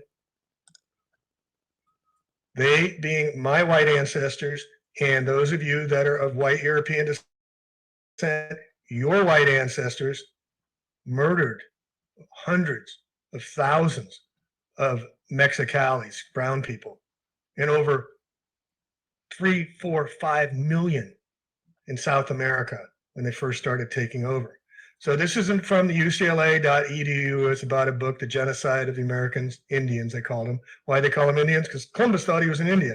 No, he was sailing to West India, and he did find it. And we'll get into that another day. He thought he had found paradise, and Paradiso terrestrial, and also he found Amazon women, black Amazon, beautiful naked women who were on the island of California. All right, so this is from a professor, Jessica Wolf. She doesn't cover everything. She doesn't cover the Mormons, the Freemasons, and the Jesuits that were here. Oh, we just kind of left that out. But the largely forgotten history of the state-sanctioned mass murder and resilience in American genocide, the United States and California Indian catastrophe, 1863 to 1873. So 1846 is when, to quote, the Mexican War started with the Americans, when the Americans, when the people from the USA, the European white man came over, and we call them Americanos if you want, And they took over in 1846 and started slaughtering till 1873, over 150,000 people. No, it's more like 300,000 and more. We don't do body counts. So murders and massacres filled the archives. Official records made it plain that state and federal government spent more than $1.7 million, a huge amount of the time, money on campaigns to murder California native brown people. Government-sponsored murder. The book is packed with firsthand accounts, journal entries, newspapers, army reports, militia correspondence, legislative proceedings, budgetary records. They reveal a relentless, comprehensive, organized, and well-funded killing machine bent upon exterminating a population of human beings simply for being there. Because we want your resources. Manifest destiny. It's our right to take it over. That's the Luciferian principle, folks. Do what thou wilt. If we can get away with it, it's ours to do. White people did this. And they want to send the Mexicans back to Mexico. Why don't we give the land back to the brown people for murdering them all? Oh, we can't do that. Madly includes stories of starvation, degradation, slavery, and the murder of children. His book is gruesomely thorough. This is what Governor Gruesome was talking about when he was apologizing. And here's just turkey shoots. They're just turkey shoots, which they come and just start taking them out and killing them whenever they want because they didn't resist. Oh, the savages. Oh, the Indians attacked us. All a bunch of bullshit. So what did and this is under California genocide on Wiki. So prior to the Spanish arrival, California was. And that is why I'm going to keep teaching and believing that we've got to find a way to run away from these people. They're the same. There's going to be a narrow road, and the rest of the people are going to want to turkey shoot you or give you the secret sauce. Home to the natives, thought to be as high as 300,000. So now we get up to 300,000 people. The largest group were the Chumash people with a population of 10,000. California was one of the last regions in the United States, white man's manifest destiny takeover of the brown people to be colonized. Spanish, because if you didn't get colonized, you were killed. If you didn't join our church, you were killed. So Franciscan administrator, also Jesuit Juniper Serra, military forces under the command of Portola came in 1769. They intended to spread the Christian faith among the region's indigenous people and establish places that have. Okay, now here's why I don't mirror James Lee that much. He hates Christians. He can't separate people of the book and the people who used the book. So you have to put up with him on that level. Develop for resources and products for the empire. For the empire, you convert or you die was their motto. So here we get into the genocide. The California Act for the Government and Protection of Indians was enacted in 1850. I'll read the title again. The California Act for the Government and Protection of Indians. Well, what did this mean? The law provided for apprenticing. Hey, what was Trump's show that he used to do for before he was president? He was running The Apprentice. Why? That's Freemasonry. 3 levels of apprentice. Indenturing Indian children to whites. Indenturing. Oh, we're going to protect you. And also punished vagrant natives by hiring them, selling them, out to the highest bidder at public auction if the Indian could not provide sufficient bond or bail. That means they're under prison. Oh, but we're going to protect you. This legalized slavery in California. As they set up the statehood, they legalized slavery.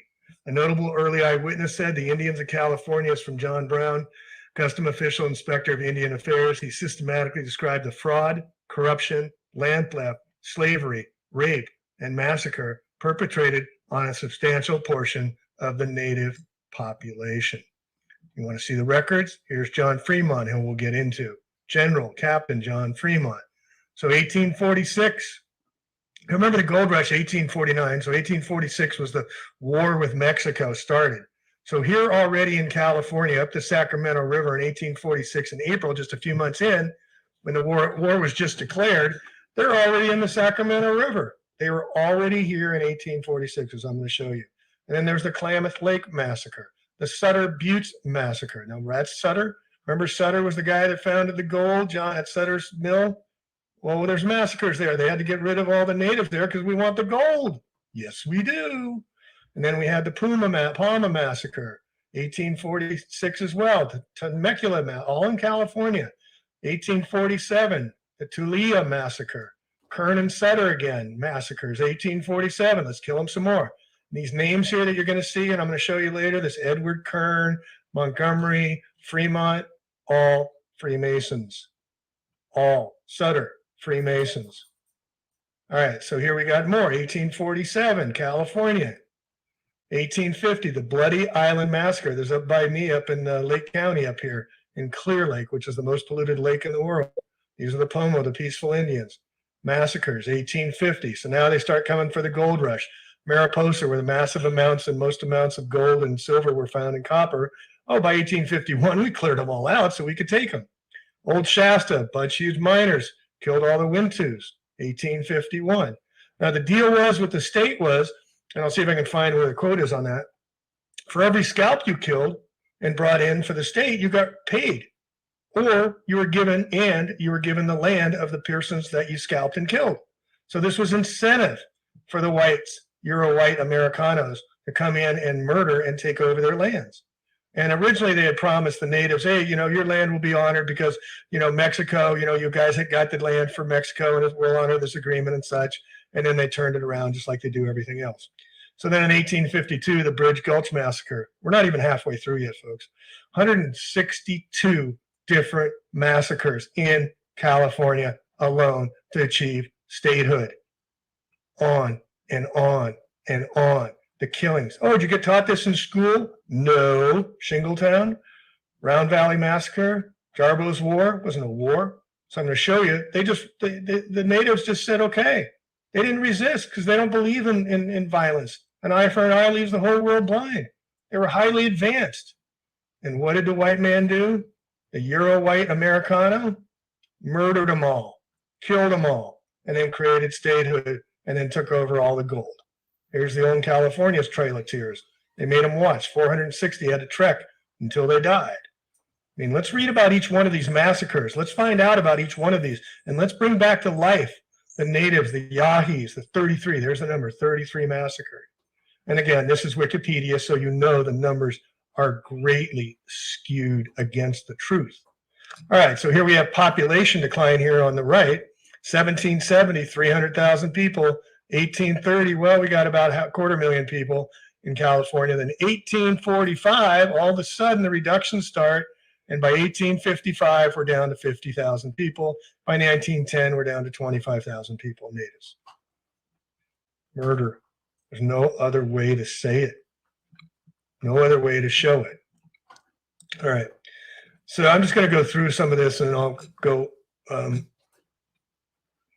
on tangents here. But again, so this is 1824, Alta California, Mexico, Mexicali, all up there. And then down here we see again Alta California, Nuevo Mexico. The land was owned by the brown people. Again, this was the negotiating.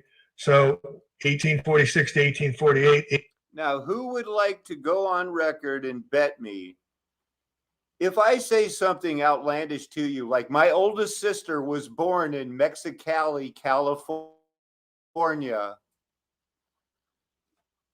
you should check it out and believe me, because she was. My youngest sister was born in Las Vegas. 1849, the gold rush. And by 1850, the Compromise of 1850. Well, wait, we murdered all the people and now we're going to make a compromise with them? Oh, really? And you see, free under Mexican law, open to slavery by compromise. So after they took over, they took these lands and then they made them into slaves. And this was sold to the U.S. by Texas. Mexico sold it. No, they took over the land, said, hey, we'll give you a few bucks, say it was a deal, because it has to be a contract, yada, yada. But by the way, we got a gun to your head, so you're going to do it or else die. This is how they roll. This is how they rule. So 1850, you see the compromise. So again, California, 1850, achieved statehood, and here they're doing the Compromise of 1850 as well. And you can see this treaty shows Mexican secession I better make it more clear. The city of Mexicali is on the border of Calexico. It's actually the same town. So Mexicali, Calexico, that's where she was born. Oh, cessation. You just gave it over to us. We give you a few $1,000,000 and you give us the property. Hey, deal. After we kill all your people. So if you get into the president, Zachary Taylor and all they're just all murderers. All of them.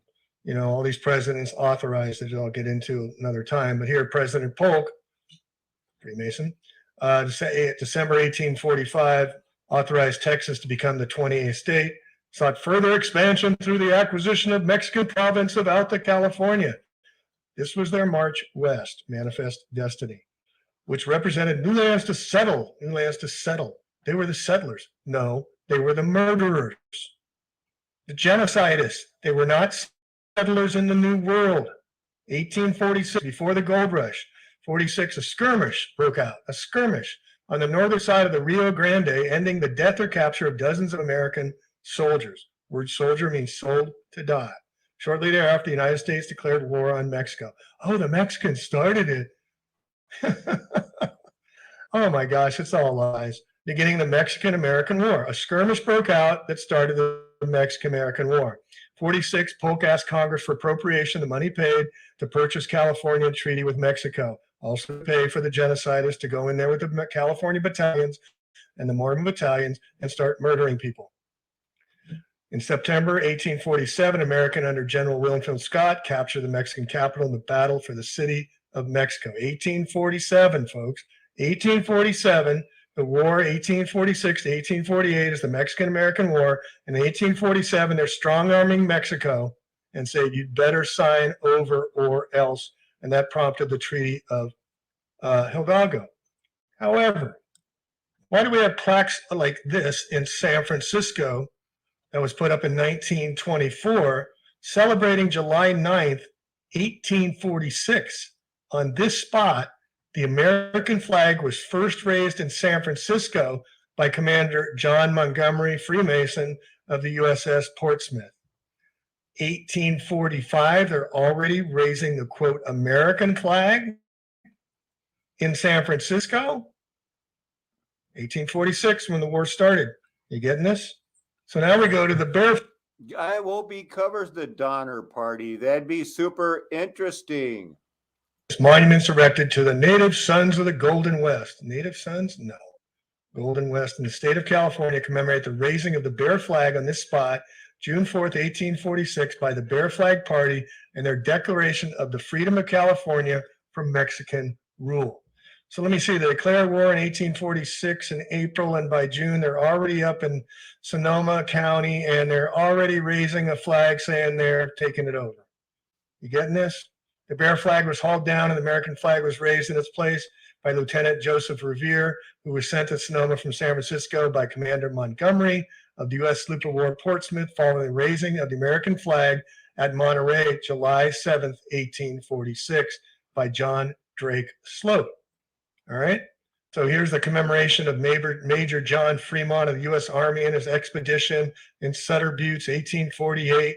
Well, the march from the Klamath Lake, remember the Klamath Lake massacres, to Sonoma when he represented the U.S. government during the Bear Flag Uprising, which resulted in the acquisition of California from Mexico. So in 1848, all of a sudden, California was in Mexico, not in Mexico anymore. Originally erected by the Bi-County Federation, yada, yada, yada. And here we see Commodore Sloat claimed California of the United States July 7th, 1846. Well, wait, the war started in 1846 and you're already claiming the lands? During the Mexican-American War, John Montgomery arrived to claim Yerba Buena, which became San Francisco of that year. Well, how does that work? And here we can read, with the backing of the federal government, to hire militias was to protect the settlers from the native populations. These private military forays were involved in several of the above-mentioned massacres and sometimes participated in the wanton killing of native peoples.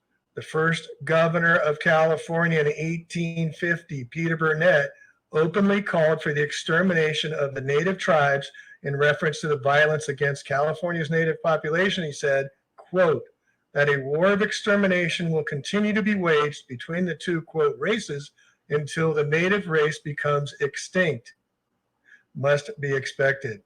While we cannot anticipate the result with but painful regret, the inevitable destiny of the race is beyond the power of the wisdom of man to avert. As a result, the rise of modern California equaled great tragedy and hardship for the native inhabitants. Oh, really? Well, who is this guy, Peter Burnett? You want to know about Peter Burnett, the first governor of California, in his first speech, when he tells lawmakers to expect a war of extermination in his very first speech, calls for the extermination of the native people. It will continue to be raged. He was the first elected governor of California and one of the founders of Sacramento. He was a former slaveholder from Tennessee with a burning passion to create a whites-only American West. In 1943, he led a wagon train to Oregon. He was elected to the legislature in Oregon. They had a legislature where he took the lead in passing a law that excluded all brown Native Americans from the state. Get out of here. We don't want you anymore. We're taking over. Goodbye. We kill you. The law allowed whites to keep slaves for 3 years. The law allowed, it was legal, to keep slaves for 3 years, after which they would be freed and required to leave. Any black person, black, brown, who refused to leave would be whipped, earning its nickname of Peter Hardiman's Burnett's Lash Law. It was rescinded, though other black exclusionary laws were later passed. Burnett followed Tales of Gold to where he befriended John Sutter and helped him found Sacramento. Here's Sutter again. Again, these guys are Freemasons. Burnett was later elected the first governor of California. He tried again to pass laws bounding brown people, was unsuccessful. He helped fuel the enslavement and genocide of California's indigenous people. While he was governor, the U.S. cavalry troops slaughtered Native Californians, including Pomo tribal members, in the Bloody Island Massacre. Burnett later became California's Supreme Court Justice and was sitting on the bench that ordered that fugitive slave Archie Lee be returned to his enslaver in violation of California's Constitution.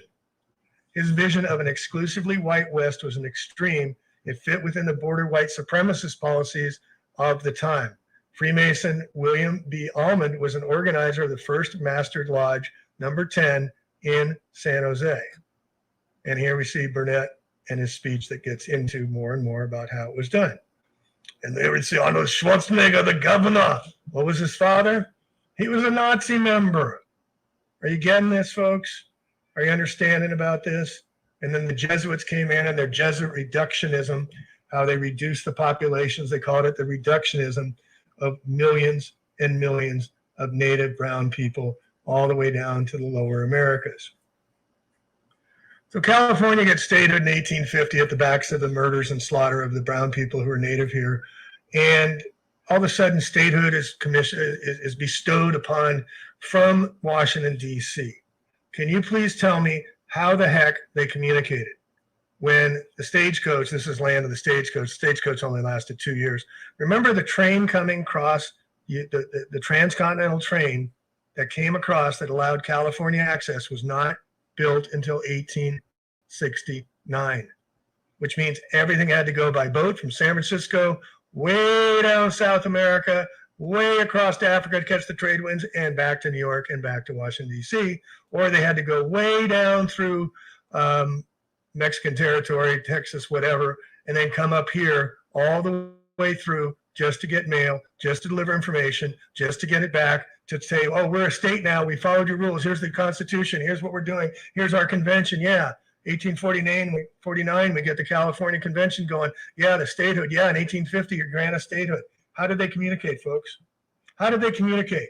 And then how did they come in the gold rush? Oh, they came across in all these massive boats, 500 boats alone. Ships came to California in 1850 for the gold rush. 500 ships parked in the San Francisco Bay. And then they scuttled all the ships, and then they went up to the Sierras, and they grabbed all the gold. That's the story. All these ships. This is San Francisco. These are ships in the harbor.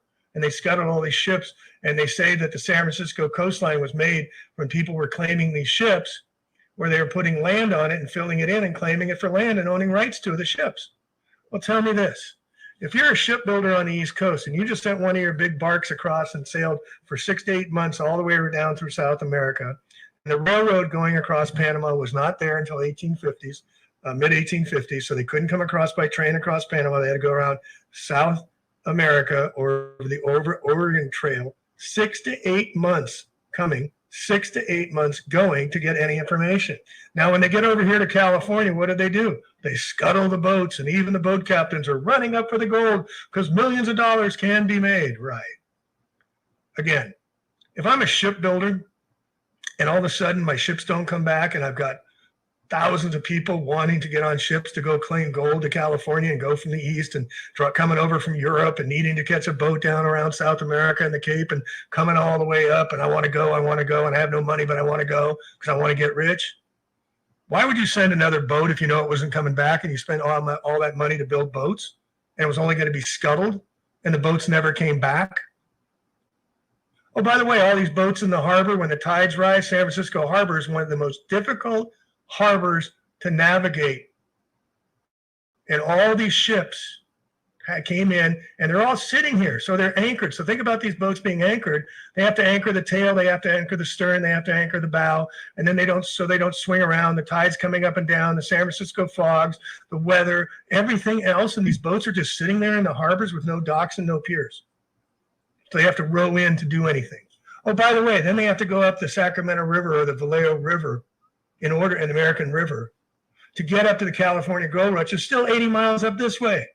You still have to cross all this water to get up to the California Gold Rush in order to mine your gold. Oh, by the way, for the prospectors and the early miners, it only lasted 2 years that they could get rich. And after that, corporations came in with hydraulic mining and tore that apart. But this isn't about the gold rush. It's about the fallacy of the gold rush, yes. So look at this map. This is South, we're calling South America. This was the Native Americans. And look at the populations already. This is a map from the 1500s, already extremely well occupied. And here's the trails I'm talking about. And here you can see the California Trail was finally in 1849. The 49ers could come from Salt Lake City and come across the California Trail before they had to go all the way up here to the Oregon Trail and then come all the way down. That's what they're saying the Burnett guy did as well.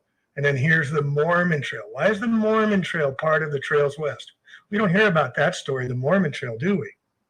All right, and then here's the Mexican-American War, where the United States sailed down to Mexico, went to Mexico City, took it over and said, you're giving us all this land above you, or we're going to kill you all. And the people didn't resist. And there was like a few teenagers that resisted, and they're known in Mexico City as heroes for resisting. And then they sailed all the way like this. You have to sail all the way around the Cape and then come all the way up here to fight your war with the native people in 1846, right? We're not going to say 1846, they're already raising U.S. flags in California, now down in Monterey too, which is 100 and so miles down south of San Francisco. During the years prior to the statehood, 1846, they're already raising the flag. You know, when the first Constitutional Convention was held in 1849 in Colton Hall in Monterey, it was selected to host 48 delegates for their 6 weeks of drafting the state constitution. Even after 1849, the Constitution named San Jose as the first capital of the new state. Once California gained statehood, San Jose became the first capital newly elected government. Where did I tell you the Freemasons opened their Freemason First Lodge in California in 1850? Oh, yeah, San Jose. Soon other cities vied to claim the prize of being the home of the capital. Vallejo, we'll get into Vallejo here in a minute, who Mexican who literally gave the land of Mexico over to the whiteys. Sacramento, 1852. Benicia, did you know Benicia was a capital? Sacramento again, 1854. Sacramento became California's fourth state capital in 1852. The part-time legislature occupied the rented chambers of the original Sacramento County Courthouse. They returned for a second and last time in 1854 to move to the newly constructed courthouse. And check out the courthouse they built in 1854 in Sacramento. And you can see there's already destruction going on around down there. They're hiding stuff down here they don't want you to see or know. But again, look at the columns, look at the, quote, Greco-Roman notes, Arterians. And then by 1879, they had their Capitol building, horse and buggy, yes, we're doing it, horse and buggy. We designed it all the same. The lies are massive, folks. And getting back to the Fugitive Slave Act of 1850, remember the Protect the Indians Act of 1850 and the Genocide of 1850 and the Statehood of 1850, perhaps the most important part of the compromise received the least attention.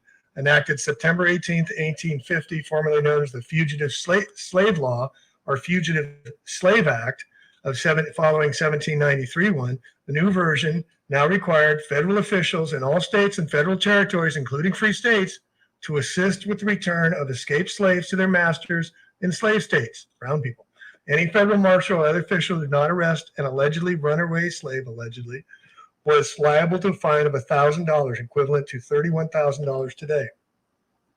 Law enforcement everywhere in the U.S. now had a duty to arrest anyone suspected of being a fugitive slave on no more evidence than a claimant's sworn testimony of ownership. Suspected slaves could neither ask for a jury trial nor testify on their behalf. Also, aiding a runaway slave by providing food or shelter was now a crime nationwide, punished by 6 months imprisonment and $1,000 fine. Officers capturing a fugitive slave were entitled to a fee for their work. Oh, you get paid for this, and there was thanks for to be paid by the federal government.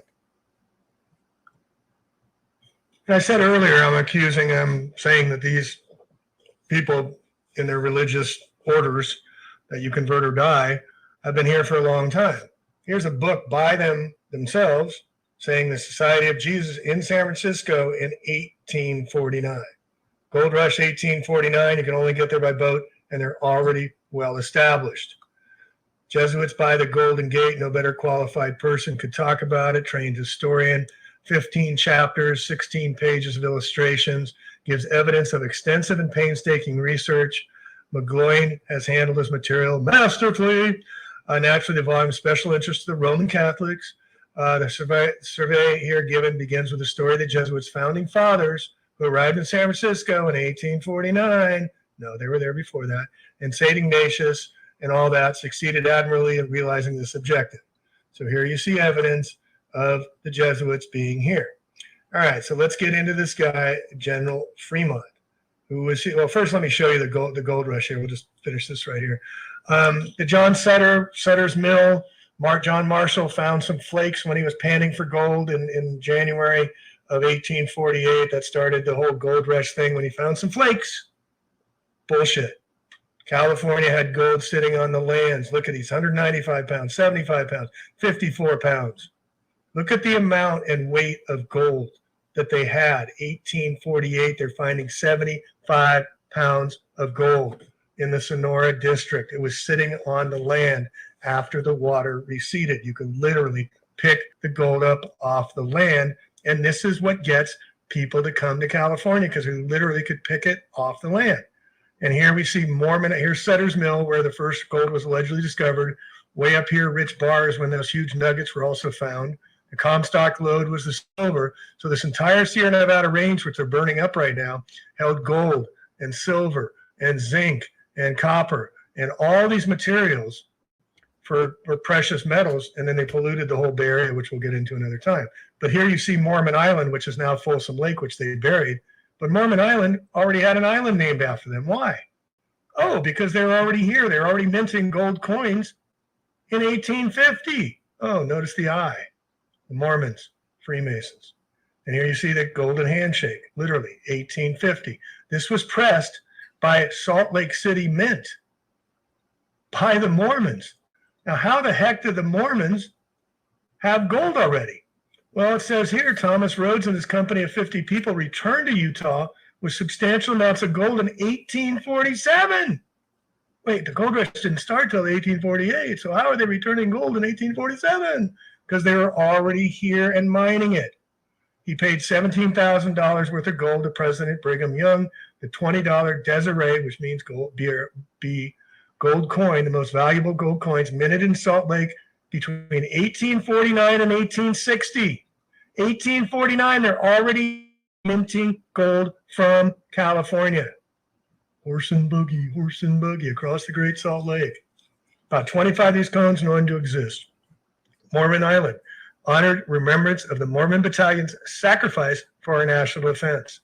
Due to national security for the U.S. waterways, the Mormon Island marker has been relocated to Folsom Point, Folsom Lake, by the International Society of the Daughters of Utah Pioneers. All these daughters are doing this great work. And how about the Fraternal Review of Freemasonry and the Gold Rush? And Masonic Gold, they got another book. And what happened to all the people Freemasons come, all these people go. Anybody making the connection but me on this? Anybody? All right, let's get over to Fremont. So this is on the plaque. This is about the Bear Revolt. This is a monument erected by the Native Sons, as I spoke about, in the Bear Flag Revolt. This is up in Sonoma. This is where General Vallejo was in 1846. Founder's Mark can be seen on this plaque. Some of the group had been meeting with Fremont, departed from his camp, and on June 10th, 1846, captured a herd of 170 Mexican government-owned horses being moved to California soldiers from Santa Fe and Sonoma by General Jose Castro in Santa Clara.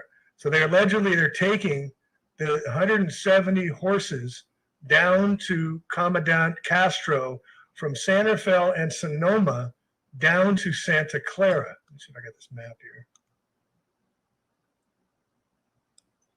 So here we see the Mormon Battalion. This thesis examines the experience of the Mormon Battalion, a group of 500 Mormons commissioned by President Polk to enlist in the U.S. military and to aid in the newly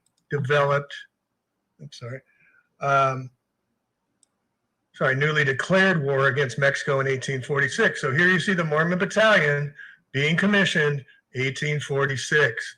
The war was a result of the belligerent aggressive form of terrestrial expansion justified by the ideology of manifest destiny. Polk and many other Americans believed it was their rights to dominate a continental nation, and the Mormon Battalion was assigned to march to California to conquer Mexican territory for the United States. An examination of Mormon soldiers, journals, and letters, as well as official Mormon church records and correspondence, reveals that despite participating in the war, the Mormons understanding manifest destiny conveyed unique perspectives, yada, yada. Ultimately, the Mormon soldiers agreed to volunteer for the war, not because they wanted patriotism, but because they had a firm dedication to their church and resolved obedience to their leader, Brigham Young, to keep the peace. Oh, resolve. No, we found the gold. We brought it back. We're rich. We want to be a part of it. So this is my working manuscript, chapter 2, transportation, communication. You know, they didn't have telegraph back then, folks. They didn't have telephones. They had to do it by boat, balloons, flight. All they had was newspapers, Pony Express, as I announced, that kind of thing. This wasn't really there. So I'm getting through all this, but I wanted to show you the California Trail was a 2,400-mile trip, and it wasn't easy. 1 in 6 people died within 6 months of if they got to California. There was cholera outbreaks. There was smallpox outbreaks, as I'll get into another time. But the Mormon Trail is rooted in the beginnings of the unique American religion. In 1827, a 21-year-old named Joseph Smith, Brigham Young Joseph Smith, announced that he had unearthed a set of golden plates, all about the gold, with the tenets of God's true church. So then he flocked to Nauvoo, soon making the largest town in Illinois. After the opposition newspapers, dissent emerged within the church as rumor leaked of their secret plural marriages. Brigham Young stepped up as Smith's successor, been planning an orderly spring 46 evacuation of 15,000 faithful to the Great Basin. And so this is when they marched and allegedly set up Salt Lake City. First 5 Latter-day Prophets were Freemasons. Joseph Smith, Brigham Young, John Taylor, Wilford Woodruff, Lorenzo Snow were all members of the Trinity, of the fraternity. And here I go and I show you the lodges, the Masonic lodges they were all with. Smith, a Master Mason, May 17th, 1880, Ontario Lodge, Mountain Moriah Lodge, 112. Here you see Mormons, Freemasons connected, and the genocide of the brown people of California. And here you can see Dr. Reed Durham, president of the Mormon History Association. There's absolutely no question in my mind that Mormon ceremony, which became to be known as the endowment, introduced by Smith to Mormon Masons, had immediate inspiration from Masonry. Oh. In 2 months becoming Master Mason, Joe Smith introduced the endowment ceremony. The whole Mormonism is founded by Freemasonry. And here I get into chapter 3, Freemasons, Jesuits, Catholics, and Mormons. This is the Great Seal of the Freemasons in 1850. You see, the Lord is our trust. This is the Freemason symbolism. Notice the eagles and notice the bear. Notice the Freemason symbology. And this is what I was referring to as far as the Golden Gate, when they came in and established the Bay Area as their home, their lands, reclaiming it. So you got the Golden Gate, you got the El Dorado, 120 miles up here. You got Angel Island, Treasure Island, Tiburon the Shark, and then you got Coitus Tower right below, and here you got the Transamerica building, which the waterfront used to come right up to the Transamerica building. Another very interesting thing I found. So the first Grand Lodge in Freemasons was established in 1717. I go through a little bit of history. I already talked about the Freemasons on the Gold Rush, and here you have the Freemason symbolism on the 49ers. The earliest point, 10 Lafayette Freemasons in the Sierra Nevada Lodge. On 1849, they already had a Sierra Nevada Lodge. On March 27th, 1849, on 6-month journey by boat to Mexico, then overland to Pacific, then a ship to the California gold fields. But they were already here. We already know that. And then Freemasons in the California Convention, the Sonoma County Freemasonry, the Grand Lodge of California, 1849, 1850, wherever they settled, they put up their Freemason buildings. During the California Gold Rush, John Bidwell, who founded Chico, he was raised in the first lodge in California, the San Jose Lodge, in 1851. Oh, by the way, another Freemason, John Sutter at Sutter's Mill. Hey, they're all in this together. There you can see all these lodges. I chronicled when all these lodges were put together and founded. I think I have a map in here too. We can see 1855, 1850. So they come here for the California Gold Rush and they're putting up Freemason lodges everywhere. Look at them all. California has more Freemason lodges than anywhere else in the world. So in 1850, San Jose Lodge, Free and Accepted Masons, was added, being one of the oldest Masonic active lodges in the state of California. They put ones in Santa Clara, Santa Cruz, San Benito, and San Jose. San Jose Masonic Lodge, unique in its initial membership, and included California's overland pioneers, Dr. John Townsend, James Reed. I noticed that these towns like San Francisco, the streets like Fremont, O'Farrell, they're all named after Freemasons. In 1852, who were these guys? You ever heard of Wells and Fargo? Here they are helping the ladies off the train. They got the handshake. They got everything. They got the emblems here. Oh, yeah. The guys that set up the banking in California for the gold rush. Freemasons.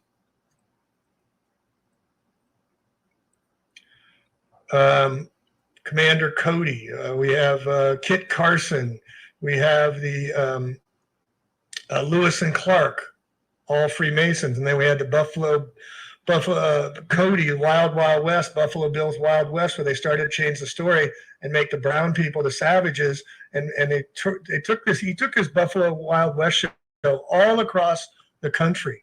And this what started the whole story about the brown people being savages, and we were here to help the native people. And and who was Commander Cody? Oh, he's part of the Order of the Knights Templar and the Buffalo Hunts. That's why the Buffalo Bills are named after him.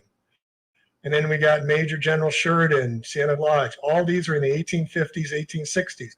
Oh, by the way, Stanford University, Leland Stanford, Freemason. He was founded and joining the Prometheus Lodge 17 in Port Washington in Wisconsin. And he founded the Freemasons University, Stanford. He was the 8th governor of California. How many Freemasons? There's 13 governors that were admittedly Freemasons. And California has more Freemason lodges than anywhere else, any other state.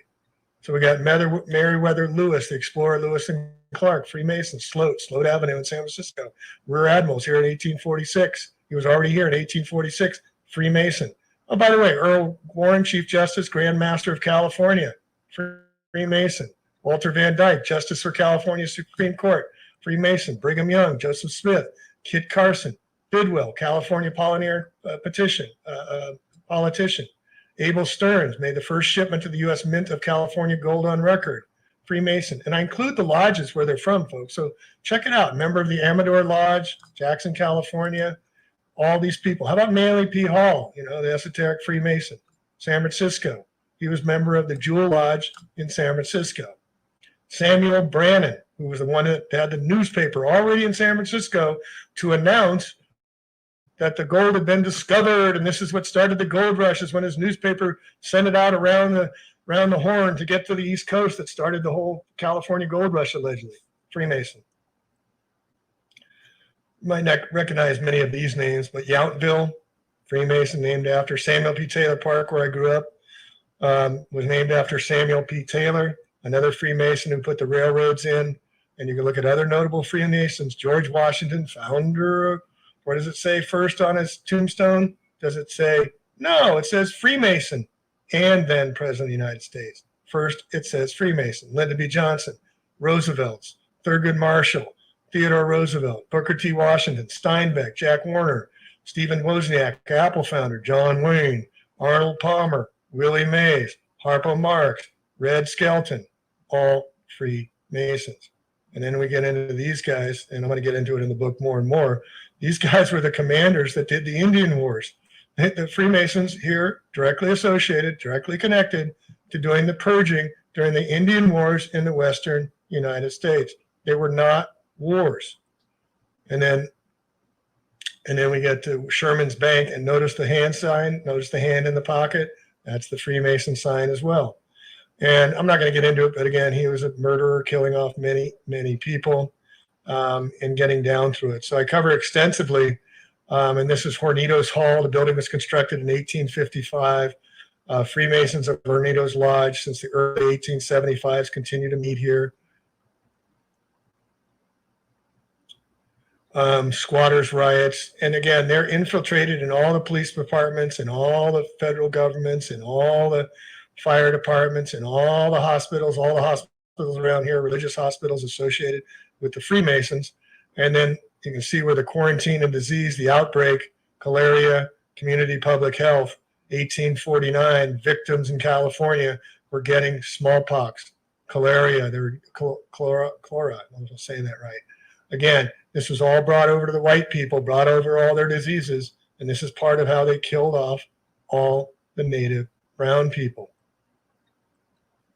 Over and over again. And we still haven't finished the story. So I want to get into a little more about this guy, General Vallejo.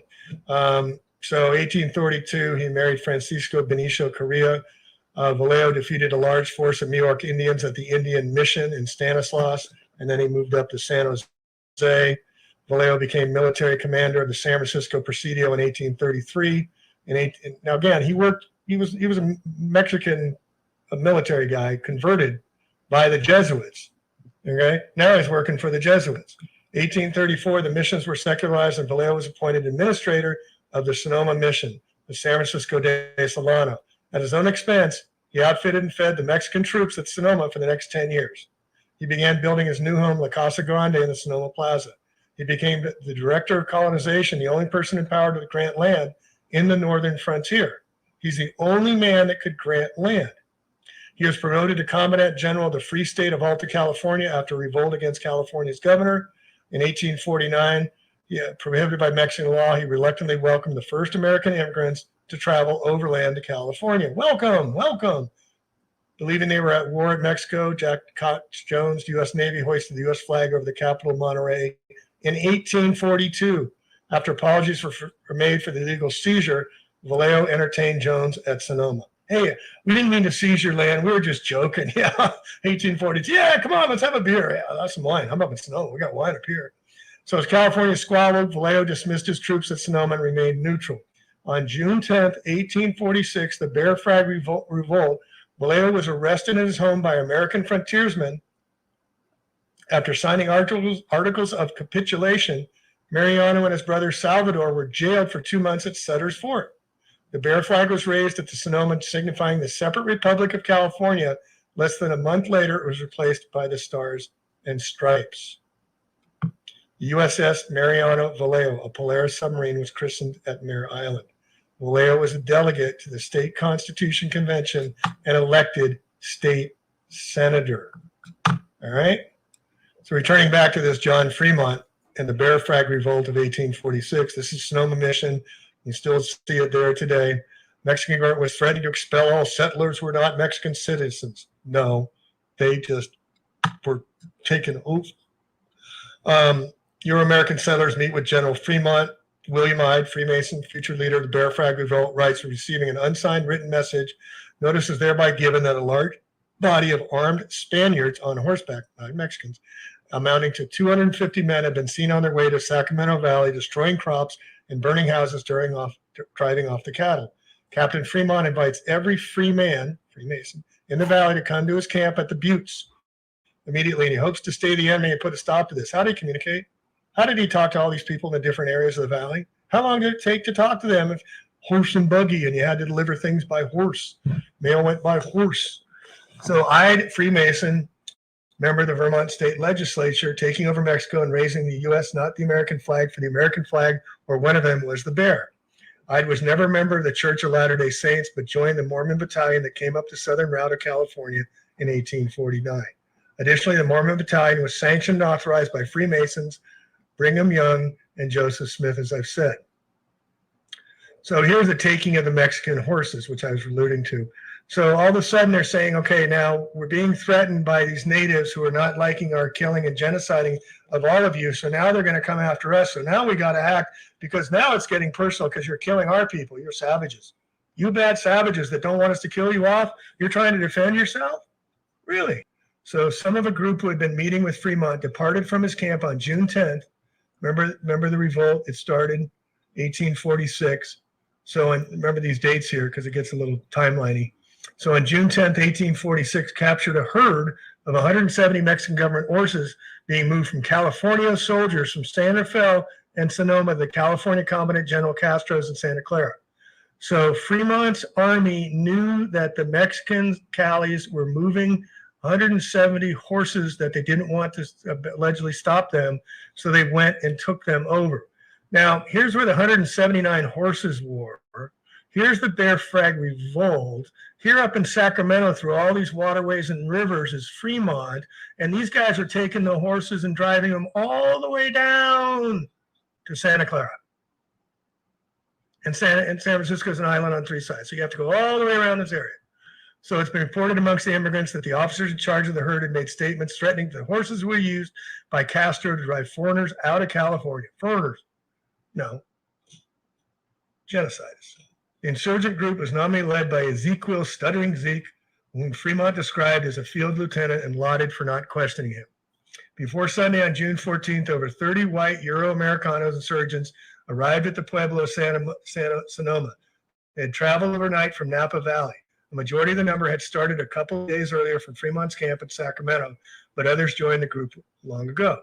So after 4 days learning about the restless natives, 28 men with General Fremont are moving and somehow able to communicate. Part of a team of 100, part of his team is capturing horses 100 miles away. And amazingly, they get to Sonoma from Sacramento by horse and buggy, a distance of 70 miles by highway standards today, crossing the Sacramento River, the American River, Petaluma River, as I've been stating earlier. It doesn't make any sense. So meeting no resistance, they approached Commandant Lieutenant Colonel Mariano Guadalupe Vallejo, who would later become a state senator, and pounded on his door. Can we come in? After a few minutes, Vallejo opened the door. I got to get dressed. And dressed in his Mexican-American uniform. Communication was not good until James Lease, Vallejo's brother-in-law, was summoned to translate. So he was general of the northern frontier. He was born a subject of Spain. Wasn't even Mexican. Does this guy look Mexican to you? Does he look at all? So the city of Vallejo is named after him, and nearby city of Benicia is named after his wife, who was statehood before it was Sacramento. He became the commander of the Presidio in 1833, if they arrested him. He founded the town of Sonoma, was granted Rancho Petaluma by Governor Jose Figueroa in 1835. He was granted Petaluma. He was appointed commandant of the 4th Military District and the director of colonization of the northern frontier, the highest military command in Northern California. Vallejo began construction of the Presidio of Sonoma on account of the Russian presence. The Russians are coming. I mean, Fort Ross is on the coast. It's so hard to get to from Sonoma over the hills and everything. And he's worried about the fur trader Russians coming in. Horse and buggy. How do they communicate? Like the rest of the missions, the government had ordered secularized. The task fell to Vallejo. As part of the secularization process demanded by the Catholics, the Dominicans, the Friars, the Jesuits, they're all the same team, folks. They just give them different names. Figueroa granted him Rancho Petaluma, as we said. Like most friendly and welcoming Mexican California, he was generally welcoming of foreigners and outside influences. So Vallejo invited the filibusters leaders into his home and negotiate terms. 2 other California officers were in the negotiations. The effect of Vallejo's hospitality in the form of wine and brandy. Hey, let's cheer our statehood. You're taking us over and killing us all our people. Let's have a toast. Yay! The Sonoma Index of June 10th, 2014 says, turning on his charm, Vallejo greeted his visitor by asking, "What can I do for you?" And he was friendly. Some of the tipplers from Vallejo's wine barrel began talking about looting businesses in the plaza. But the new government needed a visible symbol of its authority as William Todd was put to work in barracks creating a California flag. Once they said, by the way, we're taking over all your lands, and here, sign this. So we find in one morning, just 4 days after being notified of a bad boy behavior by the natives, flags are being sewn. The converted Catholic Vallejo is arrested and later becomes a California senator. And the rebel rousers who wanted to go rape and pillage are calmed by the teetotaling William Ide of the Mormon Battalion, who becomes president of California in 1846, 2 years before the said American War was to conclude. So Mormon William Iden gave the impassioned speech during the rebels to stay in Sonoma and start a new republic. He stated, "Choose ye this day what you will be. We are robbers, or we must be conquerors. You let us steal, or we'll conquer you." Vallejo declined, wanting to avoid bloodshed, anticipating Fremont would release him on parole. He agreed. The Sonoma Barracks became the headquarters for remaining 24 rebels, and in a few days they created the Bear flag. Hey, Betsy Ross, where is she? Hey, you guys got some flag? What do you want to make? What kind of flag do you want to make? Hey, after the flag was raised, Californians called it the Insurgents Los Ojos, the Insurgents of the Bears, and the Bear Flaggers. They originally called the popular movement became known as the Bear Flag Revolt. Henry L. Ford was elected first lieutenant of the company and paid promises of obedience to orders, another Freemason. Their statement below, they set in stone in less than 1 month's time of horse and buggies. They had bronze mark makers and stone masons and other artisans, craftsmen to make this monument in less than 1 month at the end of the war and the creation of U.S. California. Yes, sir. This is their story. This is the monument they made right after they took it over. This monument was erected by native sons of the Golden West. Bullshit. Read that already. And here's the flag they made, July 5th, 1846. Remember June 10th? They just started. By July 5th, they already got a flag. Hey, these guys are good. We're going to make a flag. California Republic. Same flag today. Coinky dinky. And so we learned that Sutter had a fort. Sutter's Mill also had a fort. Sutter's was involved with the Freemasons. And we got Sutter's Fort, where they took Fremont, took Vallejo, and then let him go. So Mormon Ide wrote a proclamation to all persons, citizens of Sonoma, requesting them to remain at peace and to follow their rightful occupations without fear of molestation. He also declares the object to defend himself and companions in the arms who were invited this country by the promise of lands on which to settle themselves and families, who were also promised a Republican government. Who did the promising? The federal government. Said, here's a bunch of money, go take them out, and you can take over the lands. It's a promise. He further declares that he relies upon the rectitude of our intentions, the favor of heaven, and the bravery of those who are bound to and associated with him by principle of self-preservation, by the love of truth, and by the hatred of tyranny for his hopes and purposes. He further declares that he believes that a government to be prosperous and happifying in its tendency must originate with its people who are friendly to its existence, that its citizens are guardians, its officers are servants, and its glory their reward. June 15th, 1846, when he took over California. Bear Flag Revolt in Olompali, which is out here in Marin County. It was just a couple guys saying, no, you don't. Oh, yeah, well, we're just going to kill you. And so California killed 2 bears on June 19th. Remember June 10th when it started. They captured 2 of the bears whom Ide had sent to obtain gunpowder near Santa Rosa. The Californios were executed. The 2 men and rumors soon spread among Americans that killing had been unwarranted and brutal. A few days later, a brief battle between the Californios and Osos took place in Olompali, a Miwok Indian friend of Vallejo's. There were 1 or 2 deaths on both sides, but each group eventually headed in the opposite directions. The Osos back to Sonoma and north, and the Californians to San Rafael. Kit Carson, Freemason. When they arrived in San Rafael on the edge of San Francisco, Castro's men were nowhere to be found. As the boat landed, Francisco de Haro and Jose de los Reyes Berryessa, which Lake Berryessa is named after, began to walk up the shore. Fremont's men led by frontiersman Kit Carson, shot them. Carson later alleged that Fremont told him that he had no room for prisoners. On July 1st, Fremont and his men convinced Captain William Day Phelps of the American bark Moscow to ferry them across the old fort known as Castillo de San Joaquin, which today is Fort Point, and he had been abandoned for some time. Fremont ordered the cannons made inoperable by spiking them. For Fremont, the gesture was symbol of his willingness to aggressively pursue battle. And again, more and more purge. July 7, the Commodore Sloat, commander of the fleet, arrived in Monterey. The Californios formally ceded California in 1847. San Francisco was captured 1847. Again, the gold rush, 1849. And here we see the California battalions. So again, this John Charles Fremont became known as the Great Pathfinder, proved to be a far greater before the Civil War than during the conflict. In July 1838, he was appointed second lieutenant of the Corps of Topographical Engineers and led 4 major expeditions, really a militia army, into the West to eradicate the natives. During the Mexican-American War, Fremont led California battalion to capture the city. He also signed the Treaty of Cahuenga, which ended the war in most of California.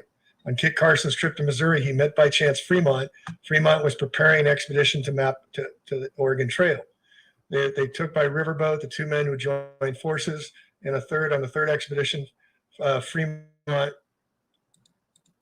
claimed they would map to the source of the Arkansas River, and Fremont ordered the expedition west to California.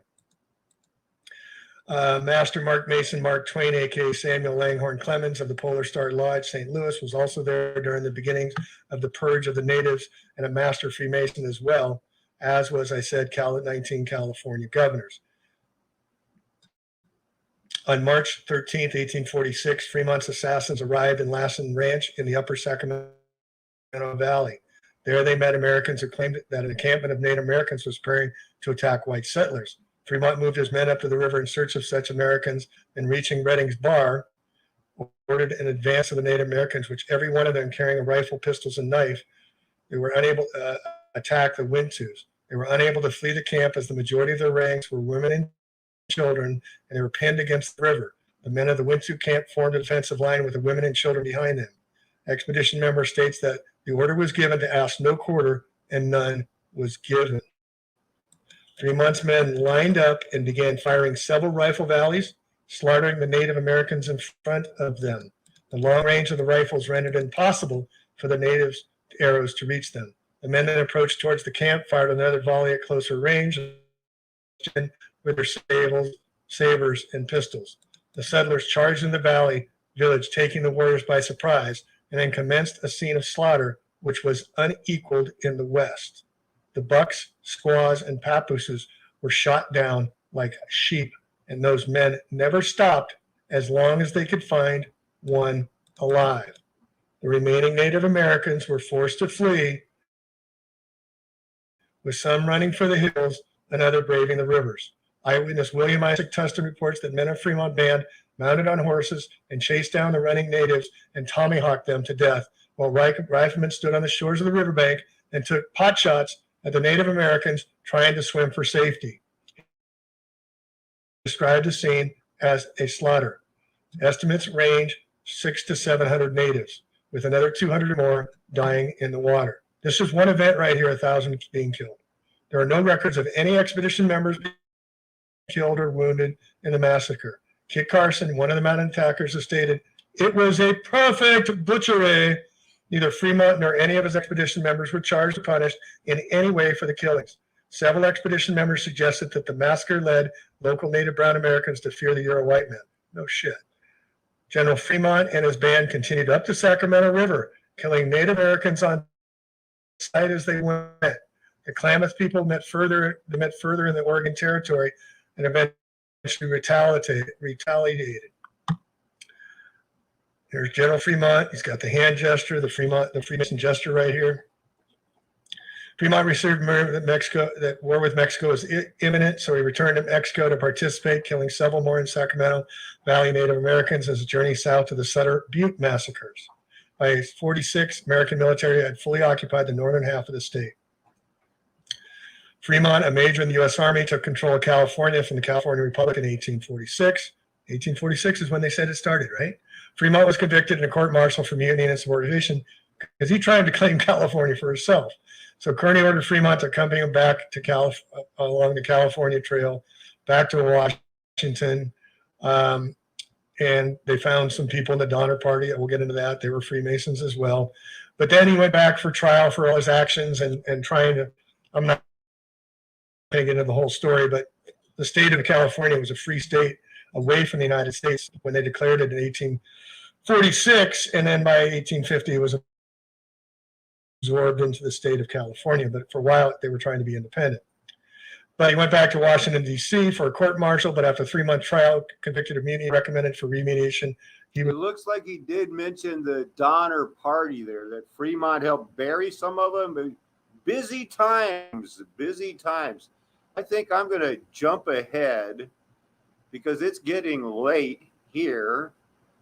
Let that buffer a little bit, and we'll watch the last 7.5 minutes. Then we'll be wrapping it up. So get ready to wrap it up. The natives and smallpox continue up to this day their weapon of choice. Second book, which we talked about today, third book on the island of California and the great weather events that caused the island of California to be no more. So this is my preface. I'm just going to read through it. The Olneys, the natives, Central Alta, Mexico, California, had the densest original Americans anywhere north of Mexico. These people belonged to over 40 different groups, each with its own territory and its own chief. Some chiefs were women of the tribe. Hello. Some were even giants or Amazonians, as Western script refers to them. They spoke 8 to 12 different languages, related but different. Each language had an average of 1,000 speakers. So many independent groups of people could be located in such a relatively small area boggled the Euro-white Americanos' mind. Upon conquest, the Euro-white Americanos referred to them collectively as costeños, meaning coastal people, and twisted the words Costonoians into an amalgamated single land tribe to hide and obscure their different languages, tribes, and cultures. The natives of Central California from Monterey to San Francisco Bay today prefer to be called the Olonos. I call them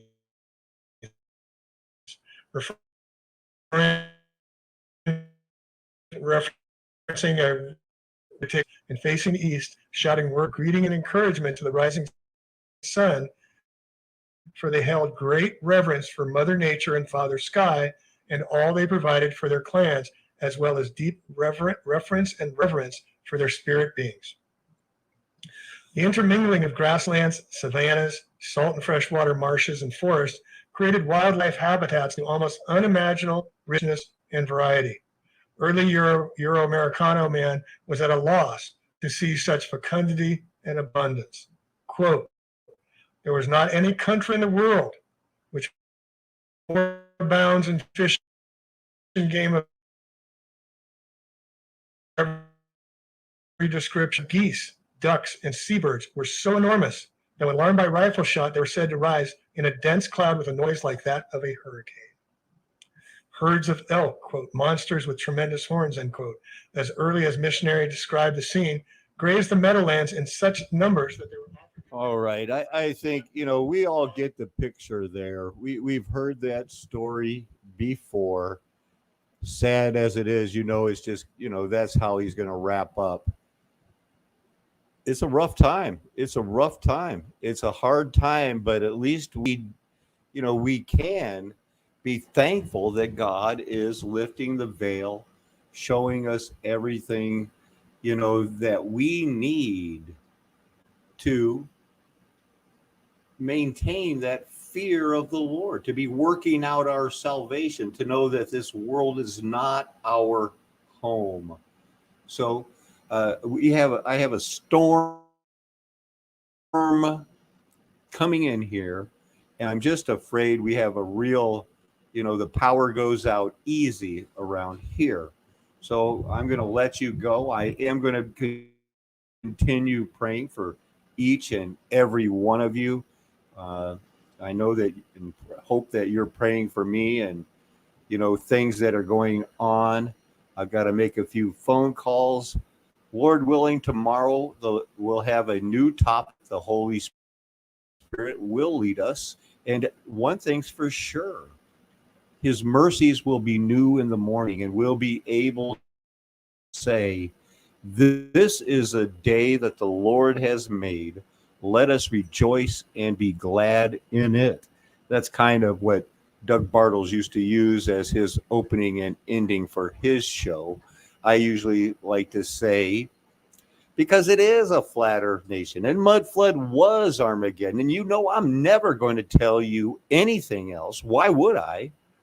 Me and my friends have determined to have nothing but your best interest at heart. Amen. Hallelujah. Aho.